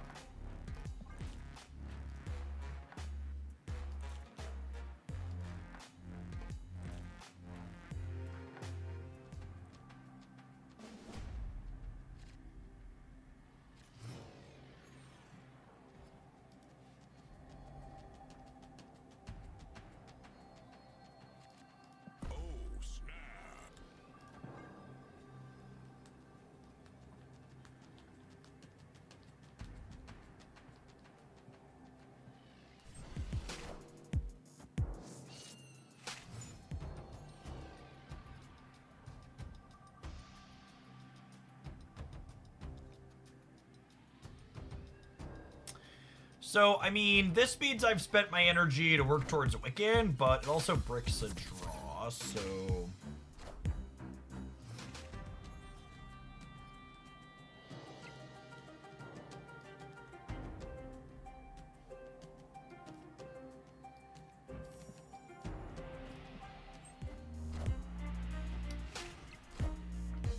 What's our stream motto, chat? Play more Luke Cage. Everybody needs to play more Luke Cage.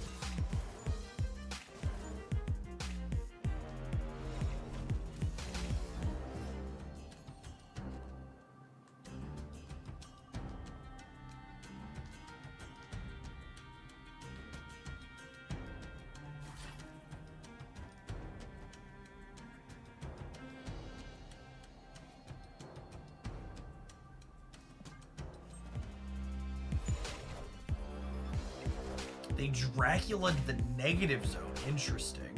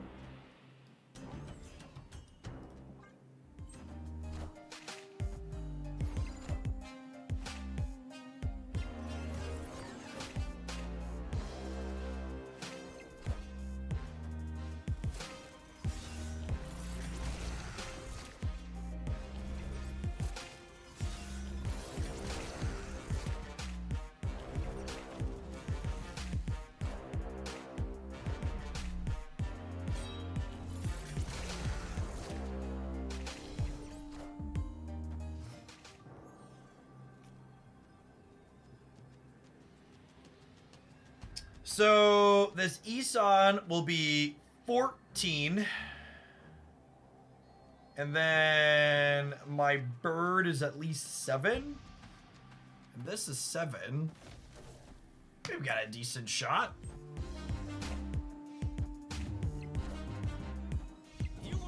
Narrator. They were actually cooked.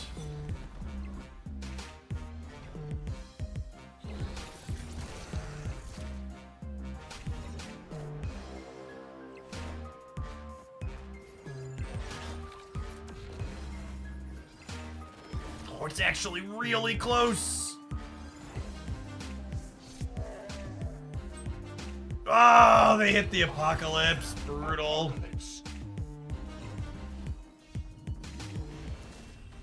We won this game, what in 6? We needed them to hit the Scorn and then hit the 2/3 over here. So we lose every time if they hit the Apocalypse, but if they hit the 50% on the Scorn, we then win 66% of the time. Yeah, game was super close. Luke giving us plus 12 on the right certainly helped.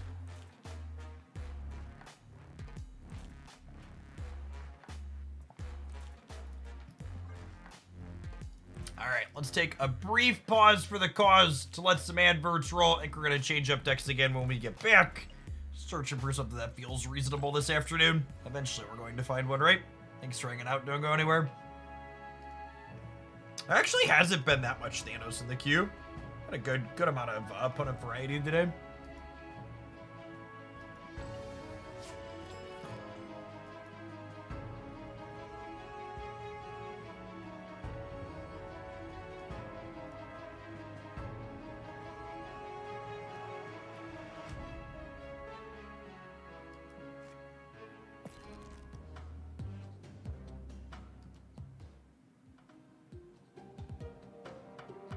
Yeah, I've heard people saying their latter experience has been mostly Thanos. Heard a few of that. I don't know that I want to warhead and group people.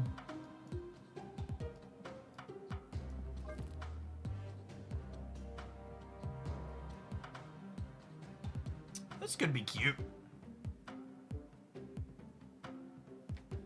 It's got a fun mix of cards I enjoy in it. Right, last time we played it.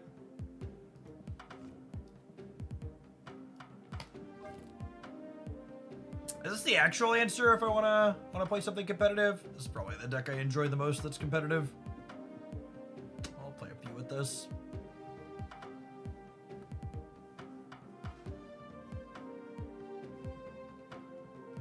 I haven't played with our new Thena variant nearly enough.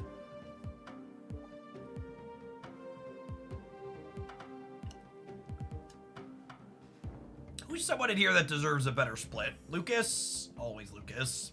Lucas refuses to give me gold crackle givers. Why does he refuse to give me gold crackle? Infinity.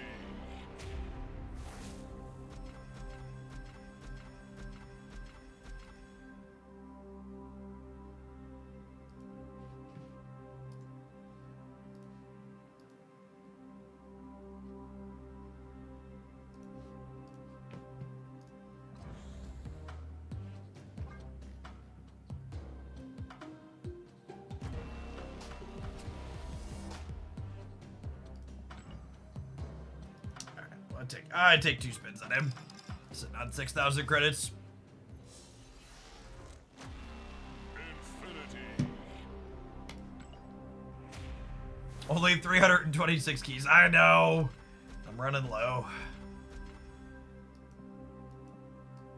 All right, 327. Okay, pump that rookie number up here, huh? Come on, Luke. Was that 2 green 70 splits in a row? So sad.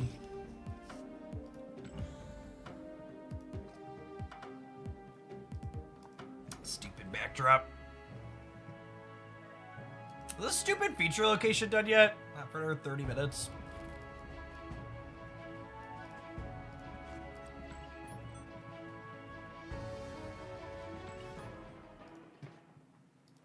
The unopened keys convert automatically tomorrow. They will, yeah. Every key on everyone's account is going to turn into 3,000 collector's tokens. Gonna get them charged up.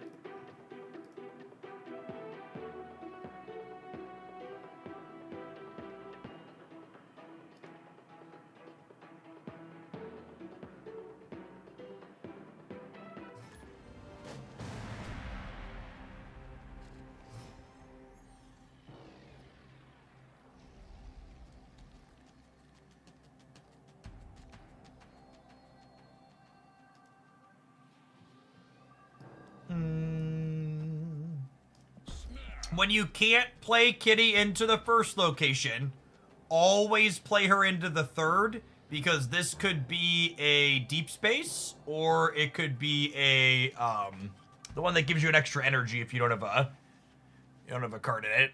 Super flow. Some big downside locations to playing her middle. Should you spend down your credits to your max collection level to max your collection level for keys before the rollover? It doesn't matter. All of the keys currently on the collection track are going to turn into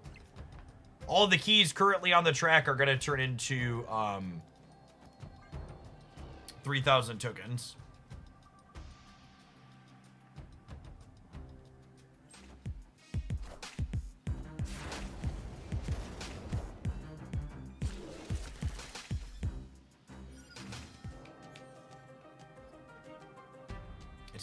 It seemed like they learned some solid lessons from the last time they did an economy rollover and people were able to leverage some stuff they shouldn't have been. What about the albums giving keys? I assume they're just going to be 3,000. I assume all keys everywhere in the client are just going to replace with tokens.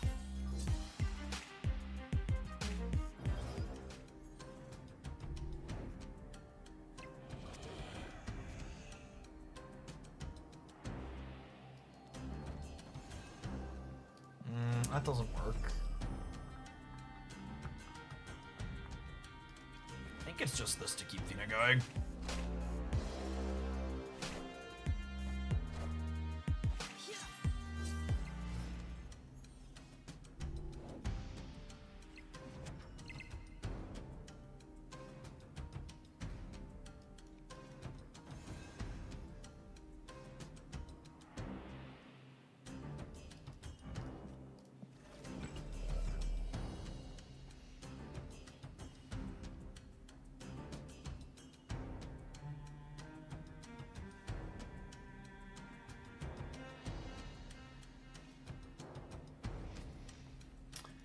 Is this crazy?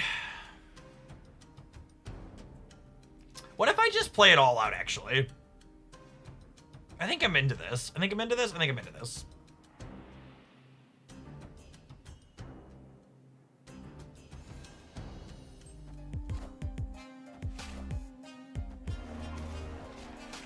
Should they buff Thena to allow 2 or more cards to be played each turn? Not at all. I think this deck I am currently playing is super competitive, and I don't think any of the cards need any buffs in it.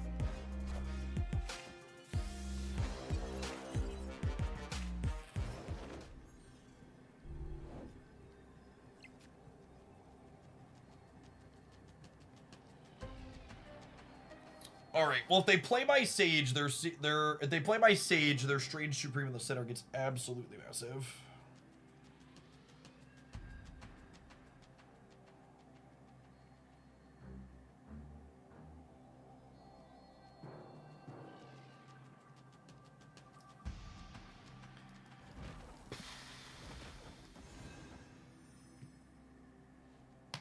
Mighty Juggernaut.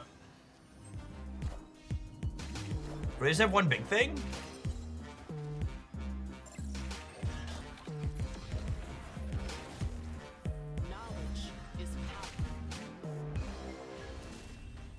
Oh, Isan goes after Strange because it's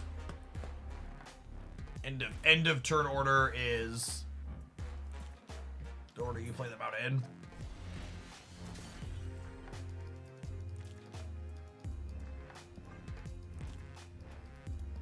Yeah, my first instinct when he flipped up was like, oh, we win 10 to 11 because the Strange is gonna eat it. And that's not how it works out.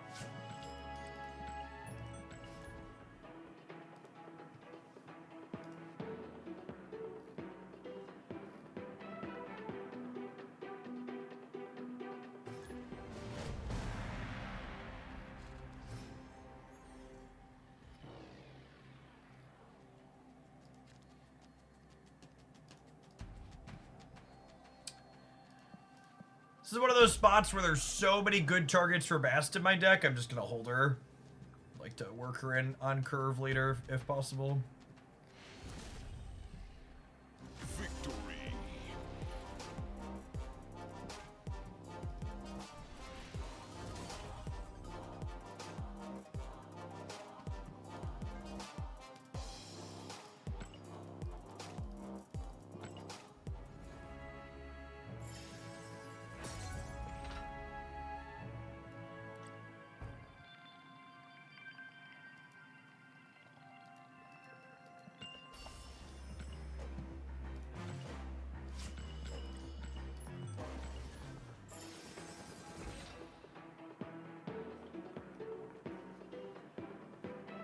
Oh, end stage. You don't have to leave if you queue into me.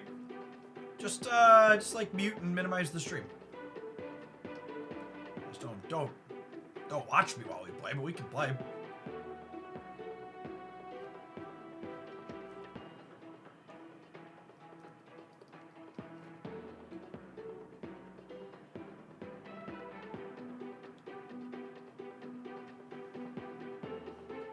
The price of getting specific new cards under the updated economy is exactly the same as before. It's still 6,000 tokens to get a specific Series 5 card. The primary functional change in the economy for targeting new cards is that the amount of tokens you're getting is a lot more.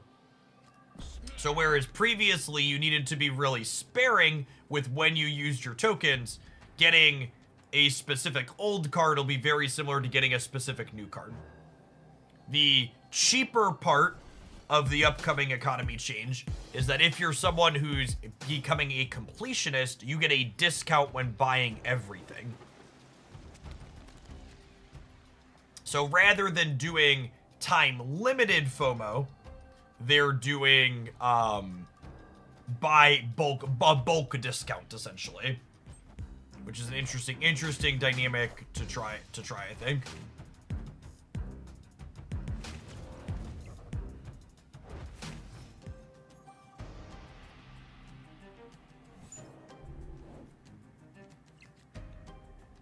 All right.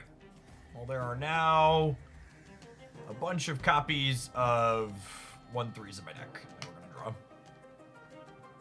Our ultimate variant staying the same price, I believe so.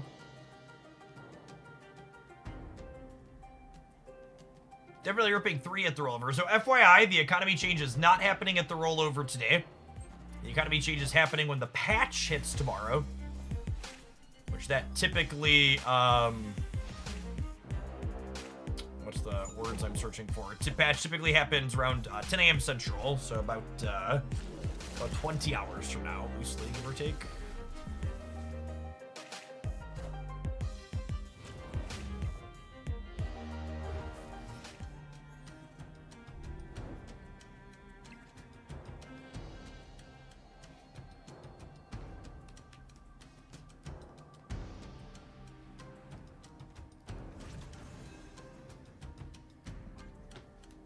Just get a scaler in each of my lanes here.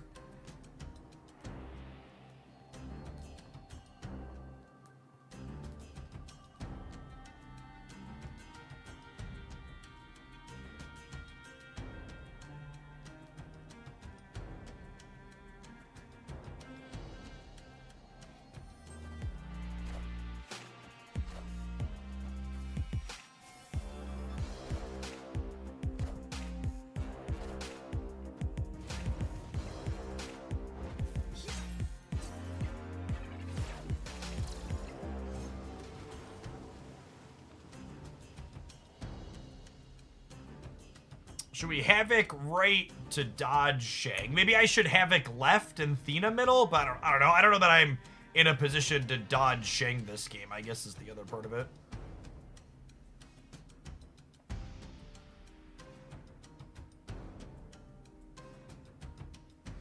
I'm getting Shanged on the monster, getting Shanged on the Havoc, one of the two.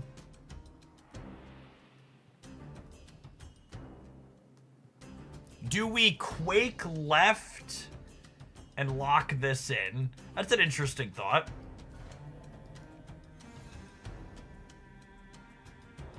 Oh, they can Thanos anywhere. Don't listen to chat, they're bad.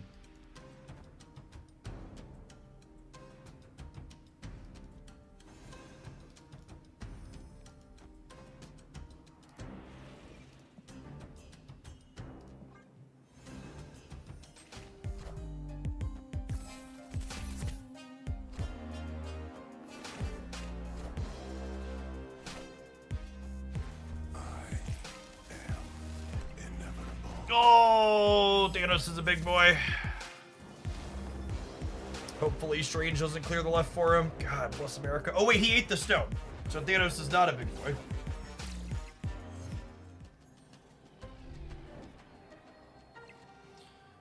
God bless us, everyone.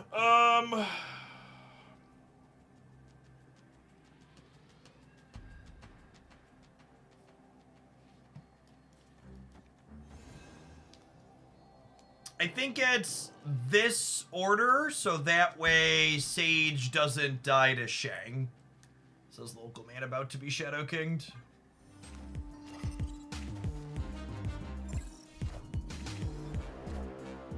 Power must be controlled. What a tech card gamer. What a tech card gamer. Call themselves a Snapmaster.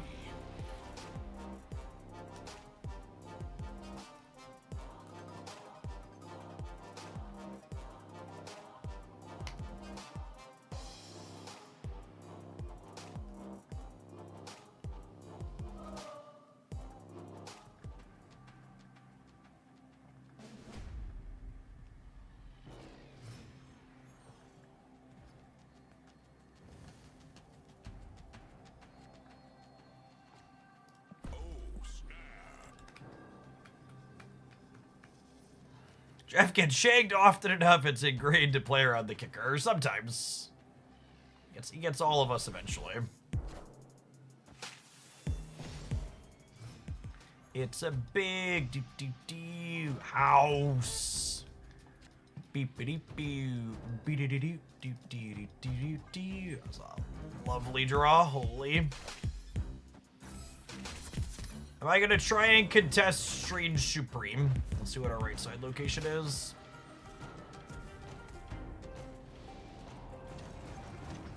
I think the answer is no.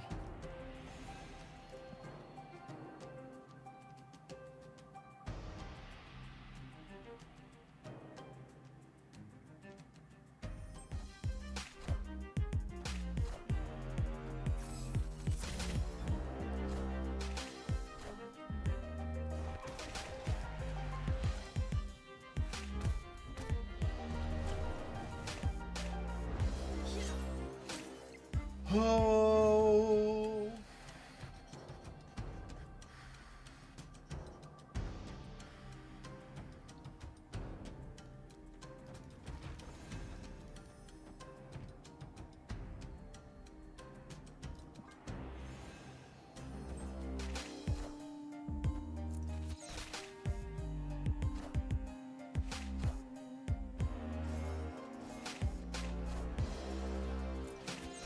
Try and block their acid arrow on the right. I don't know. They're only a coin flip to have that.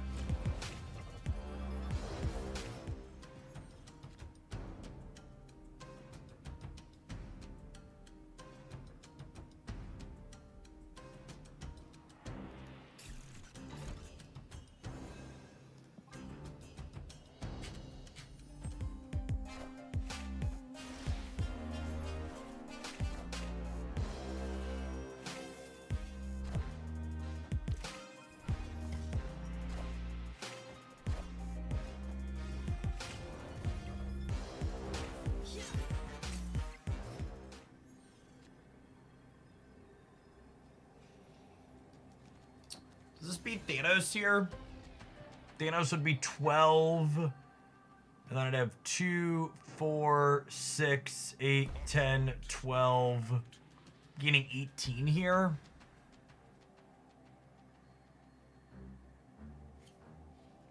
Make sure Snapmaster is good and muted before we stay.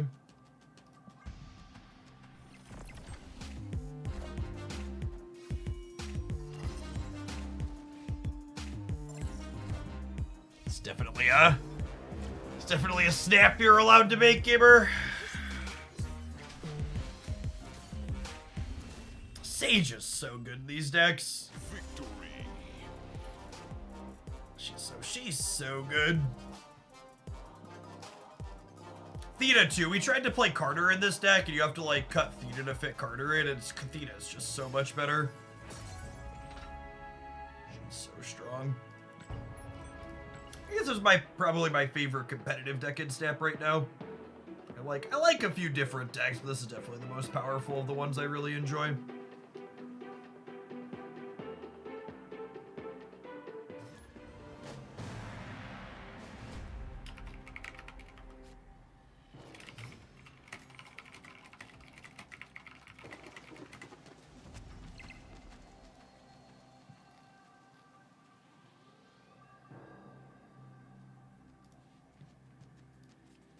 Ooh, that's a fun one. Oh, snap.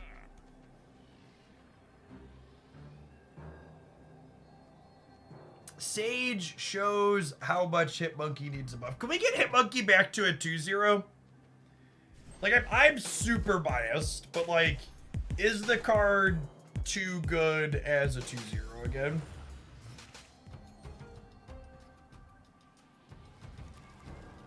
Please tell me I'm right and that second dinner is mean for not making it a 2-0.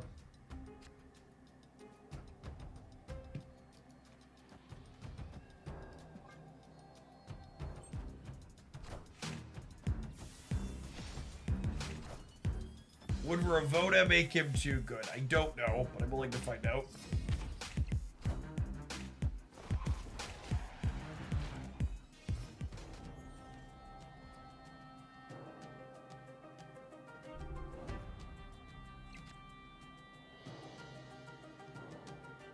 It's a pretty solid Agent Venom.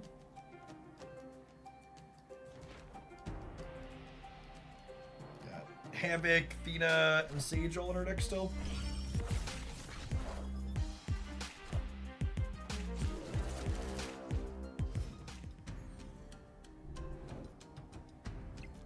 Yeah, I agree with Steric in chat. The people saying Hitmonkey plus Ravoda, like you need, it's hard to fit that many enablers all in one shell, I think.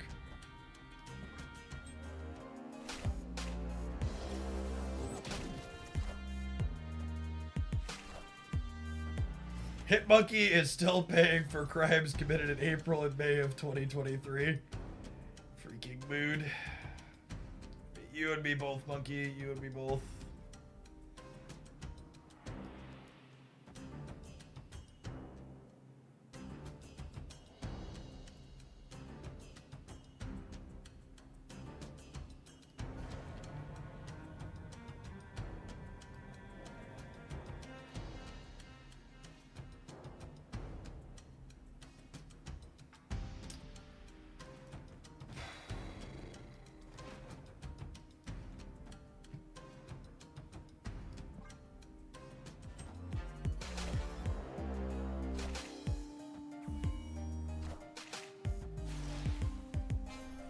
It's this.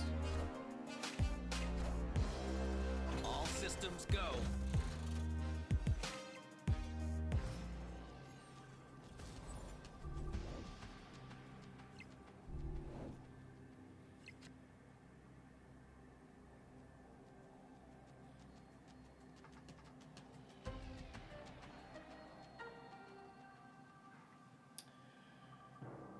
Oh.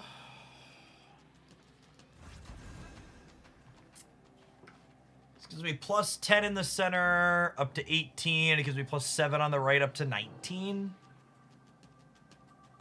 8 energy. Mockingbird gets us, maybe.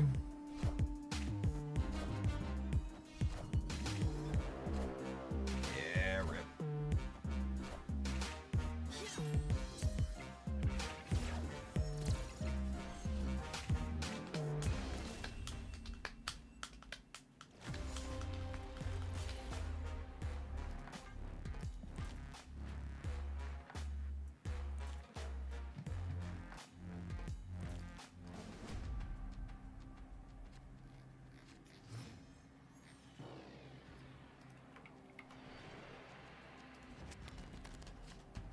Ooh. Piece of candy.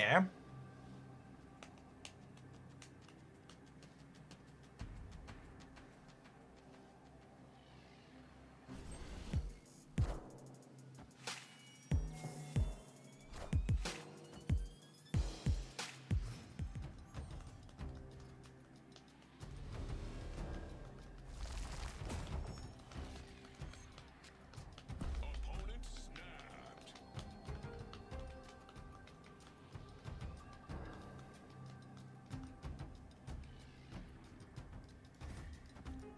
Order! Order, Jeff! I wanna bast the demon, because I wanna draw 2 cards out of my deck before I bast.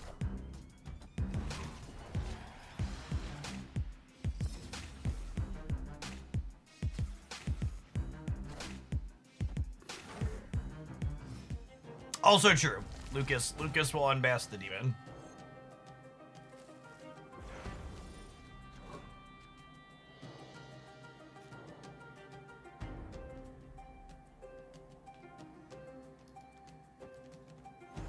Unbasting the demon. Is that what the kids are calling it these days?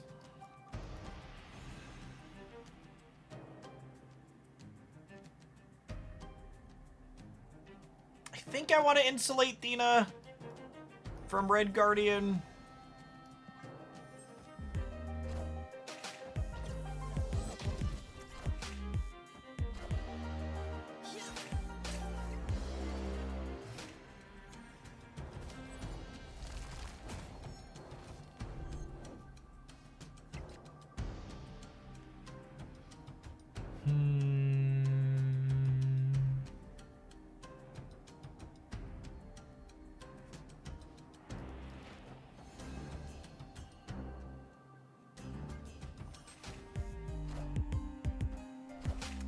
That's a big bird.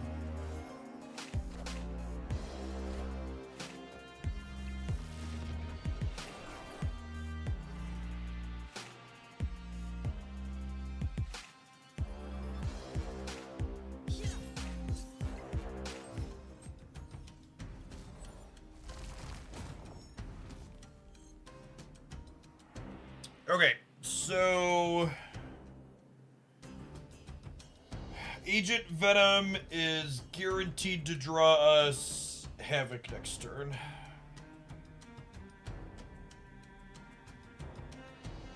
Is that worthwhile?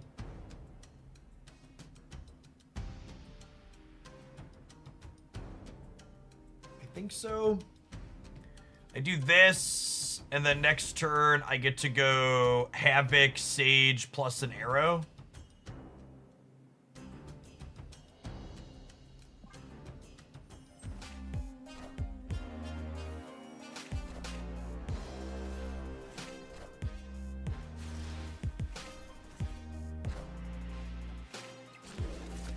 To everybody obsessing about the Blackstone energy, why would I rather have 1 extra energy next turn rather than try and generate a Pim arrow? Can we explain? Because I don't understand. Maybe you're seeing something I don't, but I feel like I'd much rather just have a Pim arrow here, yeah? Or a grapple arrow.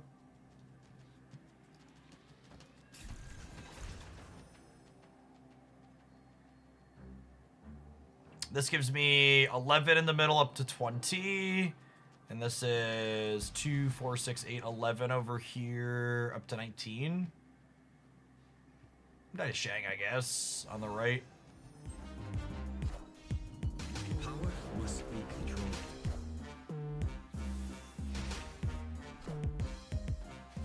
I am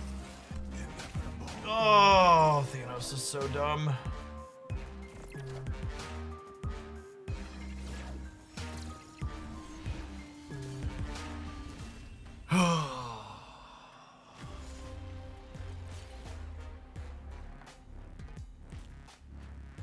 Just every stone, Mockingbird on curve, Wiccan on curve, Shang-Chi at the end, Cassandra Nova on 2.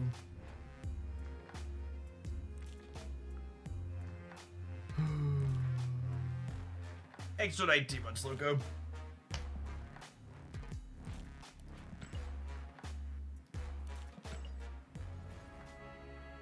It wasn't even just that they had what they needed, right? It's like they had the cards they needed early.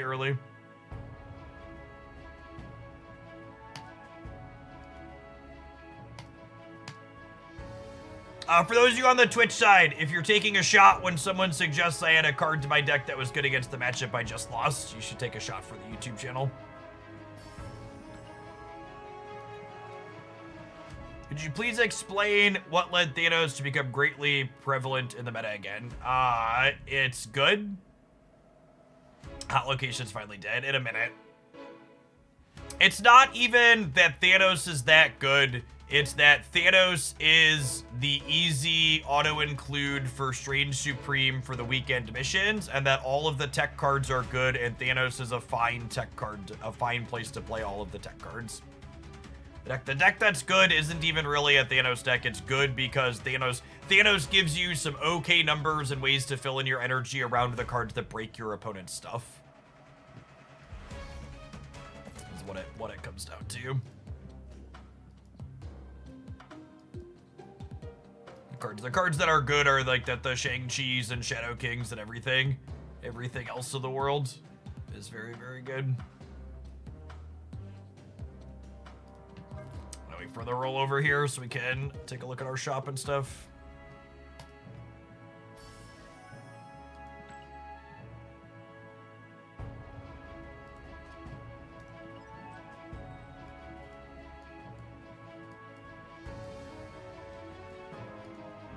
Oh, it's a pretty good Galacta variant. Do I not have a Galacta variant? I think I don't, right? She doesn't have many. Doombringer, thanks for the 2 years. Welcome back. This is your Galactus web shop roulette reminder, if you are so inclined. It is a pretty good Fool's Gold, too.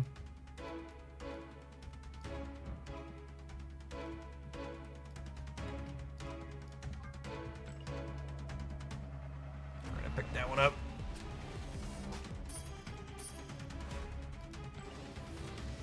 Mastery. Was not a fan of her chibi variant. Been using the base art. She's a pretty good card, so happy to have some alt art for her.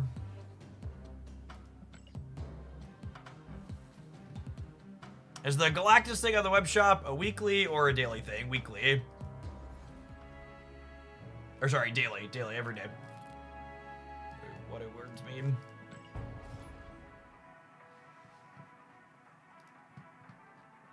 Yeah, I'm not a huge chibi fan, personally. I know some people are super into them, but I am not.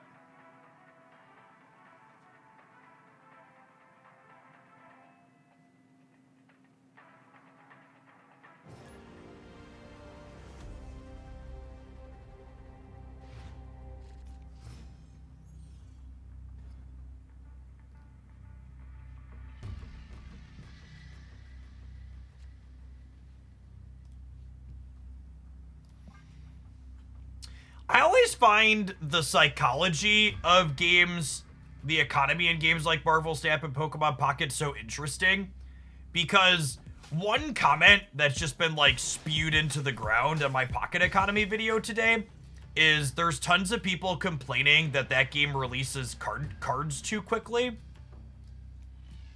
And it's so interesting to me how people are hyper focused on how regular their releases are versus how many cards are in the releases.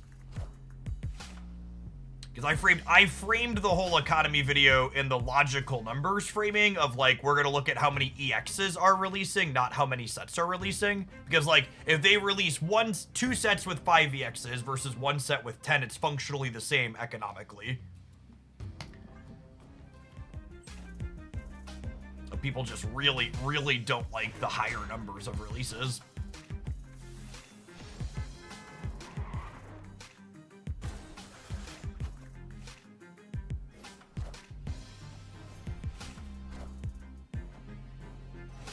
Yes, that too, Kate Dandy. The number of people that like, oh, the fix for the economy is you make pack points universal. It's like, no, that really doesn't solve anything from a numbers perspective.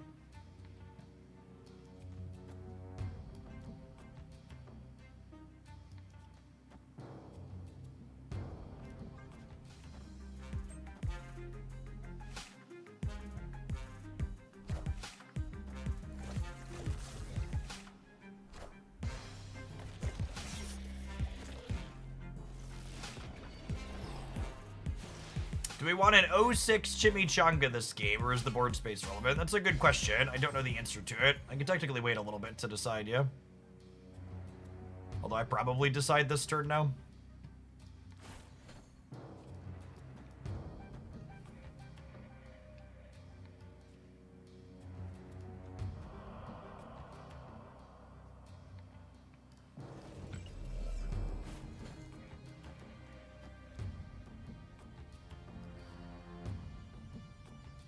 I might get a Mockingbird out of their hand, but that's probably not very useful to me, right? Because it's more expensive for me.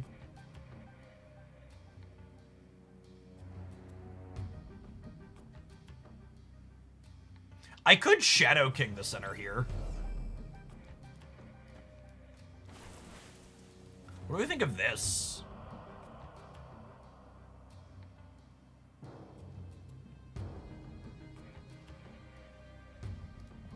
I think I'm into it. I guess I lose my arrows now. Yeah, maybe I wanted the arrows. It's close.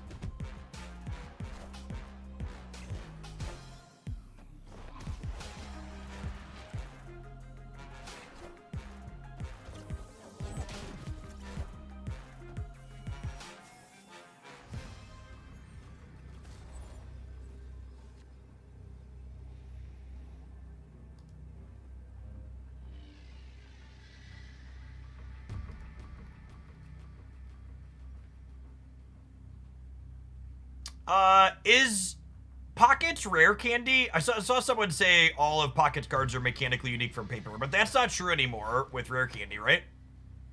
The rare candy they're introducing is the same as paper? Or is it different? Is there a minor technicality that I'm forgetting? Or is the rare candy... Rare candy is identical to paper, yeah? It is the same. Cool. Is it the first one-to-one copy of a card from paper? I know there's some that have been close, but I think it's the first one-to-one copy.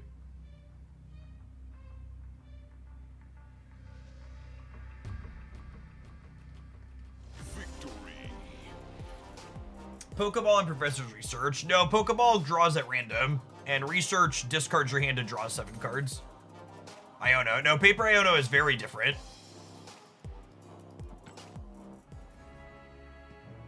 Paper Iono is based on your number of prizes remaining, if I recall correctly.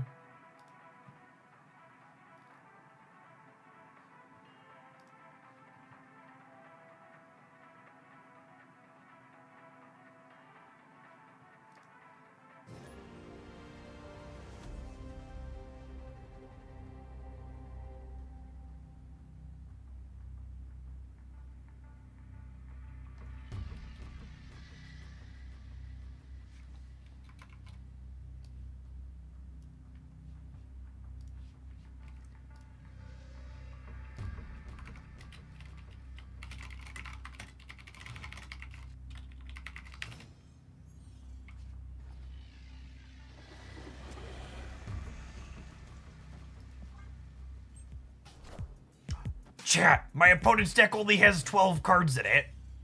Is the tracker bugged? Oh, it's only 12 cards. That's exciting. It's exciting.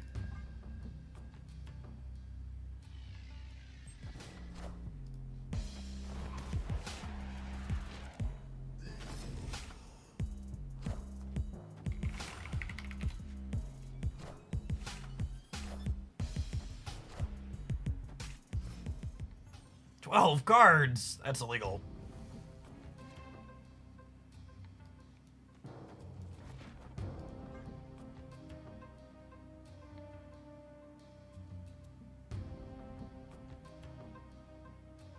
How many credits do you need for 107 collection level?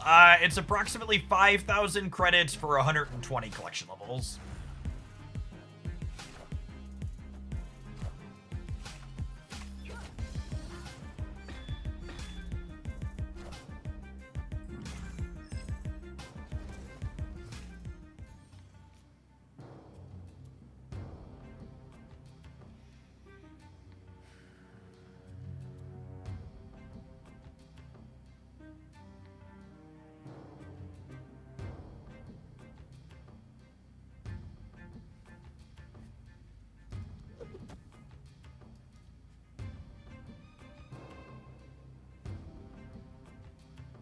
Do I just serve up anti-venom in the center? Because it makes this 3 cheaper, right? What's going on, Sid Plague? Appreciate the 2/3 of a year. Welcome back. Can they beat 44 in the middle? I don't know. Can they beat 28? Is that my favorite toddler? Hello, toddler girl. How was music class today? Good. Good. I'm having a lesson just with me and Coach Evans. Yes, you're going to get to go to a lesson with Coach Evans today. Just me and Coach Evans. Just me and Coach Evans. Is it okay if I take you? Yes. Yes. Doesn't matter who takes. It doesn't matter who takes you, just as long as you get to go. Is there just a shock for them? That is Jeff the Shark for them. Jeff the Shark is Haley's favorite. I wish we had a Jeff the Shark. You wish we had a Jeff the Shark? Like that. He's cool. Do we have a Jeff the Shark? Nope, I don't have any Jeff the Shark in this deck. Can you find a deck that does? Oh, we should find the deck that does. A deck that has this kind of Jeff. Ooh, that's rude. Jeff the Shark. Ah, it's raining. It is raining. We're going to get your cards away. Are we cooked? I think we're cooked. Why? Who's We're cooked. they're not? Nope, Why are we cooked? we're cooked because they blew up all of our demons. And now they don't have any power. I have no power, yep. And now you can't play. You can just Escape. put your cards up. You can just put your cards up. Why didn't the opponent swap Killmonger and Mockingbird? Because they didn't count? Hey, Daddy, use that. What's that card? That's name? Mr. Fantastic. Well, it's the one next to it. I don't know. Why don't you know? Why don't you know? Who's this guy? Daddy, who's this guy? That's Ultron. Who's this guy? That's, Goliath. And who's the rest of the guys? I don't know. One of them was Killmonger. He blows up all the ones. Like, blows up who? Blows up the ones. I want a deck that has Jeff the Shark. Oh, okay. Sorry, I forgot. Jeff the Shark. Jeff the Shark. Jeff the Shark.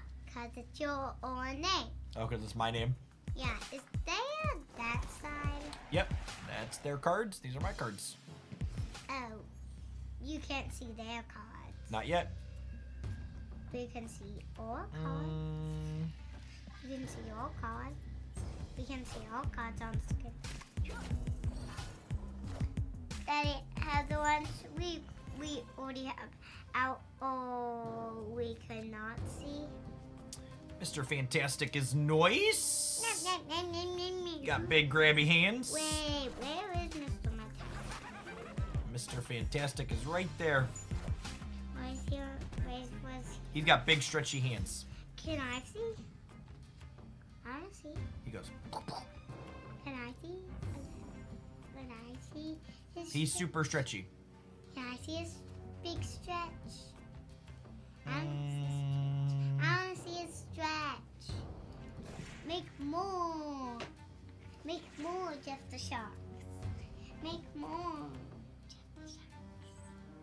yes, the alliance person that manages an alliance can kick people out. Make more. Uh, Jeff. I want 4 Jeff the Sharks. your feet stink. Get them out of my face. I want 4 Jeff They the might goblin us to get in the middle. Is the concern here? 4 Jeff the Sharks. 4 Jeff the Sharks. 4 Jeff the Sharks. Well, I mean, kind of. Daddy, 4 Jeff the Sharks. Daddy, do you have 4 Jeff the Sharks? Daddy, how much Jeff the Sharks do you have? Hey, Well, Daddy. hold on 1 second, Haley Days. Gotta think. That's the. What do we think of just filling the right? And then they get stuck with a goblin, and then I win here and here. Probably just dies to cannonball. Probably just dies the cannonball. Shalom. Yeah. Stop. You. Did someone say stop? Stop. Okay. Well, I need you to stop putting your feet in my face. Okay. Okay. You. Now you. Sit up. I'm laying down. I want. You're laying down. Okay. Because I want to make 4. Okay. Should we play Jeff the Shark deck? Yeah, but how much Jeff the Sharks do you have? You can only have 1 Jeff in your deck. I think I have 1 deck with Jeff the Shark in it. I think this one has Jeff in it. Yeah. There he is. There he is. I wonder how much Jeff the Sharks do.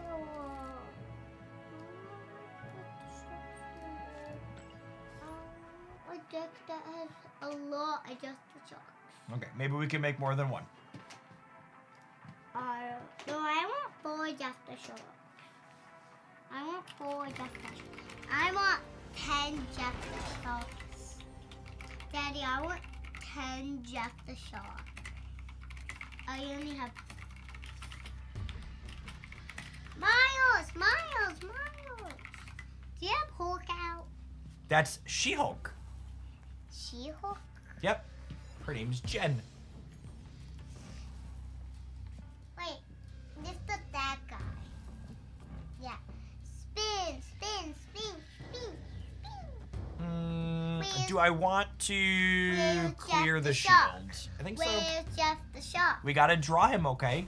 He's still just a card in our deck. So he's there, I promise. Jeff the Shark. It's Jeff the Shark. I love Jeff the Shark. Because it's your name. I love the deck that has Jeff the Shark. Because it's your name. Yeah. Yeah, and you're the one walking in the groove. Jeff the Shark. Jeff the Shark. Jeff the Shark. Is that how you spell Jeff? Jeff. Yep. No, I like calling you Dada. How do you spell Dada? Dadda. Dada. At the end, I say Dada when someone says it. Dada. Touching. No, I gotta do that. Interesting rocket group move. High five. Oh, we get to get him here. Jeff the Shark. Jeff the Shark. Draw Jeff the Shark. Draw Jeff the Shark. Draw Jeff the Shark. I hope you Do I She-Hulk left instead of Quake to play around Circe a little bit? Can you hear them? Oh, Miles is gonna go left. Okay, yeah, so I have to play this instead of him. What did you say for Miles? I want to hear what you said for Miles. Tell me.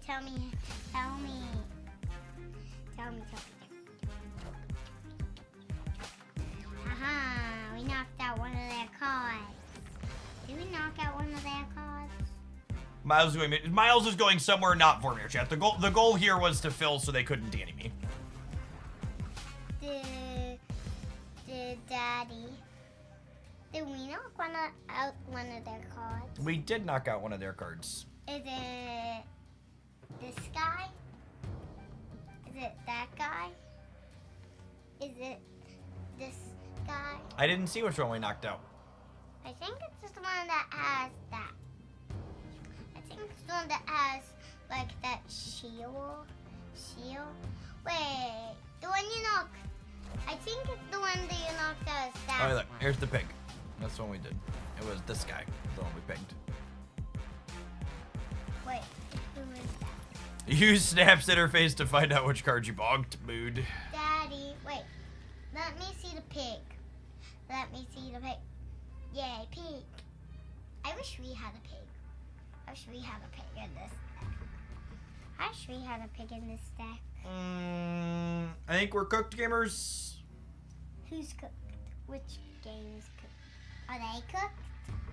No, I think we are, Haley. I think we lost. Oh, why do they always cook us? Why do they always cook us? Asking the real questions, gamers. Why do they always cook us?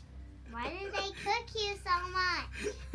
Why do they cook you? Because you wanted to see Jeff the Shark, and Jeff the Shark's not very good. Oh, we didn't get to play Jeff the Shark.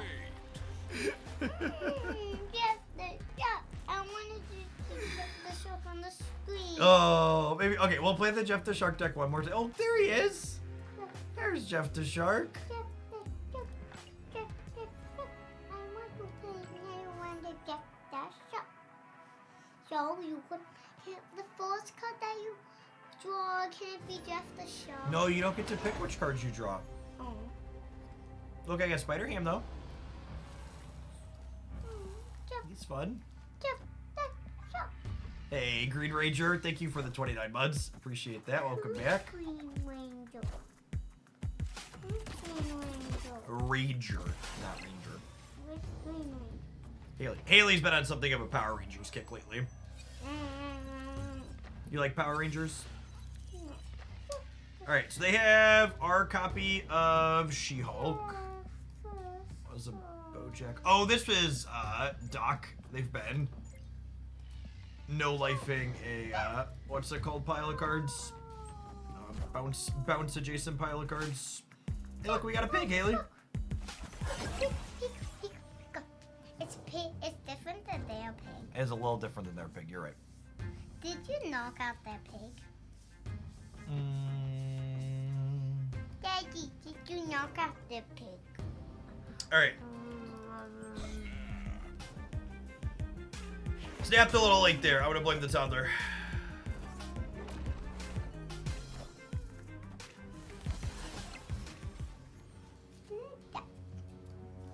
Showing up my dad. I'm showing up my dad. Please soon draw Jeff the Shark. Daddy, I wish we played with Jeff the Shark. We're trying, baby girl. I'm trying to play with Jeff the Shark. I'm trying to play with Jeff the Shark. Play with Jeff the Shark. I'm play with Jeff the Shark. Why do they have powerful cards? Why do they have super powerful cards? They have super powerful cards. Yeah, they make us cook. They make us cooked. Oh, you're adorable, toddler. Not for real cooked. It's just in the game. They made our cards cooked. Oh, they make our cards cooked. Good call. I know they make our cards cooked. So I think I want to move Rocket here. Cook. I think I'm playing Sunspot here. Us. Don't cook us. Don't. Pig. I want to get the pig more. I'll look at the pig more. What's on that side? What's on that side of the pig? What's on, no. On the, Oh, over here. Yeah. And what's on the other side of it? One of these Falcon then. What's on the other side of the pig? All right, they bricked the Rocket Raccoon. What's on the other side of the pig? What's on the other side of the pig? Spider Ham. Spider Ham. I want to see Spider Ham again. Okay, hold on 1 second, Eli. Dave's got to think for a minute. Me. Daddy, what is this for? What time do the packs go live? The packs live. What is this for? It's an H pillow. You want it? Yeah. Okay. The packs go live when the patch rolls out tomorrow, which will likely be sometime around 9 to 11 a.m. Central. Is when patches typically go live. H, my favorite letter. Hey, Daddy, do you know R and H is my favorite letter? I think it's this to minimize where Rocket and Groot can hit. It might be right to leave here though too. Giant. Okay, they punted the right. Hey, Daddy. Oh, they have my She-Hulk. Oh, I forgot they have my She-Hulk. What is your She-Hulk? Can you pick up the one that has She-Hulk? Someday this game will have really basic features in it, like being able to see what cards are deterministically in your opponent's hand, so it's easier to keep track of mentally when distracted. She-Hulk. This is She-Hulk. Jen, remember? We showed her to you. Oh, did they have your She-Hulk? They did have my She-Hulk. All right, gamers, it's 2:30, which I know is a little bit earlier than I usually sign off, but I will... I'm going to be doing longer days tomorrow since we have a new card release and the economy rollover, and then I'm going to be live Wednesday for... Hold on 1 second. Let me finish that. I'm going to be all done working, okay? And then I'm going to be live all day Wednesday with the new Pokemon set. If you're looking for more content from me and you missed it, there's a bunch of stuff up on the YouTube channels. I posted a Pokemon Pocket Economy overview this morning on the Hoaglandia Pocket channel. On the Hoaglandia Snap channel, I'm going to publish a Series 4 and Series 5 tier list. If you're someone that's looking to get thoughts on higher series cards to pick up with the economy rollover, keep an eye out for those later this afternoon. Are both going up. And then there's deck highlights on the Jeff Hoagland channel every single day for Marvel Snap as always. Appreciate everybody hanging out through the end of the stream. And we'll be back tomorrow with the full day of snapping.